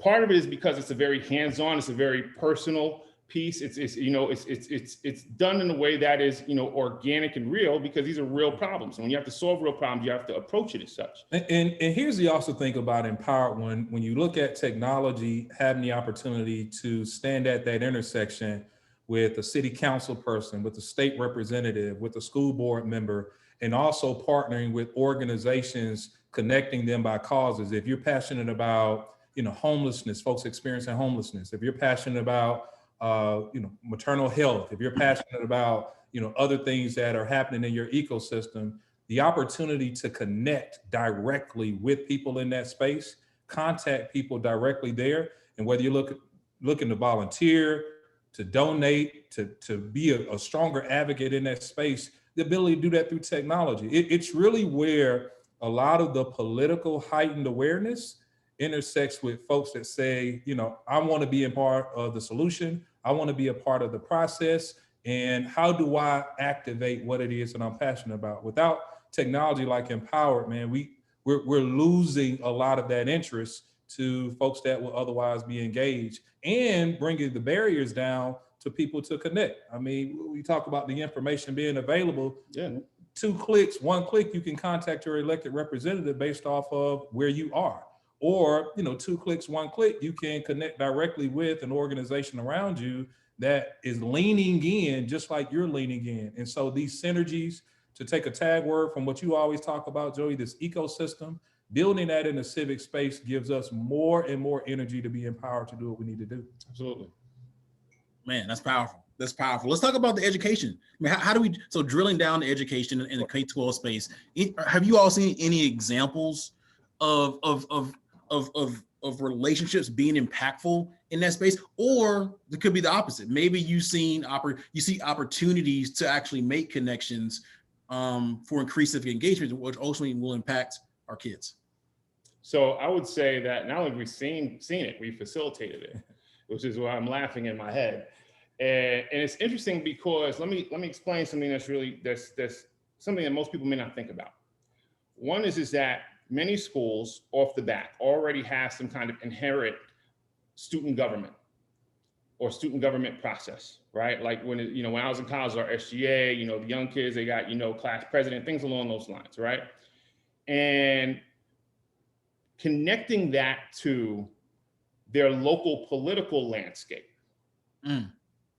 There's a couple of things. One is it incubates young people into being engaged citizens because it doesn't distance something they're already participating in from the realities of the society that we live in, right? So that's one piece. The other thing is the de-celebritization of elected officials. They are public servants, okay? And the way that you get into that, particularly when we're in a landscape where billions of dollars are being spent on campaigns, that creates a mental block in terms of who it is you're dealing with, right? And when we bring them into the kids young, like we did this, I don't know if Andre is on or not, but we went to South Atlanta High School and we had the school board member for that area come in and engage not just the teachers, but the students. Because as public servants, as people who are responsible for ensuring the educational equity of our young people at those ages, young people need to still be able to have the same access to them. And literally change the conversation. 100%. 100%. That's big.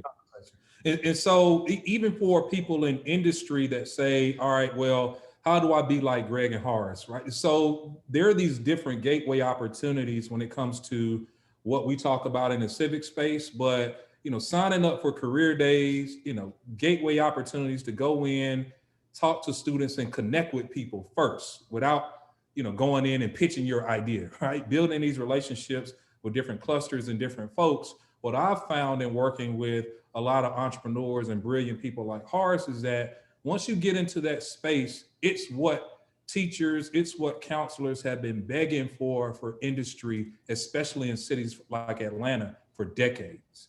And so the opportunity to sustain those conversations, we're leading in that space, but there's so much room for folks to come in and serve on boards. I'm a member of my GO team in my area. And so there are these different opportunities to just add insight from industry that yields itself to all the conversations and frustrations that people might have in our space when we look at the TV or we look at the paper and say, we're not doing enough in the K through 12 space. There are these gateway opportunities, and we want to, as Empowered, help folks in industry. Anybody that's listening or watching or donating, I see folks need to donate too, right? Donate to I see it. That I see ticket right need to hit. That right? ticket need to hit. Hit the ticket, right? But for folks that say, look, I need help with doing this, hit us up. It is it's what we are in the space for in order to relieve those barriers, make it easier through trusted relationships, and have the technology to make things go to. And continue. Go ahead. No, go ahead. I was gonna say, and folks like, I see Casey. I think it's the first time I was like seeing like a Shout out to video Casey, on that. man. But Casey will tell you, we eat our own dog food, as they say. Like, you know what I mean? Like we support, like we encourage support. And in addition to that, I look at her as an example with the empowering youth. Hey, empowering youth. Hey, empowering youth. Shout out to the Water Boys as well. 100%. I looked at their model, and I don't know if she even would call it a model, right? But I looked at the process that they went through with that. And I've watched it as someone inspired by her work. And I saw that they got to a point where she first, took the kids and then brought them into a place to inform and educate them. But then the next tier of that, because you're talking about a group of children that might rest outside of the school system, right? And their education is just as important, which is why the organization support is heavy, which is why this ticket need to keep going up. Because what happens is that, what was the next step? You paid attention to that. The crazy piece was that the more people got involved, it turned from an educational issue into a policy issue. I saw her having boys at City Hall, lobbying for their right to be entrepreneurs in this city, which is no different from anybody else out here trying to hustle it. And people is a million times worse than what them boys is trying to do to feed their families. And when you cross that threshold, when you start talking about policy, it gives you another opportunity to educate people about process. And so for them to want to engage things at City Hall, understanding the rhythm in which they meet, understanding committee meetings. If you want to, impact a state issue, knowing when session starts, the legislative session starts and ends, knowing when crossover day is, knowing when you need to introduce certain things based on fiscal year conversations. It's this whole world of process that you can start to talk about when people say, oh, you know what? I've got to impact policy, or I've got to impact these procedures. And, civic engagement is the answer for all of that, man. And without people getting civically engaged and getting active, and us as leaders telling people in this cadence and this rhythm that these are the things that we need to be doing, and these are the people we need to be connected with, we're missing great opportunities. So it's an awesome space. Great. Yep. Man, this is super powerful, right? So even drawing back to the previous conversation with Chad and even with Stacey, imagine, to your point, imagine a scenario where the class president, the senior class president, junior class, sophomore class, freshman class presidents, all those type of individuals are involved in tech. And thank you, Jennifer, for the donation. They're involved in tech. They've been engaged in the tech programming, either within the school or outside. And so then when they get engaged through the Empower platform, they get connected to a city council person or the mayor or some other person. That's when, because they're already engaged in tech, they start to make, eventually like requests for tech programming and more funding and all kind of things that happen. And so I think that's how we can kind of change not only the narrative, but we can change policy and impact more lives. Joey, you've just described everything that is what Empowered's mission is standing for, that we will explicitly showcase next week once we get the final new version of this application out. And I'm going to explain why. Civic engagement is the segue to political influence. Okay. When you and I not when we first met, but kind of in the early stages of our relationship, one of the things that I asked you to do, which you obliged, was to have your vendors at a lobbying event at the Capitol that Darshan was putting on, which was teaching Black folks about policy, right? And that was a byproduct of you being a nonprofit, because it enabled us to bring you into that space, right? The other part of it is this. When I think about Goody Nation, one, you're going to be in our app as a nonprofit partner. You don't know that, but I'm telling you now. He is. So I was one of the founding board members for Goody Nation. Shout out to the intro to the tech industry. That was way my younger days, man. I didn't have gray hair. So you will be though. Official. And the reason is because of what you just said. Someone's going to go on our app and they're going to choose causes and interests that they have, and they're not going to think about policy. They're not going to think about civic engagement. They're not going to think about community activism, but they're going to say, I'm an engineer. They're going to say, I'm a technology person. They're going to say, I'm a designer. And then we're going to say, oh, you're an engineer that lives in Atlanta. You should support work with, volunteer for Goody Nation. Right? And then what that does is it provides an experience for them to then get involved in a capacity that's contextual to things they care about. And that's how they jumpstart the process of being engaged. Most people that's been in the space for years, that are heavily political, sometimes I think even they forget how they got started. Because I particularly saw that during campaign season when we tell people what to do, but we don't give people the platform and the knowledge and the understanding that help people get to the space that they are currently in. And you know what's dope about that, Horace? We, as leaders, we can't discount how courage comes into play for other people. You know what I mean? Like this, just being a strong leader, you're giving other people courage to step in and stand out and doing other things by telling your story. Exactly. That was a new thought, man. Go ahead. Go ahead. But I mean, he's right though. You know what I mean? Like, you know, and the thing is that, you know, and in your engagements, even this conversation we're having now, even, all the other pieces, there are pieces. I mean, I've been in City Hall. I mean, and I've been in the Capitol personally. I've lobbied for educational research around HBCU funding. I've personally helped lobby around, getting kids in school more resources that they need, right? And when you're talking about creating those connections, people forget politicians, elected officials, public servants, they need the constituency by their sides to help them get things done.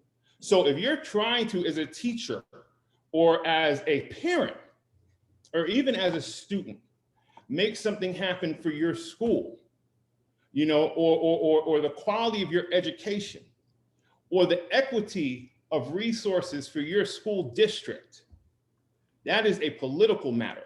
That is something that needs to be addressed even at the ordinance level. Sometimes it's a byproduct not of the law, but how the law is executed, or how it is, addressed, or how funds are allocated budget-wise at the local level. Sometimes it's a piece of state legislation because it's a much bigger issue that might disenfranchise people just because of a simple clause in a piece of legislation that, disassociates folks that should have the same opportunities as others. But all of this is tied to building those relationships and understanding clearly that these folks work for you. And the last thing I'll say is this. This is where context builds impactful voting engagement, because there is no clarity on who to vote for, like the clarity of an elected official that did not help you get something done that you needed done. Okay? If you ever want to know how quickly I get through the booth, it's like playing whack-a-mole. And because I know through my engagements in my neighborhood who's getting the ish done and who ain't, and I know who helps other people through coalition and who doesn't. And the more informed we're on that, the more fluid and the more impactful, and the more, like when people say, I never feel my vote count, is because they don't have the context of understanding how the person that's in office actually impacts them in the first place. So that all comes full circle: the civic engagement, the political engagement, the voter engagement. And Empower is willing to stand at that intersection, Joey, man, and make sure that not only is good tech involved in it, in the way that we get things done going forward in an innovative way, but there's this responsibility associated with that. I tell Horace all the time that when you bring people together and start to have these conversations, whether they're from small business, big business, faith-based community, been rumbling, tumbling in the streets for decades, or they've been only, active for a few years, right? There's this opportunity and responsibility there where folks that stand at these intersections have to say, look, we've got to converse and build relationships stronger with each other in order to make sure this work gets done. And you can disagree about policy, you can disagree about procedure, but you can't substitute knowing someone or not knowing someone in the ecosystem when it comes to the work that's necessary and organizations at the table that we've got to continue to build relationships with. That's real.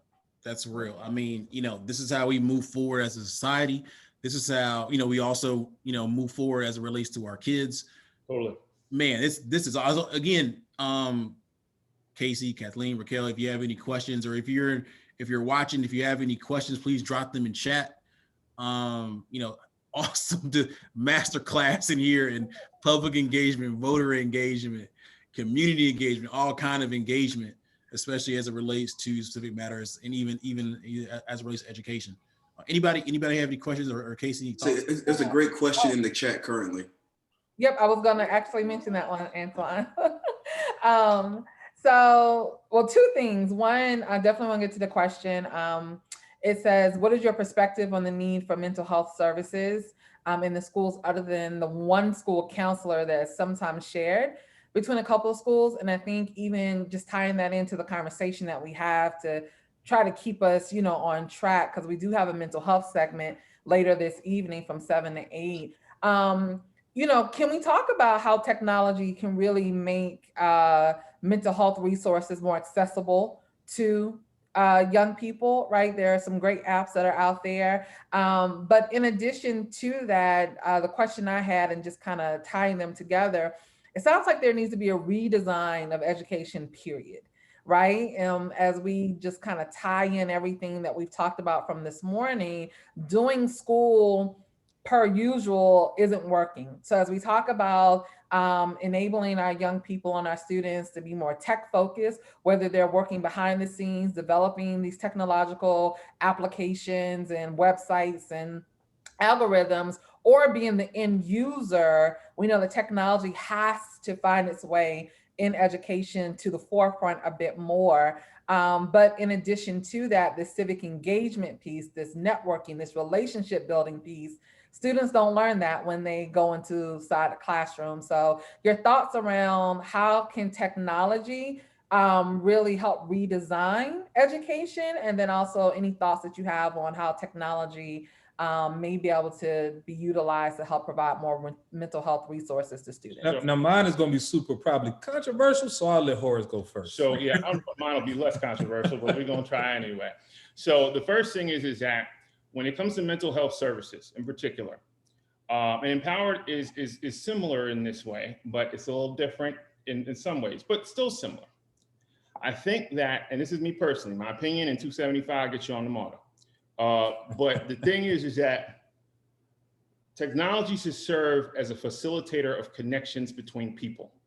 It should not replace people, okay? So when you're talking about providing services to people, I think that we have to be very careful about these, the automation and the modularization and the, over streamlining of digital services that provide mental health support for our young people. I think that they are very serious and in-depth issues. And, I think that technology, similar to how Empower works, even if you think of like a meetup.com or something like that, it should work to connect the right people with the right people. But those conversations, even in the COVID era, could happen like this.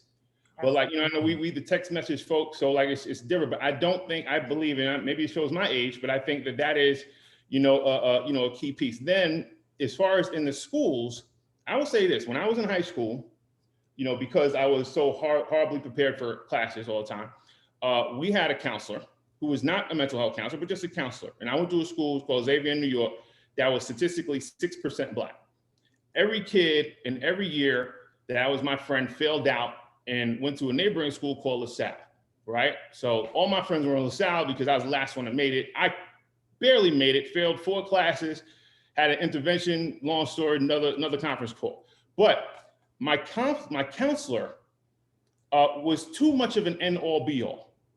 Because what they did was they spoke to your capability as a byproduct of what they were reading around your performance in class, from that of your teachers. But what they don't get into is all of the extenuating circumstances that impacts your performance, particularly with our young folks coming out of our neighborhoods. It could be anything from the trauma around being out of a dangerous neighborhood, or the trauma of being one of 6% Black people in a school full of white kids that don't understand why Black History Month exists. Right on. Right? So the thing is that you have to have people focused on both what and how you execute as a student, but then also how you think as a human and your emotional capacity around that. So I think that when you look at it, particularly from a political standpoint, and you talk about those resources, because that's what it comes down to. It comes down to the parents demanding it, the teachers accepting it, leveraging those parents as co-advocates, and then demanding those resources from the people that represent their board, and if not, having some real great context on who to vote for next election. Okay? Now that's that process. If you want to wizard around how to get ish done, that's it. Now the other side of it is that, you know, we have to understand the need, right? We just got to make sure. And Greg, you pick up this. I mean, we've got to come to grips, especially when we talk about the ecosystem in Atlanta. We've got to understand that civic engagement is a full contact sport, you know, and we, in our neighborhoods and our communities, Casey, you know this very well, we just can't continue to drive by our learning centers with our opinions. We've got to get involved.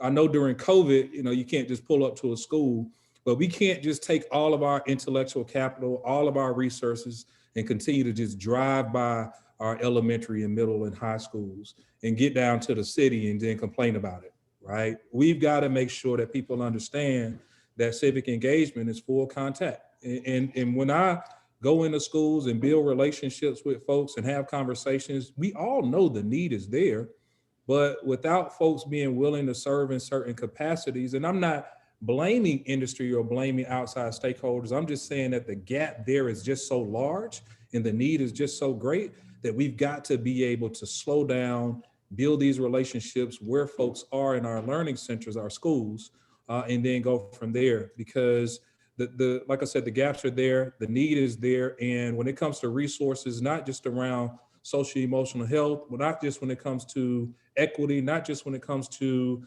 mental health and awareness, resources for even, you know, clothes, resources for food, right? All of the things that are there. Atlanta has all the things in our ecosystem, right, Joey, that we need in order to be successful. That's the tagline, everything's here. We just can't be driving around with them in our head and in our budget coffers in order to make real impact and change. And that's why I think the technology, like Horace said, means that it's easier for us to connect, but your passion is going to drive you through those channels. Your passion is going to drive you through the bureaucratic stuff that you do not want to deal with, because a bureaucrat just doesn't understand what it is that you're trying to do to shorten the bridge from industry to a student's learning experience and everything in between. We've got to be willing to stick it out. We've got to be willing to build those relationships, and we've got to be willing to talk about outcomes and the responsibility of that. You know, when I talk to Horace all the time, we talk about the weight of the responsibility around bringing people together at that intersection. And sometimes it's all red lights, you know, and we've got to have the patience to say, look, it's going to be green over here. Everybody else may be yellow, right? But we got to be traffic cops and making sure that if we're standing too far in that intersection, we're going to get hit, right? And we've got to be able to pick ourselves up, dust each other off, right? Horace, you know, when I found him, he was kind of getting up, you know, and I say, hey, pick yourself up, man. Dust yourself off. These cars got to get through here, man. So there's kids in those cars, let them through, right? And so we just got to make sure that we're toughing the things out, because all of those outcomes that we know are possible, it's not going to be easy. The challenges that our neighborhoods and families at the core of them when it comes to equity, it's totally challenging. We're fighting against other stereotypes and other things that are dragging us down. But what I know for sure is that the people that are watching, the people that are tuned in, folks like you, Casey, that have great organizations that are willing and leaning in to do the work. You need more volunteers. You need more donations. There's an opportunity for people to tune in, plug in, and get creative around what that commitment looks like. And I want to add one small thing what Greg said, because it's important, particularly around the passion side. Because I remember Mark Cuban one time said, you know, something about the things that you're passionate about. Actually, I don't think that was a good correlated statement, so screw Mark Cuban. But I think that the key thing is that if you're passionate about something in particular, it serves as a good launching pad for, you know, how you continue to navigate down that path. when we look at Empowered and what we're trying to do, you know, there are people that care so much about mental health that they're willing to fight all the fights to get to where they need to get. They just need a direction. They just need to know that they can fight for it in the first place, right? Like that's a big battle. There's a lot of people that don't even know that they can fight for something that they have the will to fight for, right? Like I had, you know, we worked with Partnership for Southern Equity last year, and they represent people who are fighting to lower their energy prices by lobbying our public service commissioners who represent the utilities for us as a state and are who the Georgia Powers and the water companies, all those have to engage with regards to how they price us as a constituency. But whoever woke up in their life thinking that they had a fight against energy prices, right? I know I didn't think about it that way, but you have to contextualize it. You know what I mean? You have to think about it in that regard. Like it might be that, you know, Uber makes a ton of money by getting their drivers out here and picking up folks and everything else. So when it's time for them to be able to make it so they can make more money in a local region, they tell their drivers, hey, lobby for us, because if you do, you'll make more money as a driver. It's contextual to their lifestyle, and it creates the passion that enables them to execute when they see those red lights at that intersection and keep going. So I think that that passion piece is important because it's not, you know, civic engagement is not easy. Not if you want to have an impact. Full contact. And you have to be there and you got to be in it and you can't sugarcoat it. But we can help guide it, inform it, and align you with a path towards getting started that already correlates with the life that you live today. And that is kind of the first step that I look at and bringing that all full circle. Gems. Civic engagement is a full contact sport, one of probably 38 gems you've dropped in the last 20 some odd. The ticker moved as well, man. That's awesome. I truly appreciate. Yes, yeah. We're looking at that money. It only moved when Horace was talking, man. Right. Hey, we love it. Love it. Adrian, Derek, Kurt, Christina, you know, Jennifer. Thank you a ton. Raquel, thank you a ton. David Lightburn recently. Yes. Thank you. We're ticking up there. We're ticking up there. Appreciate it. Man, Horace, Greg, this has been an amazing conversation on the power of civic engagement. And so I'm gonna take a quick recap, and I'm tying really like the last hour and a half. So you think a scenario where, you know, as said, going back to 11 a.m. with Stacey Lynch, where you take someone who's running a K-12, let's say in this case, education or tech training program, who have experienced a little bit, they're at the growth phase, right?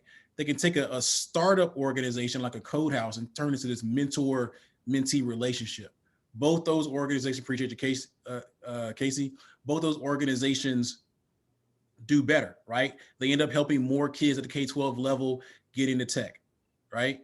One of those kids, a few of those kids go in and they start to become class presidents and vice presidents and so on and so forth.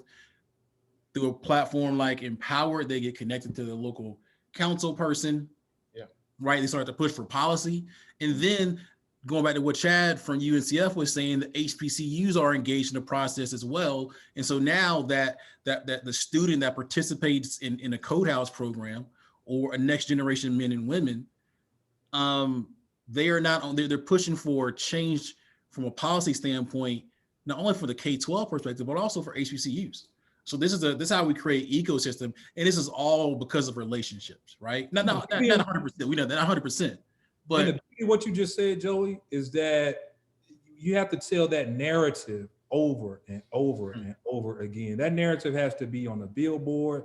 It has to be visually depicted on screen. It has to be in the paper. It has to be in the periodicals. Like that narrative over and over again has to be told. And so that's the beauty in what you just said, man. I love it.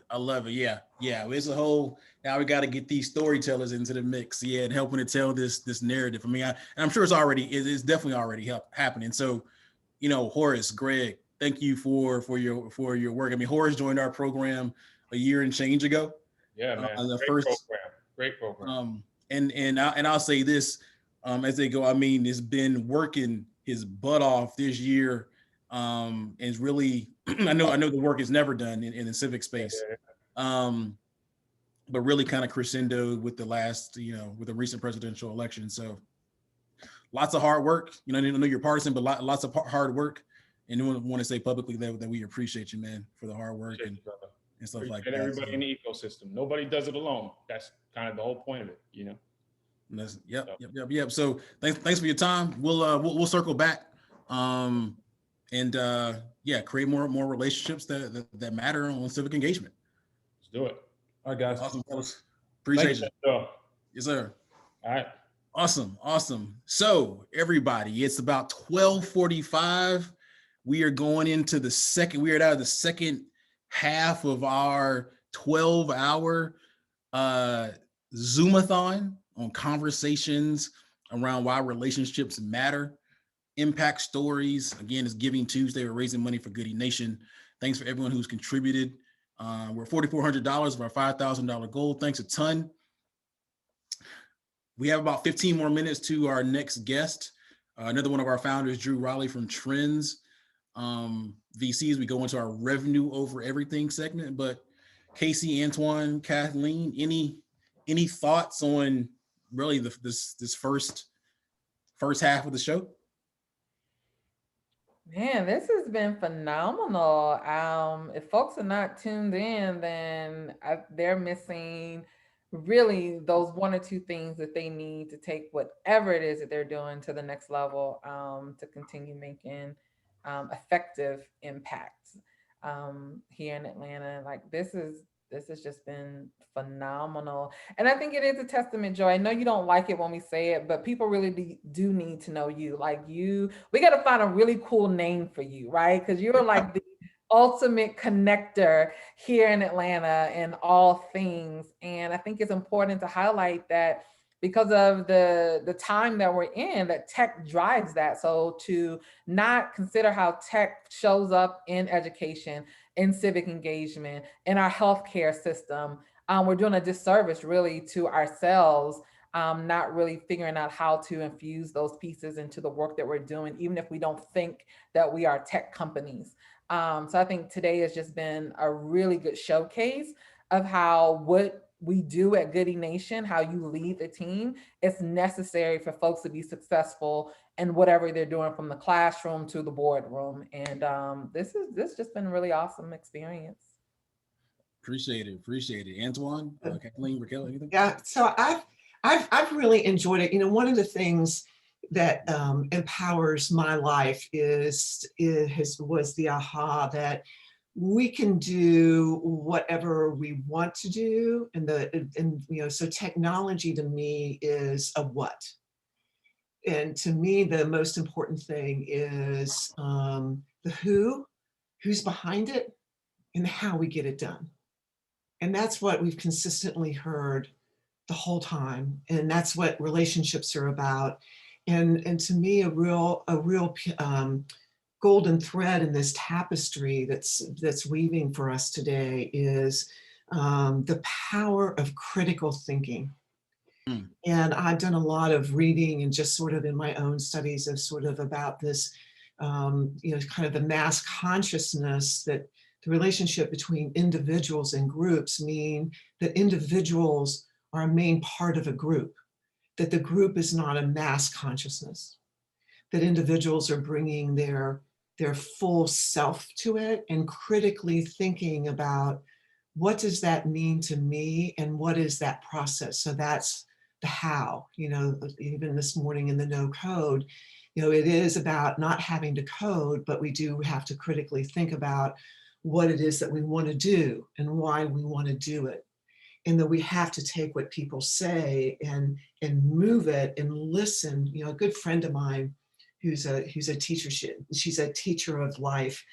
She said to me, one time sitting across her table, drinking coffee, she goes, Kathleen, most people just need a good listening to. And I think that's a lot of what we heard today. We just need a good listening to what people want and sort of what we want, and to be able to come to this place of knowing and that we can have an impact. And I love what Horace and Greg said, that you don't know, you can fight for things, you're willing to fight, but a lot of times you don't know what you're willing, that you can fight for what that is. And to be able to just know, because one of the things, and one of the parts is that we know, and that's what I've heard this morning as well, is we know by how we feel.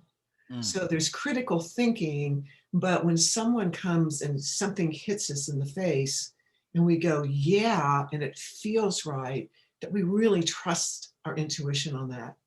And when something, and that's part of the critical thinking, where it's really critical intuition, to be able to say, no, this is what I get to do. And even all my life, I've been the only woman in the room. Even when I was at Purdue, I was the only woman in the room because I have a math degree and been in computers for a long, long time. And you're going, but does that really sound right? And then how do I really think about moving the needle on that? And we've gotten lots of input and insights about how others have moved the needle. And it's like now, we've got our own toolkit. So it's been really wonderful. I love that. I love it. Another quotable: critical intuition. Critical intuition. Raquel, we got to get that out on social. Critical intuition. I love it. I love it. Antoine, any thoughts? Yeah, I mean, man, it's been really impactful this morning, just in terms of, and honestly, it's not even going into it expecting to get. Of course, we had great people on, but just again, the quotables and just the things they're hitting us with have been phenomenal. And I did want to share in terms of nickname, Joey. You don't know this, but within my stand-ups, you're known as the godfather of the Atlanta tech ecosystem. So that's what I use. So I know you don't like the the praise or whatnot, but that's definitely what we're going with behind your back. But yeah, it's been a great morning, and I'm looking forward to all the panelists and the questions coming through. For the back end of the event. Nice. Raquel, I don't want to put you on the spot, but any thoughts? Am I still on mute? Nope. I have thoroughly enjoyed every single segment, even the segments I wasn't as enthusiastic to listen to. I guess I felt like they weren't, really for me, but I mean, I've enjoyed every single thing. And I think that Goody Nation's impact is being very apparent throughout the impact stories. And I also want to say that I like the nickname that they came up with. I like the Godfather. I really like that one. And I'm looking forward to today. And we are raising this money, Joey. I need you to keep shouting this out. We almost reached the goal before 1 p.m. I appreciate it. Actually, no. So I feel like the person on on the political shows recently, especially as the election went past Tuesday, right? So I feel like we should have a video board right here. Just there's all the panelists coming up and speakers and stuff like that, coming in every 15 minutes, and this and you're actually saying the same exact thing. Just like breaking news should slide in from the side and stuff like that. So this is how I'm feeling today. But yes, please donate. Text Goody to 707070. Will we increase the goal from 5 if we reach it? Yes, we will. Yes, we will. I'll let the audience, go from that. If you want to do it, so it's up to you all. We definitely need as much as possible, but we truly appreciate it, everyone so far. No pressure, but please, if anything, go on social, tell a friend, send an email, send a text message. Text Goody. It's Giving Tuesday. And yeah, we'll once we get to 5, or if we get to 5, we'll reevaluate. Okay, Joey, it's a little pressure. Don't say no pressure. A little pressure. We have to hit 5, and don't say if we're gonna hit 5. Sure. Hey, Joey, I did want to say, I know we have a little time left before the next guest. If you could share in terms of, I know you share the founders therapy, but what does the money go to in terms of the programming? What is it paying for? Yeah. For us, it's a few things, and it's interesting because of how things are different, right? One thing I can say from the pandemic, if there's a silver lining, and it's different, if it's is different, right? We never want to wish something like this on the world, is that it has allowed us to expand our program to really to any founder and engage any expert across the world. And so for us, it means doing things like investing in infrastructure that can support a scaling program to help people across the world. You know, Zoom isn't free. We use no-code tools as well. We do stitch together a number of different things to make sure that we're operating at an optimal capacity. From a programming perspective, we do 3 different things. Earlier, we talked about, you know, why we do what we do in terms of, you know, the relationship gap and how we're a little bit different.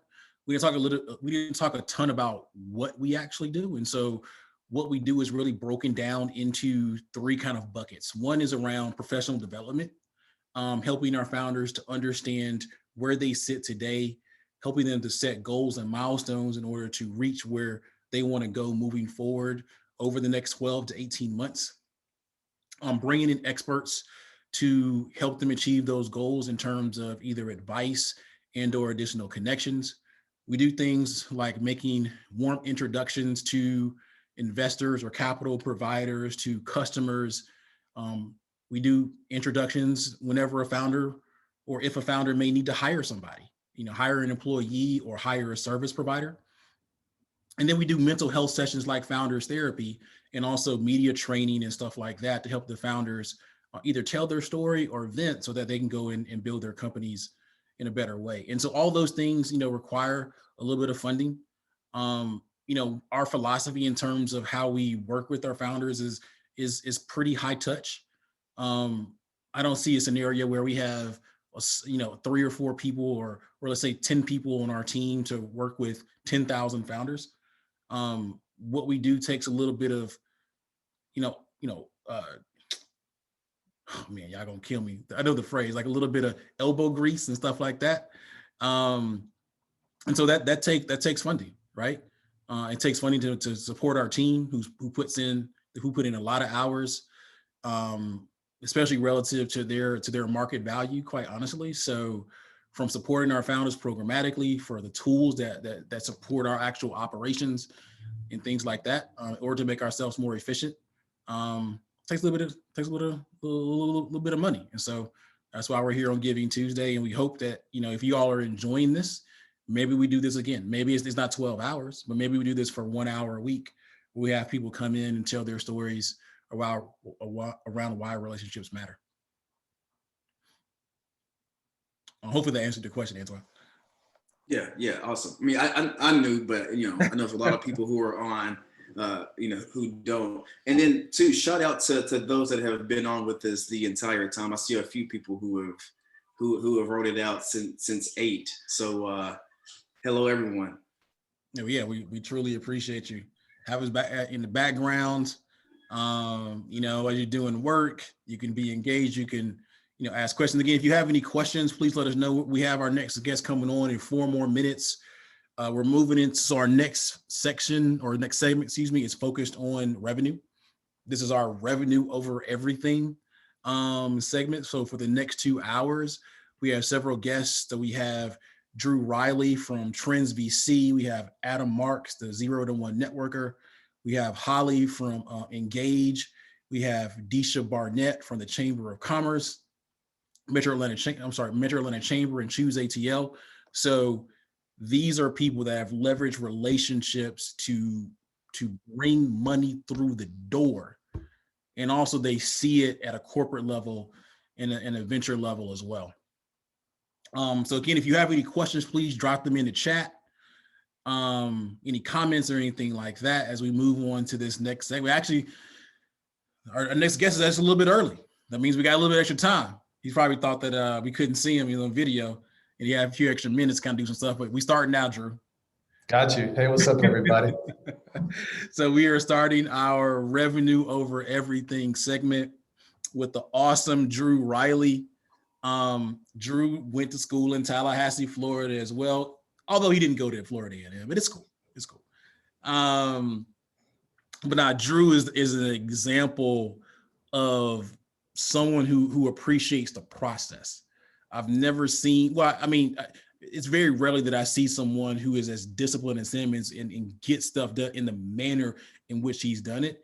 And to see trends be at the level at which it is now, considering when he started, when like the first time we started talking about this, I think was it early January or February or something like that? Yeah, it was like February, but it was a different project. Yeah. It's a different project. He's like, yeah, I'm gonna. So for context, he was built. I forgot what the other one was.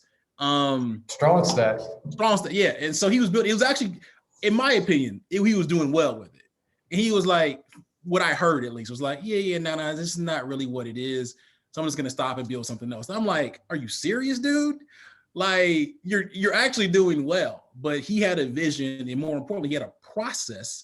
And he had a process to create relationships that help trends to where it is. And so, quick thing is, as we were securing guests for this show, one of the earlier speakers, Jaya Anise Hoy, was like, "Oh my God, you have Drew from Trends? Like, I love that." I was like, "Yeah, Drew's our guy. He's in our program, right?" So, Drew is a great example. So that being said, Drew, if you could tell the folks a little bit about yourself, about what Trends is, before we kind of go into some other questions.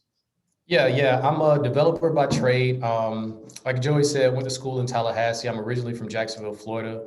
I've been in Atlanta for the past 9 years. And in 2017, I quit my job and went on like a mini retirement thing.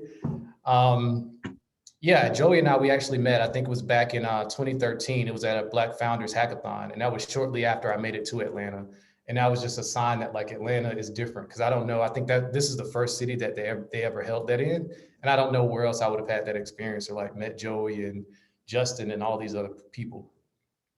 So quick thing in that, way when we started, so again, we've been here since 8 a.m., Drew. I told the story about how Goody Nation started out as Goody Hack with a hackathon for good back in 2014. And so, yes, I met him at that Black Founders Hackathon earlier in 2013.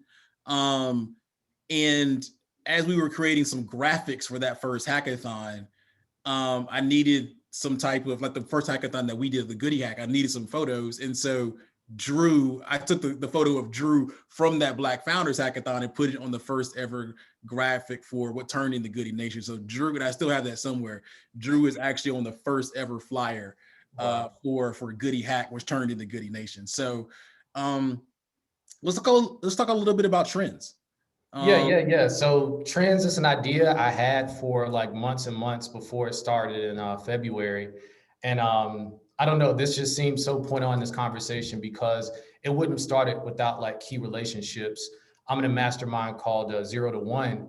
And I remember being in a meeting, and as Joey said, I was working on a different project that a lot of people thought like, was going well. They saw it as going well, but it didn't feel like it was getting any traction from the inside. And with Trends, I didn't know how it would make money, but it was clear if it worked, how this project would make money. And it just took people in that mastermind. I threw the idea up one day, and it was Edmund, Joey, who who like was really just over the top about the idea, and that like gave me enough gas to like get the first version out. And then people that were sort of like ambivalent about it, it turned out they just didn't know what I was going for. And then they even flipped over like once the first report got out, and it was easy to keep going after that. So what exactly is Trends? It was a paid newsletter. Now it's a paid newsletter and community. And at some point I'll add a fun piece. But for the longest time, it was just a paid newsletter, weekly reports on new markets and ideas. So I've talked about $1 million one-person businesses, micro SaaS, digital products, it just alternative assets, decentralized finance, everything. And now we have a community, and like the core, like why do we gather reason? We do daily stand-ups. We just had a weekly meetup yesterday, but I didn't anticipate this, but what happens in the daily stand-ups is we have people building funds, we have people building software as a service, some people with consulting businesses, and you basically learn day by day, play by play, how they're building their business. So if you're looking at like adding a function or adding a department or something to your business, or starting like this type of business up, you can like read my updates and learn how to build a community and newsletter, or someone else's, and learn how to build an investment fund. I love it. So like I am an advocate of like again, early on, we talked about power dynamics and creating relationships. Like people that are successful typically are lifelong learners. And I know people on this call are successful. And so if anything, sign up for and pay for Trends, because it will break down the things that you to just make you a better person in general, especially relative to all aspects of tech and business. Let's talk a little bit. So where are you today? And so actually, I think my connection kind of went out for a second. Where are you today with, I guess, number of subscribers and things of that nature? How many, reports have you produced and things like that? Yeah, so I'm coming up on the 43rd report, 31,000 subscribers, revenue. The fact that it's annual subscriptions, like I'm not really counting MRR right now, but it fluctuates anywhere from like 20 to 40K each month. And yeah, those are the numbers. So are there any examples of how so I know Kathleen is smiling over there because in those original stand-ups, like it was like literally like this is like it seemed like when the pandemic first started, it was like, yeah, I'm at like 100 subscribers, like no revenue. And so we start seeing that thing kind of tick up, right? Yeah. So it's sort of crazy because like I had a conversation about Clubhouse yesterday. And a lot of those like early like Clubhouse relationships, like even when it got hunted on Product Time, I met the guy who hunted it, who was like a Silicon Valley legend. I met him on Clubhouse. So it's like, this process of bringing people together. Yeah. So Drew was a person who got me on Clubhouse. Maybe I shouldn't have said that, Drew. But I mean, you probably you said nominated by, but so I mean, could you talk a little bit about some of those people you've met on Clubhouse and how they maybe have helped you with trends or just in general? Yeah. Even go back to Heaton Shaw, like I said, who hunted on Product Hunt. There were some issues a few months ago I won't go into, but he's somebody that like people say like I see around corners. I feel like he sees around corners, and he's the type of person that won't give you like unsolicited feedback, but he always has thoughts. And he's, like I said, he's just been like critical, not only through like getting trends to a wider audience, but also through, whether it's like, is meditation or personal relationship problems or legal problems or whatever. Like he's just a very wise person. Julian Shapiro, someone I met on Clubhouse. He I think is the CEO. He's definitely like a co-founder of Demand Curve. And it's just somebody I looked up to for years. And there's been this process of like the world feels like it's getting smaller and smaller and smaller, where I still like fan out about meeting certain people. But once you get to know them and like, their pros, their cons, you're like, they're just normal people. And it makes you feel like you can achieve more. No, I love it. I love it. So I mean, just generally speaking, so you've given some examples around, the people that you've met recently, even on Clubhouse and other areas. I mean, so generally speaking, are there any other examples of when relationships have really helped you to build trends? Yeah, I mean, I know when we originally talked, we talked about the conversations that I have for the report. I call them report reviews, where I talk to domain experts. And this started after Report 30. People tend to forget that like we went like 25,000 subscribers, all this up like without a report review. But it's a big time investment, but it makes it better. So I think one story where it really made a difference is a couple reports back, I covered decentralized finance. And it's such a new area where it's just like, stuff I was writing about is like 2 or 3 months old. Companies were 2 or 3 months old. And that was the report that since I started report reviews, I had the least amount of people to talk to, but like each person meant that much more in terms of the insights that they brought.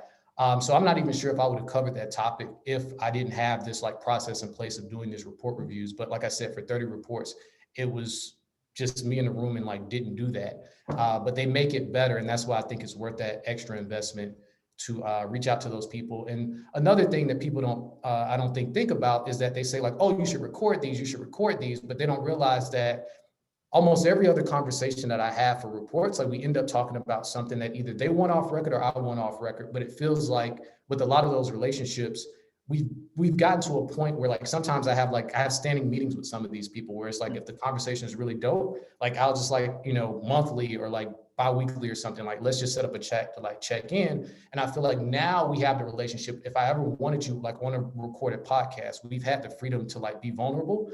And now we can like, roll that into like a recorded format. I love it. So I mean, just generally speaking, what are your thoughts on why relationships matter for bringing money through the door, through building just revenue sustaining or just sustainable companies? Excuse me. Yeah. I might go like real meta or like real deep with this and people like smirk when I say it, but like I pay attention to something I call like ambient inspiration. And to go back to that mastermind 0 to 1, it's like people like, oh, like Drew, like you're leading the charge for the group, or like I'm opening doors, but they don't realize that like somebody in that group had a subscription business before I had one. Somebody in that group had a newsletter before I had one. And like sitting next to those people, this is like pre-COVID, but sitting next to those people each week, it felt like I could do that. So it like feeds both ways. And it's like, some things don't even have to be said. It's just like, okay, like you killed it. Maybe I was a part of like helping you in that process, but I know you. And now I feel like I can do like something similar, the same thing. And it just builds up and builds up and builds up, because like now they're drawing inspiration back, and I'm doing the same thing back, where I might launch like something called Hall of Fame for Trends Pro members who do like a 30-day stand-up streak or something. But that idea came from this guy, Witt, who's running Bad Unicorn, which started after Trends VC, but that's also the guy who ran Random Pizza. And I saw somebody and knew someone with a subscription business before I had one. So it just, like I said, it comes full circle. Wow. Ambient inspiration. You said ambient inspiration. Yeah, right? ambient. It's like you don't have to say anything. You're just next to this person. You see they're killing it, and you feel like you can too, since you know them. I love it. I love it. Another quotable. We got another one, right? Yeah. No, I love it. I love it, man. So I don't know. So anybody, Antoine, by the way, if you have any questions, anybody in chat, please drop any questions, comments for Drew here. Antoine, any thoughts? Yeah, I mean, I just signed up for the service now. I mean, I love the idea. I did have a question. So in terms of growing like the organic conversations, like what do you feel outside of just the practical advice in terms of the company, but like, what do you feel these relationships have really done outside of the business part, but personally? Yeah, I mean, I feel like these are some of the closest people. So back to zero to one makers, which is the mastermind. We have a Slack group, and I talk to those people daily. We text. I was texting someone. We were texting like 2 a.m. the other night. Like I talked to some of these people. I talk to these people like in the group more than I talk to my family. So it's like, yeah, we have a ritual of every Friday at 4 p.m. we meet up, but we also have this backbone called Slack. And then we added another backbone of text messages. And it's just all of these like layers, and it goes beyond business. It's not, it's not just business with us. Yeah, no, that's awesome. That's awesome. That's awesome. I mean, it's been a pleasure watching the growth of Trends and adding new products essentially and things of that nature. I mean, any thoughts on, I mean, if you can, and this thing is being recorded, any thoughts on, you don't have to, but what's next for you in 2021? 2021. So I think you sort of hinted at it, but it's like I recently rolled out something called Deal of the Week, where I'm working with companies to get exclusive discounts for Trends VC subscribers, but it's also an affiliate program. So it's like dual-sided rewards. And what a lot of people don't see in that is there's also an opportunity to make investments. So a lot of SaaS companies are interested, but SaaS is interesting because we're very flexible on price. Like, for example, if I wanted to start a podcast, well, I need like a podcast host, and I'm willing to like pay a large amount for that, but I may start one next week, or I may start one next year. Whereas Deal of the Week is sort of for like more urgent deals. But like I said, a lot of SaaS companies are interested. So this could become a deal where, okay, you give Trends VC subscribers an exclusive deal. We can still do an affiliate program, but I'll have to justify the opportunity cost. And for me to do that, maybe like we carve out something separate on their cap table to invest there. But looking at that, I don't know if that's like mid or late 2021, but there's a play there. Nice. I mean, any thoughts on how relationships might play a role to help you create an unfair advantage? Yeah, I mean, that's everything. And that goes back to like these report reviews of sometimes like it's just people like you want to meet or you want to talk to, like this guy, Peter Askew, where he's not the biggest name. You may not know who he is. And I won't like call anybody else out, but like I was more excited about meeting him than some of these like other big names that like people recognize. But yeah, I just think whether it's investing, whether it's inspiration, whatever it is, I just think that relationships, they matter. Back to that inspiration thing. Yeah. Nice, man.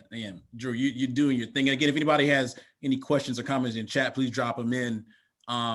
Drew, I know you're super busy. I appreciate you giving a few minutes out your day to rock with us today. I mean, you're doing your research, you're doing your thing, but this has been super impactful. Like ambient inspirations is another quotable.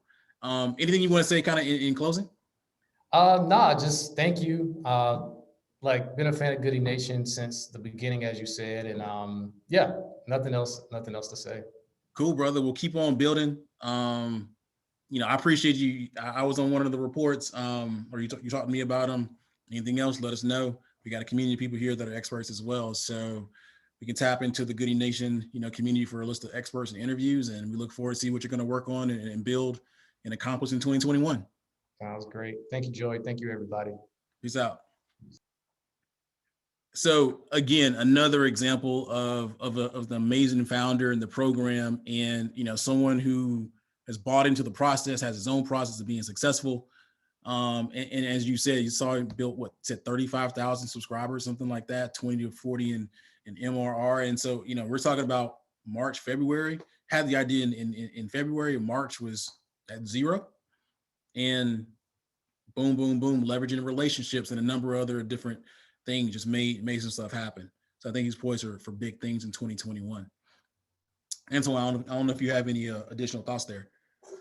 Well, yeah, I was going to say, I think Drew is a perfect example of how building relationship equity allows you to go with your gut on certain things, right? Where, he had an idea which everyone around him felt was a winner, but internally he felt a pivot was required, and he was able to step out on that and do something new based on relationships. And you see just how quickly it's grown. It's really mind blowing. And, but again, if you have an idea, put it in the atmosphere and start pushing forward. And, we're seeing firsthand, like everyone here, had that same thought, right? It's all an idea. Not everyone's going to understand it. Your family may be some of the most critical people in terms of stopping your ideas from getting off the ground, honestly. But, if you feel the need, you feel it, and you have a passion for it, press forward. And again, we've seen firsthand by everyone that spoke today how, it continues to build, and you will have success as long as you're consistent and, in your processes. Yeah, no, it's amazing. It's amazing. And we have another person in 15 minutes coming up who's an excellent networker. We have Adam Marks. Just amazing. I mean, even going back to his points around ambient inspiration, but also having the courage to literally shut one thing down that's doing well and do something else, is what you alluded to, Antoine. It's amazing. I remember, and just as someone donated as well, that missed the name. I'll check back in a second. Truly appreciate it. What was interesting for me as I eventually built what turned into Goody Nation. So for me, it was All-Star Weekend in Orlando. I believe it was 2012. For my last company, we did an amazing job there. We're probably at the pinnacle, right? So in the nightlife space, especially around urban entertainment, NBA All-Star Weekend and doing events and stuff like that, is you don't get too much higher. I mean, there's a higher level, but I mean, it's one of it's pretty near the top, right? And so we had done some amazing things there, and I just had the feeling like this is not the future. This is not the future. And the people that I built relationships with, who were the team, I said at our best moment, I'm going to shut this thing down essentially and then focus on something new. I have an inkling about what the thing is going to be around supporting entrepreneurs. I don't know how I'm going to get there. I don't know what's going to be, but I have a feeling like it's going to be big, right? This is 2012. I didn't come up with the idea for Goody Hack until December of 2013, right? And so relationships kind of cut both ways, because in some cases people were like, yo, you're kind of crazy. And these people have been sacrificing for me for a long time. And so when we reached the mountaintop, I was like, yeah, nah, this ain't it. Right. And so, I trusted that gut feeling, and then it turned into, what Goody Nation is now today. And then I was able to leverage relationships to get Goody Hack off the ground relatively quickly. And then the rest is history. So, life is built on relationships, and I'm really looking forward to Adam. Adam's coming in a few to talk about how he builds authentic relationships. And if I don't remember to ask this question, like, Adam pretty much goes viral on LinkedIn, whatever he wants to, like 100,000 million views and stuff like that pretty consistently. So really looking forward to that conversation. Again, if you have any questions or comments in chat, please drop them in. We're into this the second half of our programming around why relationships matter. We're in our revenue over everything segment. I am Joey Womack, founder of Goody Nation. Today is Giving Tuesday, and we're raising a little bit of money for Goody Nation's programming in 2021 and our operations as well. So if the spirit moves you, text Goody to 707070 and donate. It's in chat as well. So appreciate you, Antoine, on that. Raquel, any thoughts that you heard from Drew or anything else throughout the day? Yes, I'm really proud to hear from Drew. I remember seeing Drew in WeWork Labs. So I think that was a really cool story to hear. And I think that his story was a really good pivot during COVID, but also thinking outside of the box of how you can use different platforms to make relationships work for you, even during the pandemic. So the whole Clubhouse opportunity that he leveraged, I wasn't expecting that, but that was a really good way to think outside the box to leverage a relationship right now. Because Clubhouse is really popular. I'm going to ask James Andrews about Clubhouse. I mean, I think we could have a long conversation on that today. That's going to be at 6 p.m. Eastern. So that's going to be a really, really, really good conversation. Again, if anybody has any questions or anything, drop them in chat. Mark Taylor just asked a question. His question is around understanding what ideas to pursue, right? So he has a few ideas in tech or that could be tech enabled. So how do you figure out what is the right one to pursue and when to pursue it and how to pursue it? Direct, tangible kind of resources to start with. Yeah, I think tactically speaking, and that's a good question, Mark. Tactically, I would go to Y Combinator. Just type in Y Combinator, like the letter Y, and then they have an amazing founder library. You can start there to look through videos, read articles, things of that nature, as it relates to kind of where you start with the process. But at the end of the day, I'm pretty much sure that everyone, Raquel, Malika, Antoine, especially, is going to say, figure out the problem you're focused on. But more importantly, understand why. My piece is, before you figure out the problem you're focused on, understand why that problem is important to you, right? Even going into the why is going to be extremely important. So have a general understanding of the problem you're focused on, and then why is it important to you? How did you get to the place of understanding what that problem is? That's going to tell you more about your idea. That's going to inform more of your idea, whether you're conscious of it or not, right? And so in many cases, what we see is that we've been trying to figure out some of these problems our entire lives. So with Goody Nation, we talked earlier about how, I'm a connector, Goody Nation's a connector. We're filling the relationship gap for founders. But I've been trying to essentially do this, whether I was conscious of it or not, since I was a little kid, right? And so, understanding your history, why you are focused on the problem that you actually ultimately want to focus on, will inform a lot of different things. And then once you understand that problem, then you got to figure out who's actually experiencing the problem, how large the problem is, is it super scalable, is it not, which is completely fine. And then will people pay for it? And then trying to understand, and then at that point, go from idea to pilot, or 0 to 1, some may say, as quickly as possible, to turn your ideas, your guesses, into some sort of fact and gain some type of evidence, right? And the biggest thing I would say is that, we alluded to this earlier, you have an idea for a solution. Don't be married, and we're in tech here, don't be married to that it's gonna be tech. It may not require any technology at all, or very, very, very, very little. Just focus on solving the problem. One of the issues that we see with founders, particularly those that are diverse, and Chad even alluded to this earlier around all the, Chad Womack, around the last 8 or so years, all the attention in tech being driven into the funding gap and so on and so forth, is that venture backable startups are cool. It's what people want, right? But it doesn't mean it's a pathway you have to go down. Don't fall in love with trying to be on the cover of Forbes by having $100 million idea. Just get one person to pay for you. I mean, if you talk to Drew back in February, I mean, no matter where he is now, I'm pretty sure he would say that he's not trying to build $100 million company, but he went from 0 to 1 in a matter of weeks. So speed to pilot is critical, and trying to provide value to people, and hopefully they'll pay you for it, is one of the most important things you can do. I don't know, Antoine or anybody else have any thoughts on it?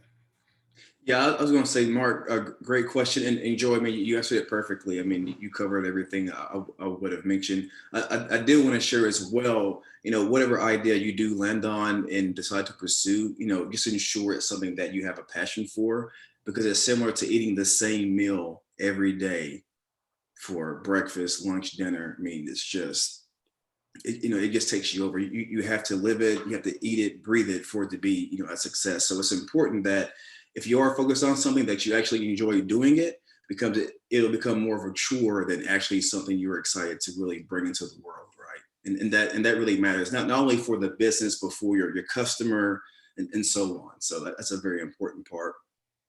Nah, yeah, I mean, that's amazing. I think, going back to the relationships matter piece, if you know other entrepreneurs,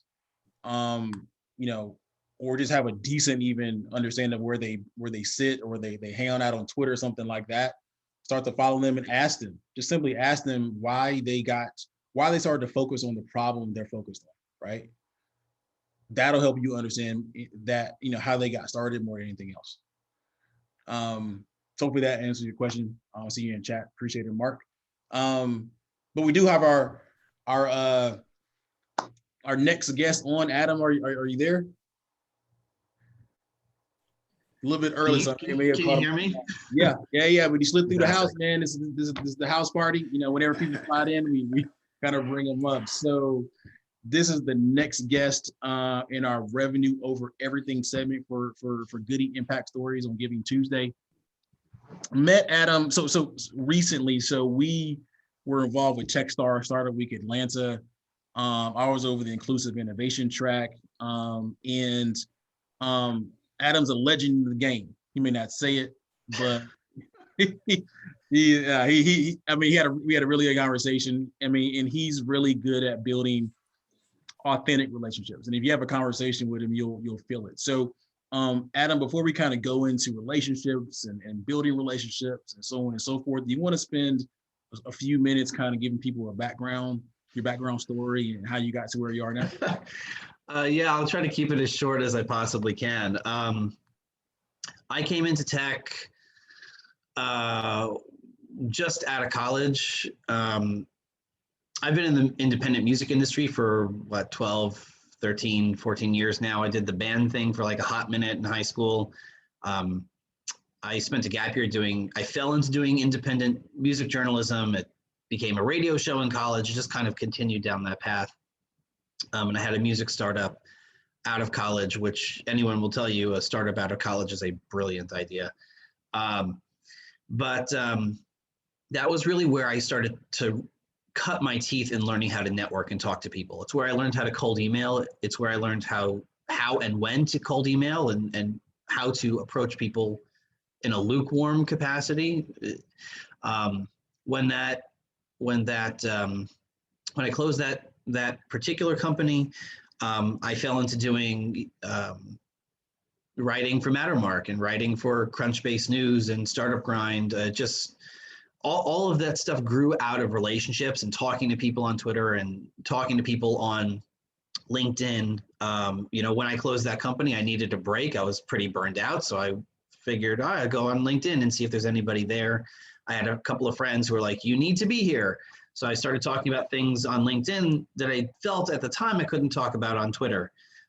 So things like mental health and things of that nature, which are a little bit more personal. And I just kind of fell into doing, somebody turned around and goes, oh, you have great branding with orange sunglasses. And I was like, yes, what are you talking about? I was poor and in college and I haven't got around to replacing them. But oftentimes what I do now is I do a little bit of everything. I have projects going on the side.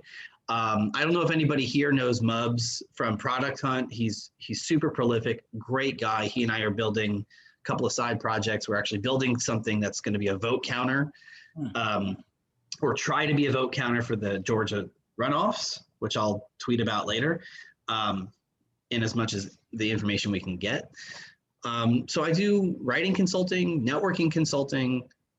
What I really love to do is work on projects and especially consult with people on how to build their branding and build their networks in a way that is non-transactional, long-term, concrete, positive. These are like abstract words, but they mean something in practice.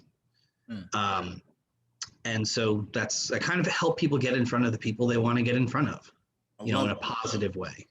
No, I love it. No, I love to kind of dig into some of these things. But I mean, so one of some of the themes that's kind of come up today is around being authentic, humility, and things of that nature. I think you are really big in these things. So you want to kind of expound on or share your thoughts on that? Yeah, I mean, whenever I talk to people about networking, I lean into words that are probably hot button words, probably thrown around. Words like patience, humility, authenticity, empathy, value creation. Like, these are words that you hear all the time. But like, let's take humility for an example. I think we live certainly in a society where humility is sometimes equated to lack of confidence, right? Or you're not a great business person or whatever. And like, I just fundamentally don't believe that. I think that some of the most connected people whom I know, they don't need to name drop because they know how connected they are. And it doesn't take anything away from you to promote somebody else. So like, the way that I've built my network is actually relatively simple. 80%, 85% of everything I tweet or post or put on LinkedIn or write about or whatever is promoting somebody else or someone else's mission or a mission I believe in or somebody who's a rock star or a company that's doing something great. Like, it takes so little energy and so little brain power to just be like, oh, I love that. I love what you're doing. Share it. This person XYZ is doing great things. And that does a number of things simultaneously. It fills up your feed, which is always good. There's fresh content, but also it indicates to two different demographics of people what you're about. It indicates to the person who's doing it, hey, this is somebody who's in the same corner. We're working towards the same mission. And it indicates to your followers what your brand is. It's a lot more effective than saying my brand is X. Right. So like I double down heavily, and like Antoine and I talk about this all the time. Like, I double down heavily on like more women in tech, more LGBT in tech, more non-white guys in tech, and in business and whatever, it's a lot more effective than saying I'm totally pro, female equality. Yeah. Words are cheap. Put up or shut up, share it out, get it in front of people, make connections if you can. And that builds your network so quickly I can't even begin to say. So what is your dominant platform LinkedIn? I have this argument with people on Twitter and LinkedIn simultaneously all the time. It depends. I would say by a hair, it's probably Twitter. But LinkedIn is massively underrated, I think, in the tech Twitter sphere. And I quite literally just had this conversation on a phone call about 15 minutes ago, another group chat. People on Twitter make fun of LinkedIn, like, haha, please add me to your LinkedIn network. And people on LinkedIn make fun of Twitter, like, we don't need to see more tweets from the Kardashians. But each one has demographics of people who are doing really interesting things and places where you can grow your network in different capacities. So I haven't really been super successful trying to get on podcasts via Twitter.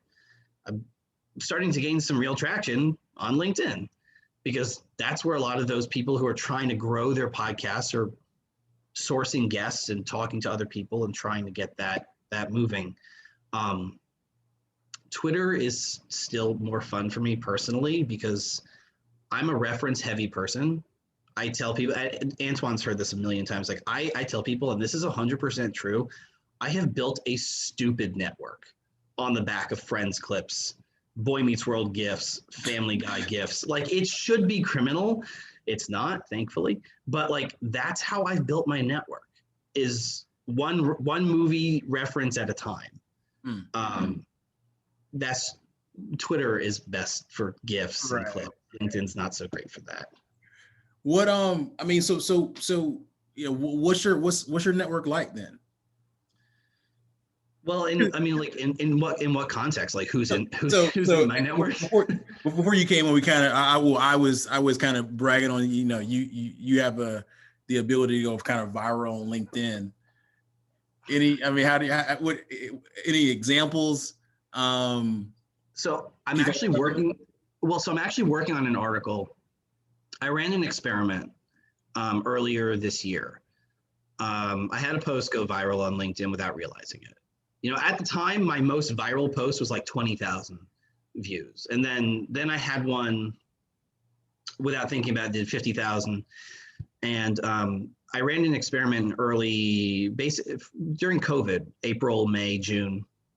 And I was going viral, I would say 3 times a week. Wow. I mean, I had posts, I had between 15 posts, I did almost 1.7 million views. Wow. And so I'm going to post this article hopefully this week if I can figure out WordPress. But people on LinkedIn, oftentimes a lot of the LinkedIn influencers, they try to share tips because like the algorithm changes and like, you know, so like there are basic things that if you're on LinkedIn, like you should know. Text does better than video or picture posts. Use all the characters, answer all the comments. Like these are basic things. But usually towards the bottom of that pecking order is sharing. And I started sharing because I try to put out a post a day just for myself. I didn't have any content that day. I put the post out, it did 50,000 without looking at it. Wow. And I did it again and I was like, oh, okay, 40,000, 80,000, 200,000. I did one that did half a million views, which was crazy for me because there are people who have, I wasn't sharing anything that I thought was, I mean, I thought it was special, but it wasn't like, you know, cure for cancer, you know, it was just like trying to share some content that I thought was great, that somebody else had created. And I'm not saying that that's the secret to LinkedIn. It probably will change by the time people start doing it.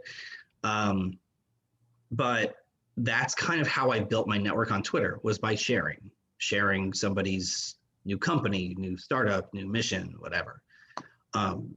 There's certainly other factors, but sharing allows you to do the same things, to say, this is great content. Always give credit at the top. Never ever claim to be, you know, an author when you're not. Right. You know, so that, I mean, I don't know if that's a silver bullet. I don't probably think it is, but it was a crazy experiment. So you've had some notable people who followed you, right? And so can you, I mean, I know you don't have to name drop per se, but can you talk, I mean, if you can say the name or not, but I mean, can you talk a little bit about how you actually got some of them, like use an actual example? Okay, I will use, I'm trying to think of friends of mine, people who I know like more personally, because like there's, well, I guess we're close enough now. I don't know if anyone knows, like Alex Wilhelm is relatively well known. He writes for TechCrunch. When I came into tech, when I was in college, like he was already writing, I think TechCrunch, or he was writing NextWeb pieces, and I just enjoyed his style of writing. I like his snark. It gels with my personality. So when I started following him on Twitter, you know, I tried to talk about things in his articles I really liked, that interested me, or to share those. And just through following him, I found out, oh, he's like a big Metallica fan. Like I'm a Metallica fan. So I would tweet, you know, I was heavily into the music industry at this time. I'd be like, oh, you should check out this band or this band or this band if you like Metallica. And I would always kind of try to include him if I had some like hot take about the music industry at the time. And it just like, a rapport just developed naturally. It didn't happen overnight. I didn't send him business pitches. I didn't send him, you know, because I don't know what his inbox looks like. It probably would give me insane anxiety. And just I won't say out of the blue, but like at some point, like in 2016, he was writing for Mattermark at the time. I think he was editor at Mattermark, and he said, "Oh, you know, we're looking to do a short piece analyzing like Spotify and SoundCloud and their financials. And would you be interested in writing a one-off piece?" Sure, it sounds like a lot of fun. I have some free time. And that just kind of grew into, oh, would you like to do another piece that's more focused on SoundCloud? And then when he moved to Crunchbase News, he said, oh, would you like to do another piece on SoundCloud's IPO or direct listing, as the case was. And it just grew organically like that. I mean, Alex is relatively well known, and I happen to know, like,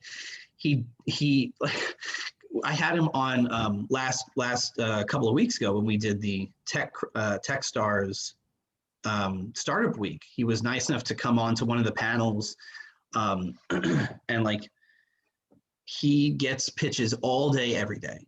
You know, so like this is not me being like, oh, everyone should run him, because he'll send me a very unhappy thank you note. But just as an example of somebody who has a huge reputation, a huge following, I just approached it as, this may be interesting. We share a connection in what we like to listen to, and it just kind of grows naturally, or it doesn't, and that's okay. You know, some people you may try to approach that way, and there's just no spark. That's fine. I can't really give a better example than that, because there's never a guarantee. Just what I tell my clients, I tell my friends, I tell anybody who will listen is like, go out, create value, just be good to people, just have a good reputation, and like good things will happen.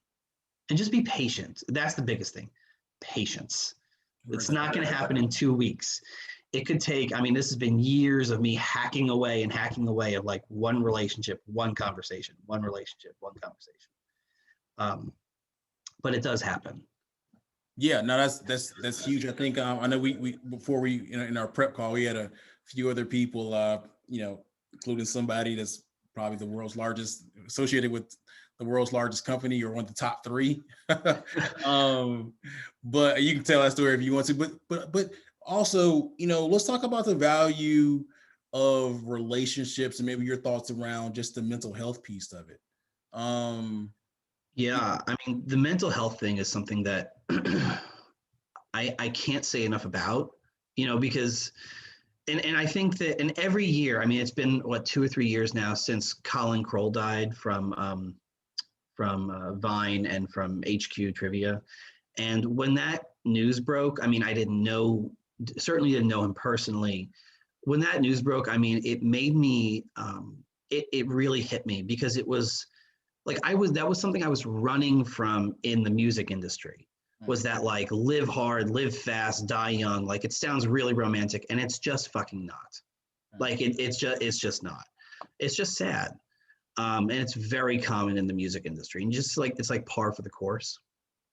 So like, when I got on LinkedIn, and what I will tell anybody now, like on Twitter and any network where people will listen to me, is like, being human. So like, I live with anxiety and I have depression sometimes. Like, it doesn't make you unfundable.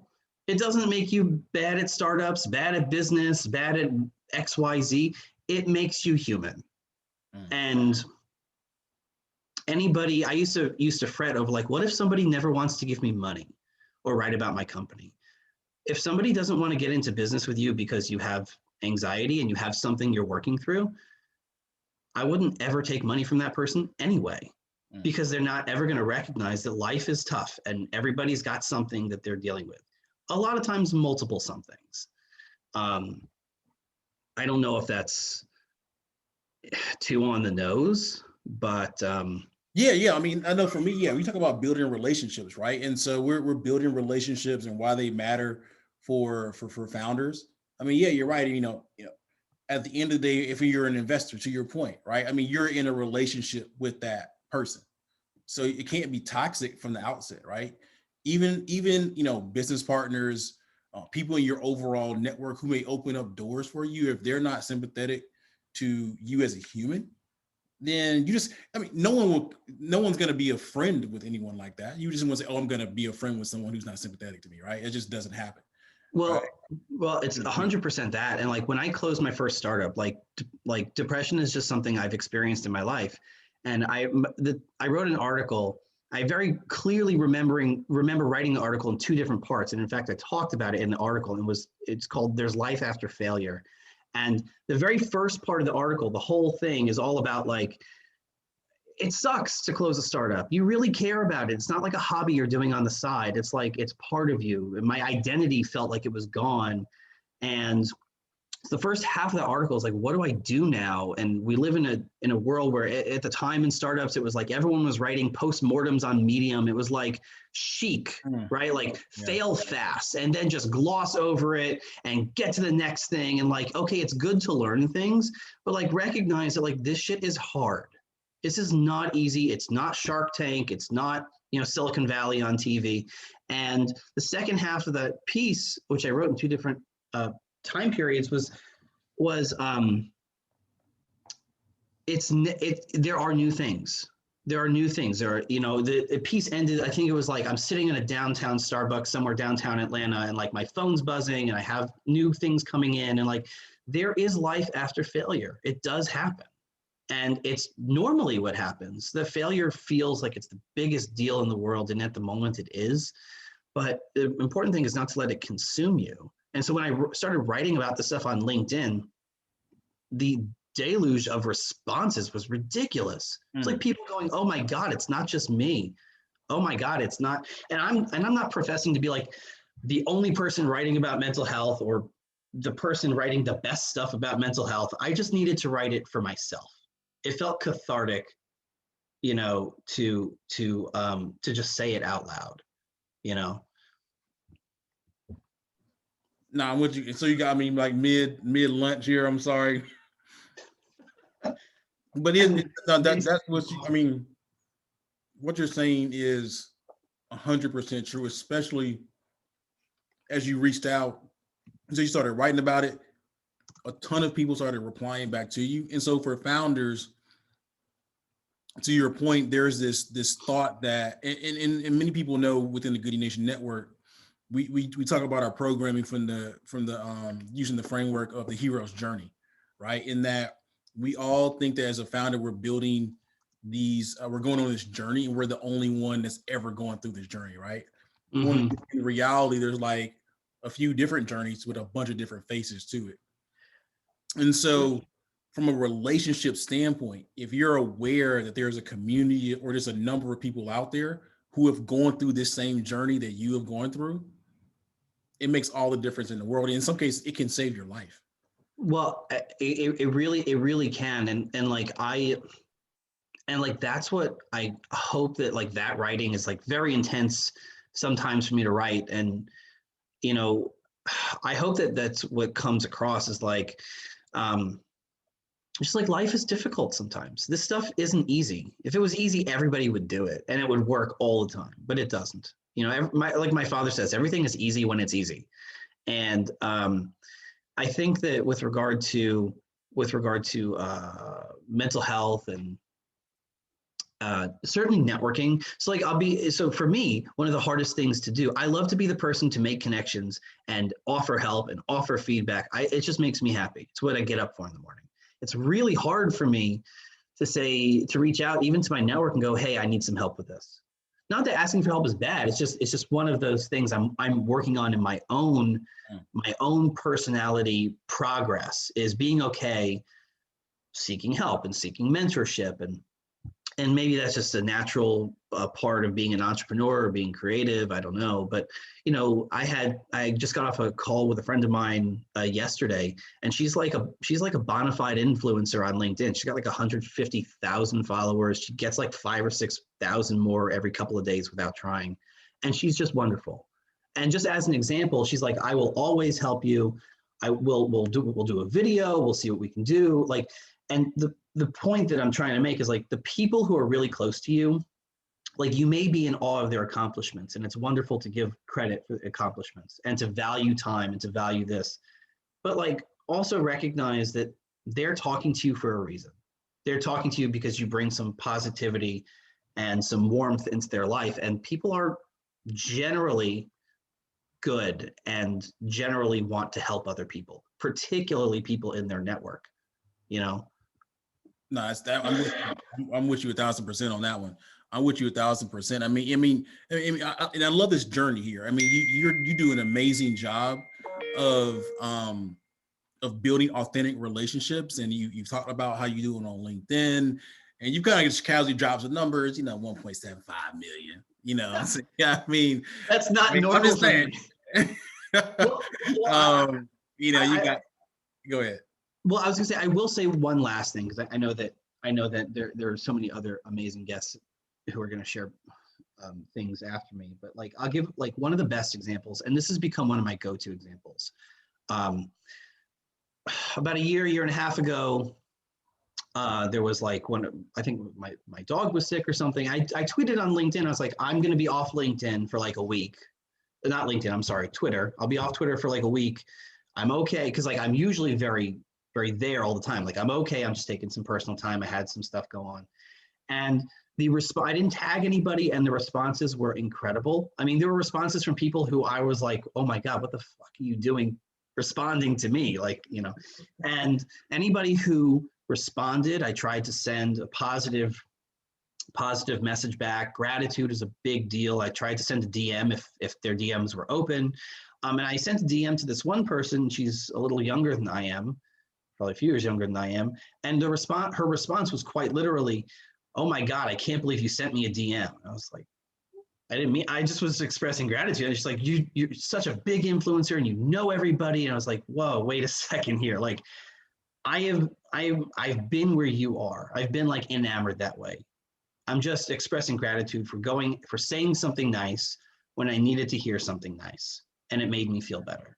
And she and I have since, at the time we had conversations about her feeling she's not a white guy, and it's hard in tech, and how do I get taken seriously? And I sometimes feel like I want to just, like, I don't belong here. And I was like, you fucking belong here. Like, if I belong here, you fucking belong here. Believe me, you are way ahead of where I was. Just go out and continue to have good conversations. Don't walk away from it. If you feel like you really want to do it, there is space. You don't have to code. I don't code. You don't have to do X, Y, or Z. You just have to bring something valuable and do it in a positive way. That's what entrepreneurship is. There it is. No, I love it. I love it. I mean, Adam, again, this is an amazing conversation. I don't know we have time. So we actually have 10 more minutes, ish. I mean, we thought about, in our prep call, the 300 Club. You have any thoughts on that? But you all just quickly, I mean, this is amazing conversation on building authentic relationships. And again, so Adam, you want to give any insight? I would say I'll use two different examples to kind of illustrate, because I think like a lot of times I hear things, I'm like, well, this sounds really nice, but like, how does it apply to me in reality? How do I go out and do it? Right? And I think a lot of people kind of feel that way. So I'll use one example from this week and one example from, I think, a year ago. So yesterday I was on a podcast with a guy who I met through one of my friends. I was on her podcast a couple of months ago. And he and I had a great conversation. It was a very short chat. And at the very end of it, we stopped the recording, and he said, oh, I'm doing like a holiday promotional thing for the three or four people. Would you like to do it? It's on Wednesday. Yesterday was Monday. I said, okay, sure, I'll do it. Without looking at my calendar, I was pretty sure I was free on Wednesday. And that's what I'm doing tomorrow, is talk more about networking, and I'll post more about this on my Twitter. But like, it just happens. It just happens like that. I think a lot of people have this notion that like networking is it's oftentimes very daunting to people who are not comfortable talking to other people. And that's understandable. But what I try to work with clients, and anybody who will listen to me, anybody could do this. You don't have to have a special degree. You don't have to go to MIT or Stanford. You don't have to code. You don't have to live in San Francisco. Anybody could do this. It's patience, it's humility, it's empathy. And like, it's also saying, what have I got to lose? So like last year, I don't know if anyone knows Kate Atwood here in Atlanta. Kate's a really great friend of mine. She and I had like 2 or 3 Twitter, tweets back and forth, tops at the time. And I saw she tweeted something about OTT Fest, and I sent her a message, and I was like, it's outside my budget this year, but I'd love to see if I could create some value for next year. It's before COVID. And I would, when it's over, would love to see if I could grab a coffee or a quick Zoom call or something like that. And so she sent me a message back, like probably within 15, 20 minutes. And she's like, you know what, let's find a way for you to come this year. And she was really wonderful. And so when I showed up, I only had 2 goals. One was to say thank you and to take a picture. That's all I wanted. Nothing else mattered. If that happened, it didn't matter what other people. I ended up winning a Roku. That's a different story. Tweeting does matter, and I didn't have the heart to tell people that there was no strategy to the tweeting. It was just whatever was interesting. But there was only like one other person tweeting, and that was Allie Merritt, who works at Sales Loft. And so she and I had coffee thereafter to get to know. I'm trying to build out my Atlanta network. And then fast forward to February, she says, hey, I'm working on this thing with Techstars. I need to take a step back for a little bit, and not run it by myself, this tech track. Would you like to do it and work with me on it and bring in some people? So she and I ended up working for the next few months, until Techstars did it in early November. And I was able to bring Kate onto the panel that I was doing about networking. So it came full circle. And all that happened from a single tweet. So like when I tell people like this stuff, it's not only in the movies or only on TV, like this shit happens. It's just consistent conversations. And I could never have known that a single tweet would lead to working with Techstars, which has now led to, that's how you and I met. That's why I'm sitting here, is a single tweet. So you don't know what doors are going to open. You just kind of have to go out and be positive. I love it. I love it. So we do have a question in chat, a quick one, if we have a few more minutes. Yeah. So the question is around how do you know your value when trying to form relationships, or your value in those business relationships that you've established? Boy, that's such a good question. When somebody figures out the answer, maybe let me know. The answer is you don't know. You don't know until you do, which is an answer that's probably very unsatisfactory. It just has to do with confidence in oneself and confidence in that your network recognizes why you're there. So like when I go into a conversation,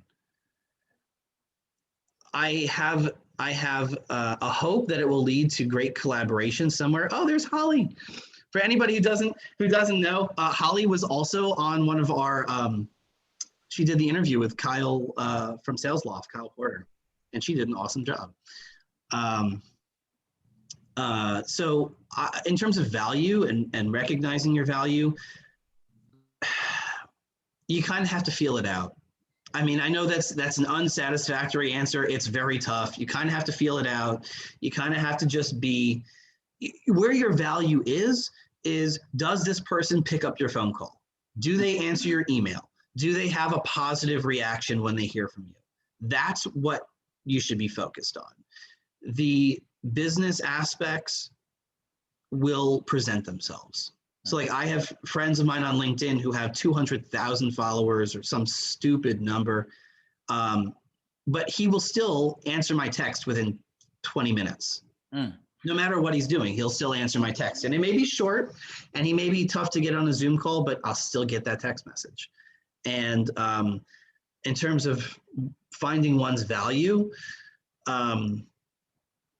it's just something that will present itself as more people know you and as more people think highly of you, then that becomes valuable because Now you know a lot of people who think highly of you, and your word starts to carry weight.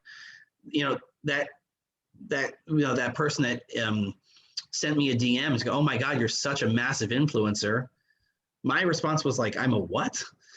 You know, like I don't know what you're drinking, but I'd like some, because I didn't see myself that way, but it changed how I thought, changed how I felt, and it changed my feeling in terms of what I could offer to other people, you know, opening other doors for other people coming up. Amazing. Amazing. Adam, this has been a great conversation. A true networker, a true person who knows how to build authentic relationships, and it's played itself out, you know. And so then there's also then once you get these followings, you can leverage them for a number of different reasons. So Adam, I mean, truly thank you.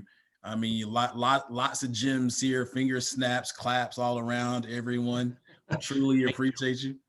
And yeah, we're gonna roll into the conversation with Holly. Feel free to kind of stay on around. And then I think it's a great segue to talk about as we have the legendary Holly here. How's it going? How was your holiday weekend? Legendary? Yes, legendary.